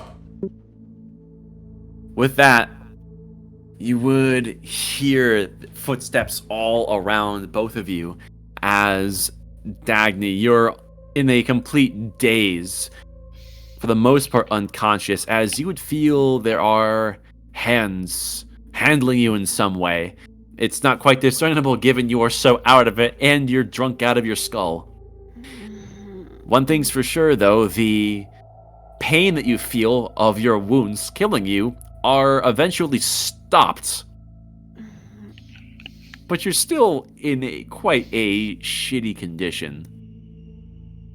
As for Rin, you would feel much of the same, as there is some fumbling with the intricacies of your tanks, as well as you can feel yourself being tossed around in some way. And there's kind of a shudder. You, in your vague state, swear you feel contact on your real skin. You're not really sure what's going on about that. Disgusting. However, that contact would also close the wounds which are actively killing you as your suit stops filling up with your own blood. And you guys are taking a bit of a nap at the moment. Fucking hell, I fucking knew it. Gotta we figure stab you to death in an alley ASMR. Fucking bitch. As you're not dead, but they seem to have gotten what they wanted.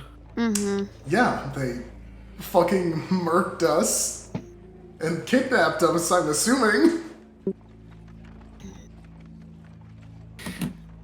As for Garrock and Vishanti, you are in a very different neck of the woods as you are making your way downtown, walking fast, shadows past roll perception. So, how do you run so fast all the time? Excuse me. Because, like, if I tried doing that, I'm fairly sure I would break through, like, multiple walls. Well, this one's... So... fuck it, I'll just start speaking in the first person so you can help me. Yeah, it's just you and me. Yeah.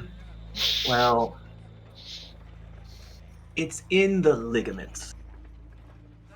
As, like, he picks up his leg, pushes back his toes, and you see them fling right back into place. Huh. You got to train your muscles so that they spring, not absorb. Trying to maintain momentum. I have a question. Now, Yeah. So, what happens if you have one no spring in your step and two metal in your step occasionally? well, thankfully, my species has natural padding.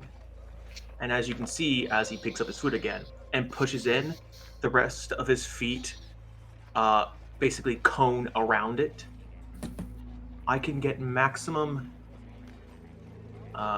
traction, maximum coverage, even if something sharp or pointy is on it. But there's only a limit to that. That comes down to harsh training and discipline of repetition of this type of training, of bigger to smaller to smaller and smaller to more dangerous. Huh. I can see the horizon. I have much more speed ahead of me. Do you have specialized? Do I have specialized what? Do you have special eyes then? Yeah. You can see the whole of the horizon with your special eyes. Brr. Like, can you, like, take them out and, like, just lift them up a bit? Is that how tabaxis work? No, oh yeah, you can see there's a house over there on fire. No, but when I say cats always land on their feet, I'm not joking. We always do. So feet first, always. See, last time a Goliath showed me that, he fell off a mountain and broke both of his legs.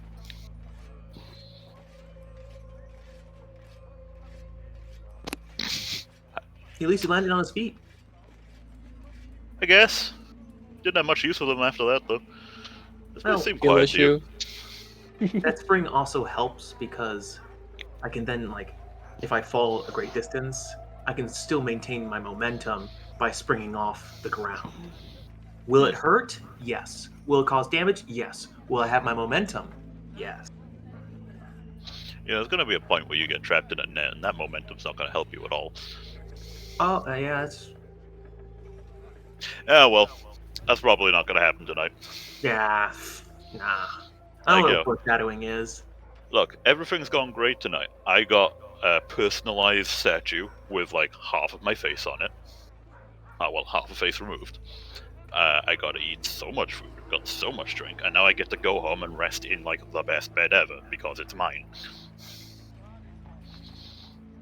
That's very fair. Anyway, we Also- should be getting there soon, like another couple of corners.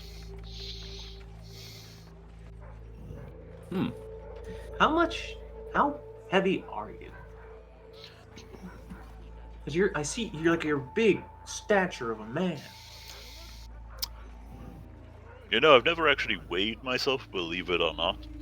But, well, I'm like a human and a half in size, and then, like, I'm fairly jacked for my species, so take from that what you will, but, put it simply, you'd probably need a weightlifter to lift me. Because like V is not small by any measure. He is above average when it comes to height as well. Yeah, Garruk puts a strain on the medium-sized category because he's 8 foot. Yeah, you're basically 2 heads above him. Yeah. Well, besides that, like, this one really wants to know magic more since I've seen how useful it is. Yeah. And my fiance's been trying to teach me a variation of it from her. It's a family tradition. But I'm grasping it, but I just need more. A different Well, someone else explain it. How does there's so many ways to learn different types of magic. Some people cheat and get contracts. Some people are just lucky and are literally born with it. And then some people are like me and they just gain the attention of something cool. really? Well, yes. I mean, do I look like a typical follower of Zula? Well, I wasn't going to ask, but what is your religious beliefs? One's in support of Highshire, and he just, kind of does that motion of could explain more, but we're still in public. I gotcha. I think we're similar on that. I So- wasn't born inside these walls, so my beliefs don't necessarily follow all of Highshire's. My mother really instilled much of our culture into me, and I really enjoy it. Actually, as he takes out an amulet tucked under his tunic and clicks it, you see it's a compass.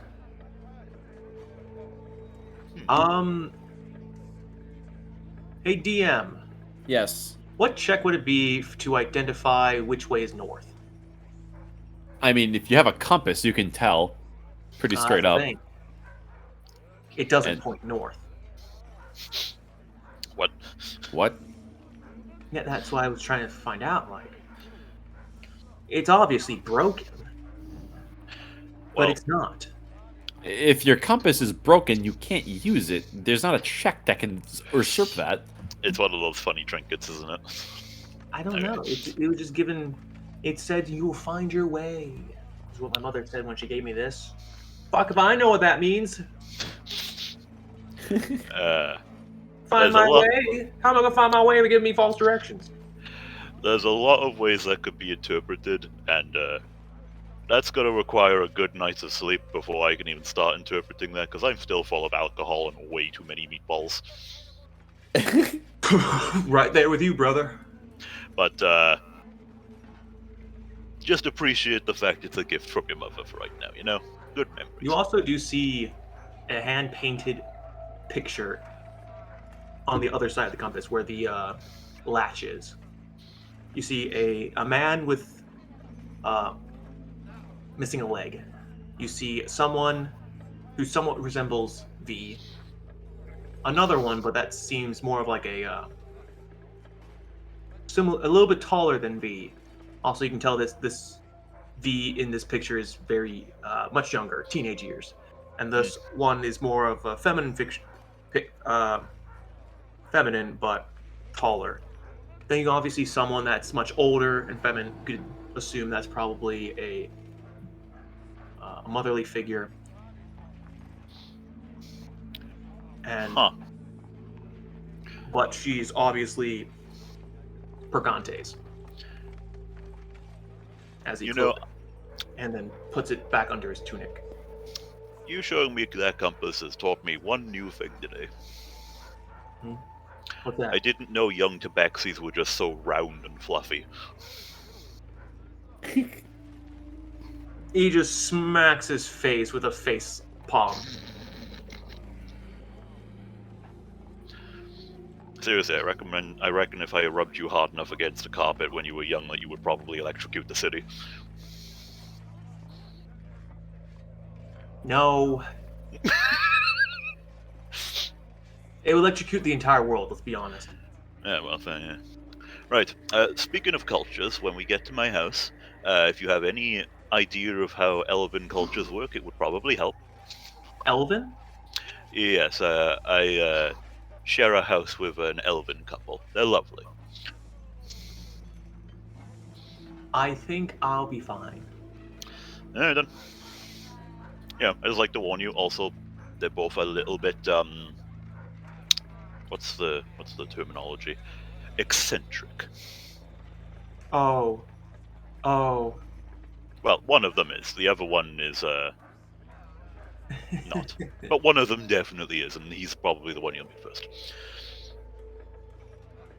And yeah, As he then takes out of his main coin purse wallet thingamabobber, and he shows you another hand-painted picture. This one is that typical couples picture where one has arms over the other and the other's holding their arms and they're both looking at the photographer, quote unquote. And you see it's unmistakable that the person in the picture is V and an elf. Interesting. He gives you a sly wink and then puts it away. Fair enough. Well, either way, they might not be awake anyway, so that might, not even be a conversation that's happened. But let's find out. And yeah, does anything get in the way? I suppose. Going off your perception checks, Vishanti, you're engrossed in your own stories and looking at your compass and relating to Garrock. So your perceptiveness is a bit shunted, but you do keep a watchful eye out for any signs of danger and come up empty.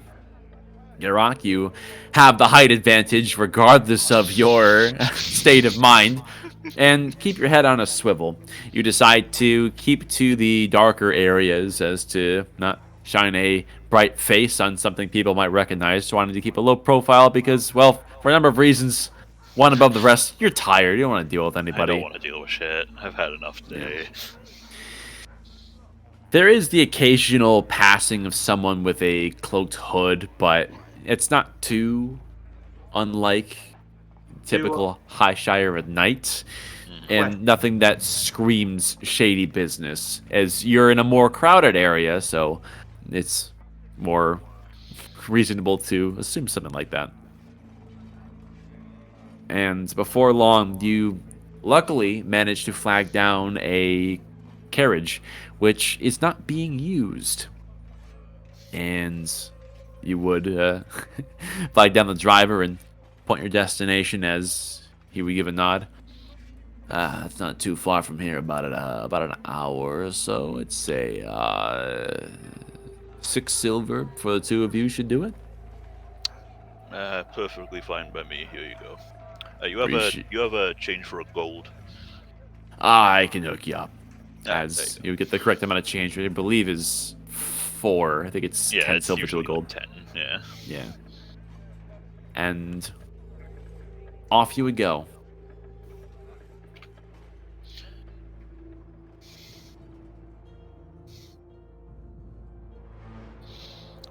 I gotta rest my feet as well.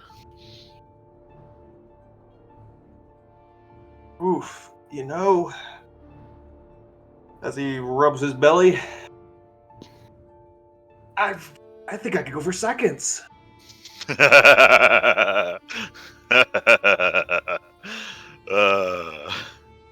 a good one. Oh, speaking about the training and all that, one of the dangers, if done incorrectly, from my mentor, he's an old war veteran. I casually relook up his name, Brock. Brock, old Brock, an old dwarf. He used to train some of the soldiers way back in his day on marching, and he was the best at it. But during this training I have to endure to be as fast as I am now. Ooh, I burned a lot of food. I'll tell you. Well, I will say the two people who, well, that's 3, but the 2 people that I've known throughout my life that are the most ferocious eaters are sitting in this cart right now, actually. There is the large guy, muscular or fat, doesn't really matter, but generally speaking, the higher the height, the more they can put away. And then there's you, where you is a skinny, rake-looking guy, kind of a little bit on the scrawny side, and then you put him in the seat with some food inside of it, and it's kind of like watching a bag of holding that just has a tornado inside of it. And it just goes. And we don't know where. This one appreciates it. You know, I appreciate that, because I'd be bigger if I wasn't a sprinter. Yeah. But Yeah, I damn. can see that. Yeah, but damn, like I gotta consume a lot. You know, if I keep going down this training, I might have to consume 2 rations just to, you know, get by in a day. Well, you know what you could do? Take a day off occasionally. That'll solve you right up. I don't know about you, but I never skip leg day.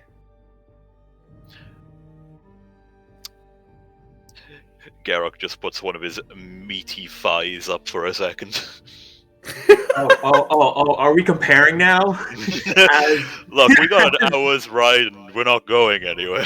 As V stands up and slams his leg into the carriage to reveal the mass conditioning in his thighs, and his calves. Not in his arms. Skip arm day every day.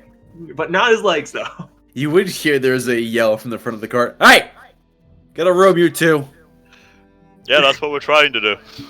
Alright, well, calm down. Yeah, see, whereas you work on all the bottom half, I'm a smith, so it kind of all goes up this side.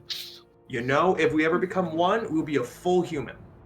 You know, if we ever became one, I don't think the world would be able to stop us. I know, right? Now, you know, combine all the strength and all of the speed, and for all intents and purposes, I don't think Highshire would be able to stop us, let alone whatever's outside of it. You know, I think we could dethrone that little shit's knife ears. And being the biggest one. Which one? They're all pretty fucking big.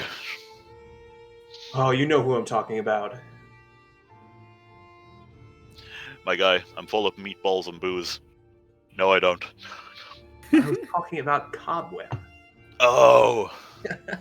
Well, I don't know, man. He's the biggest guy around.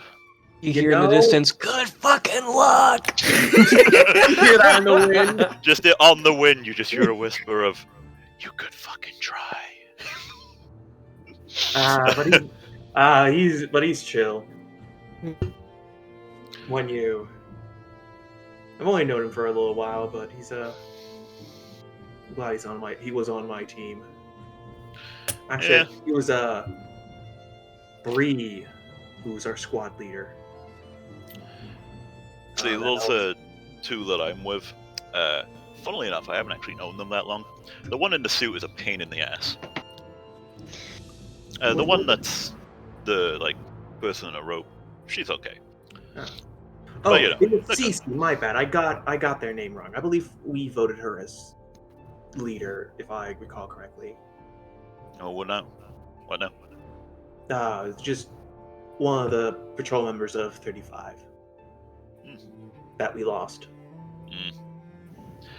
Well, if trends is as they are, I think by the end of the month I should get a new squad. You know, But, things have been at least a bit different, so maybe that won't happen. maybe, but I don't want the things to come worse. But if the worst does arrive,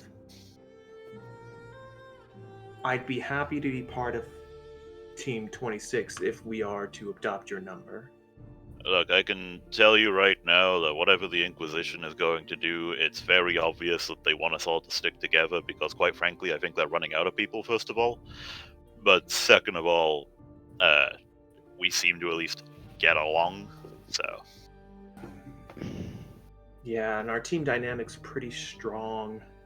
Yeah. But also, I'll say that bitch of a icon, Lameration. What was her name? You know, The icon of vegetables. the icon of The icon of vegetation. Oh, wait, no, I was wrong. Wow. The okay. icon of Vegemite. the icon of vegetables. Hey, don't insult vegetables. Tofu's delicious. Sorry. Okay, continue. I'm sorry, B-Man. That's great. Icon of vegetation. I'm probably gonna use that. That's great. She really done it in dirty. So I don't think, even if we're part of separate patrols, we're now part of the publicly the same because fucking hell. Personally, I just like the fact that the guys up on the stage just basically told the icon of evangelicals to go fuck herself. Yeah, I did find it funny that I was able to get away. I didn't die when I said, "Boo, you stink!" I mean, there's always one in a crowd, so you're fine. Yeah, so I'm so happy I'm still alive to have said that, to live to tell the tale. Hey, Coach, how far away are we? Half hour's travel. Well, sit back and relax, I guess. Oh, I guess we just wait for time to travel and talk more shit about the veneration of Vegemite. Veneration of... Gotta think of a good comeback when we... You can't help but hear a chuckle from the driver. Oh, you like that one, huh? It's been a long day. I could use some humor. That was pretty good. You found the two best people for that, then.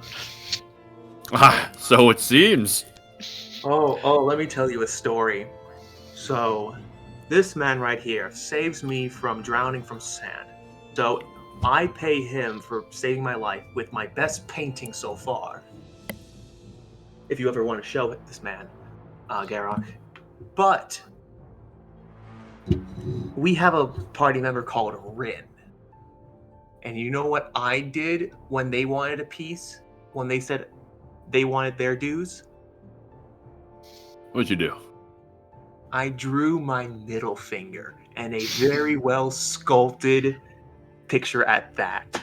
So when they opened it up on their own time, that's what they would see. I thought you had paws. How could you do the finger thing? Yeah, how does the thing on the... How do the ligaments work? Because, like, it's like, all I can see is, it's like as if you're holding two pom-poms, I'm gonna be honest. It's a really good question. As you get a fluffy middle finger. There It's you like- go. It's like really nubby. Like it's not really that pronounced. No, it's just a really plump, like, I don't know how to describe it, just poofy with a claw at the end. You know, Drive, I hadn't met Tabaxis until I met this guy, and quite frankly, I'm already just loving them. Oh, they're always a riot. Never met one that hasn't got me at least interested in some way from whatever ridiculous tale they have to tell. Hey, we come from a land where travel and adventure is our goal, is our life. We don't like I've heard. settling down. We like to flow with the wind. I've heard. Yes. Big old landscape with plenty of trees as tall as the rings here. Oh, so you've heard it. But did you Once or know twice. that the land my people came from was called the Murmuring Island, or the Murmuring Isles? Oh. That's in our mythology. That's where the first born tiger whispered into breath our race. Or that's what my mother said. Now, if that's Huh. true or not, I have no idea. No, that's pretty flowery wording, I guess. Yeah. I was born in a barn. I was born in the backyard because they couldn't get to the hospital in time. Huh. Didn't know they had hospitals out there. Huh? Yes. We live more so near, what's the town near the lakeside? Insert village name. The name escapes me. I'll have to look it up. I won't be able to get up in time. But just insert village name. Yeah. So, we had a couple doctors, but... Neat.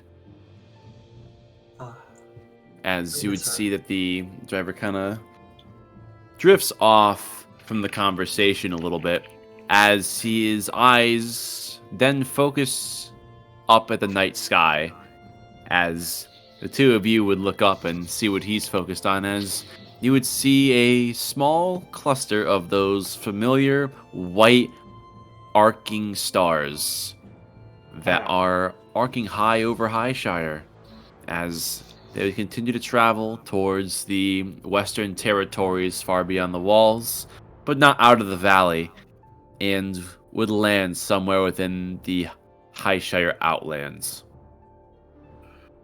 Hey, Drive. Hmm. Shooting star, you should make a wish. yeah, there's enough for all of us. Oh, yeah.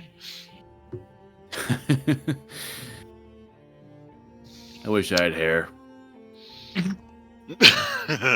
Damn, son. Have you never heard of the birthday rules? You can't tell us your wish until it comes true. Well, I Well. wasn't expecting much anyway. What would I make as a wish? I suppose with my chrome dome shining in the sun, my passengers get a free rear view mirror. I'm gonna tip you well. 'Cause that was fucking great. Oh, that's a good one. Appreciate it. Yeah, I think I know what I would want. I would like to go one goddamn day in Highshire without something going horribly wrong. That's a high whoa. ask. Whoa, whoa, whoa. How about a whoa, few out hours? here. You're asking for too much here. How about a lunch break? Now we're talking. That we could do. Maybe. No. I got As my that. family. I got my quests. The wind takes me where I need to be. As the small banter would continue as you continue along the Highshire countryside, slowly but surely closing the distance to Garrock's residence, as there would be yet but a final shooting star that would arc overhead, landing in the Outlands. And with that, we will end the session here. Amazon cuts out. Yeah, just cut out screen.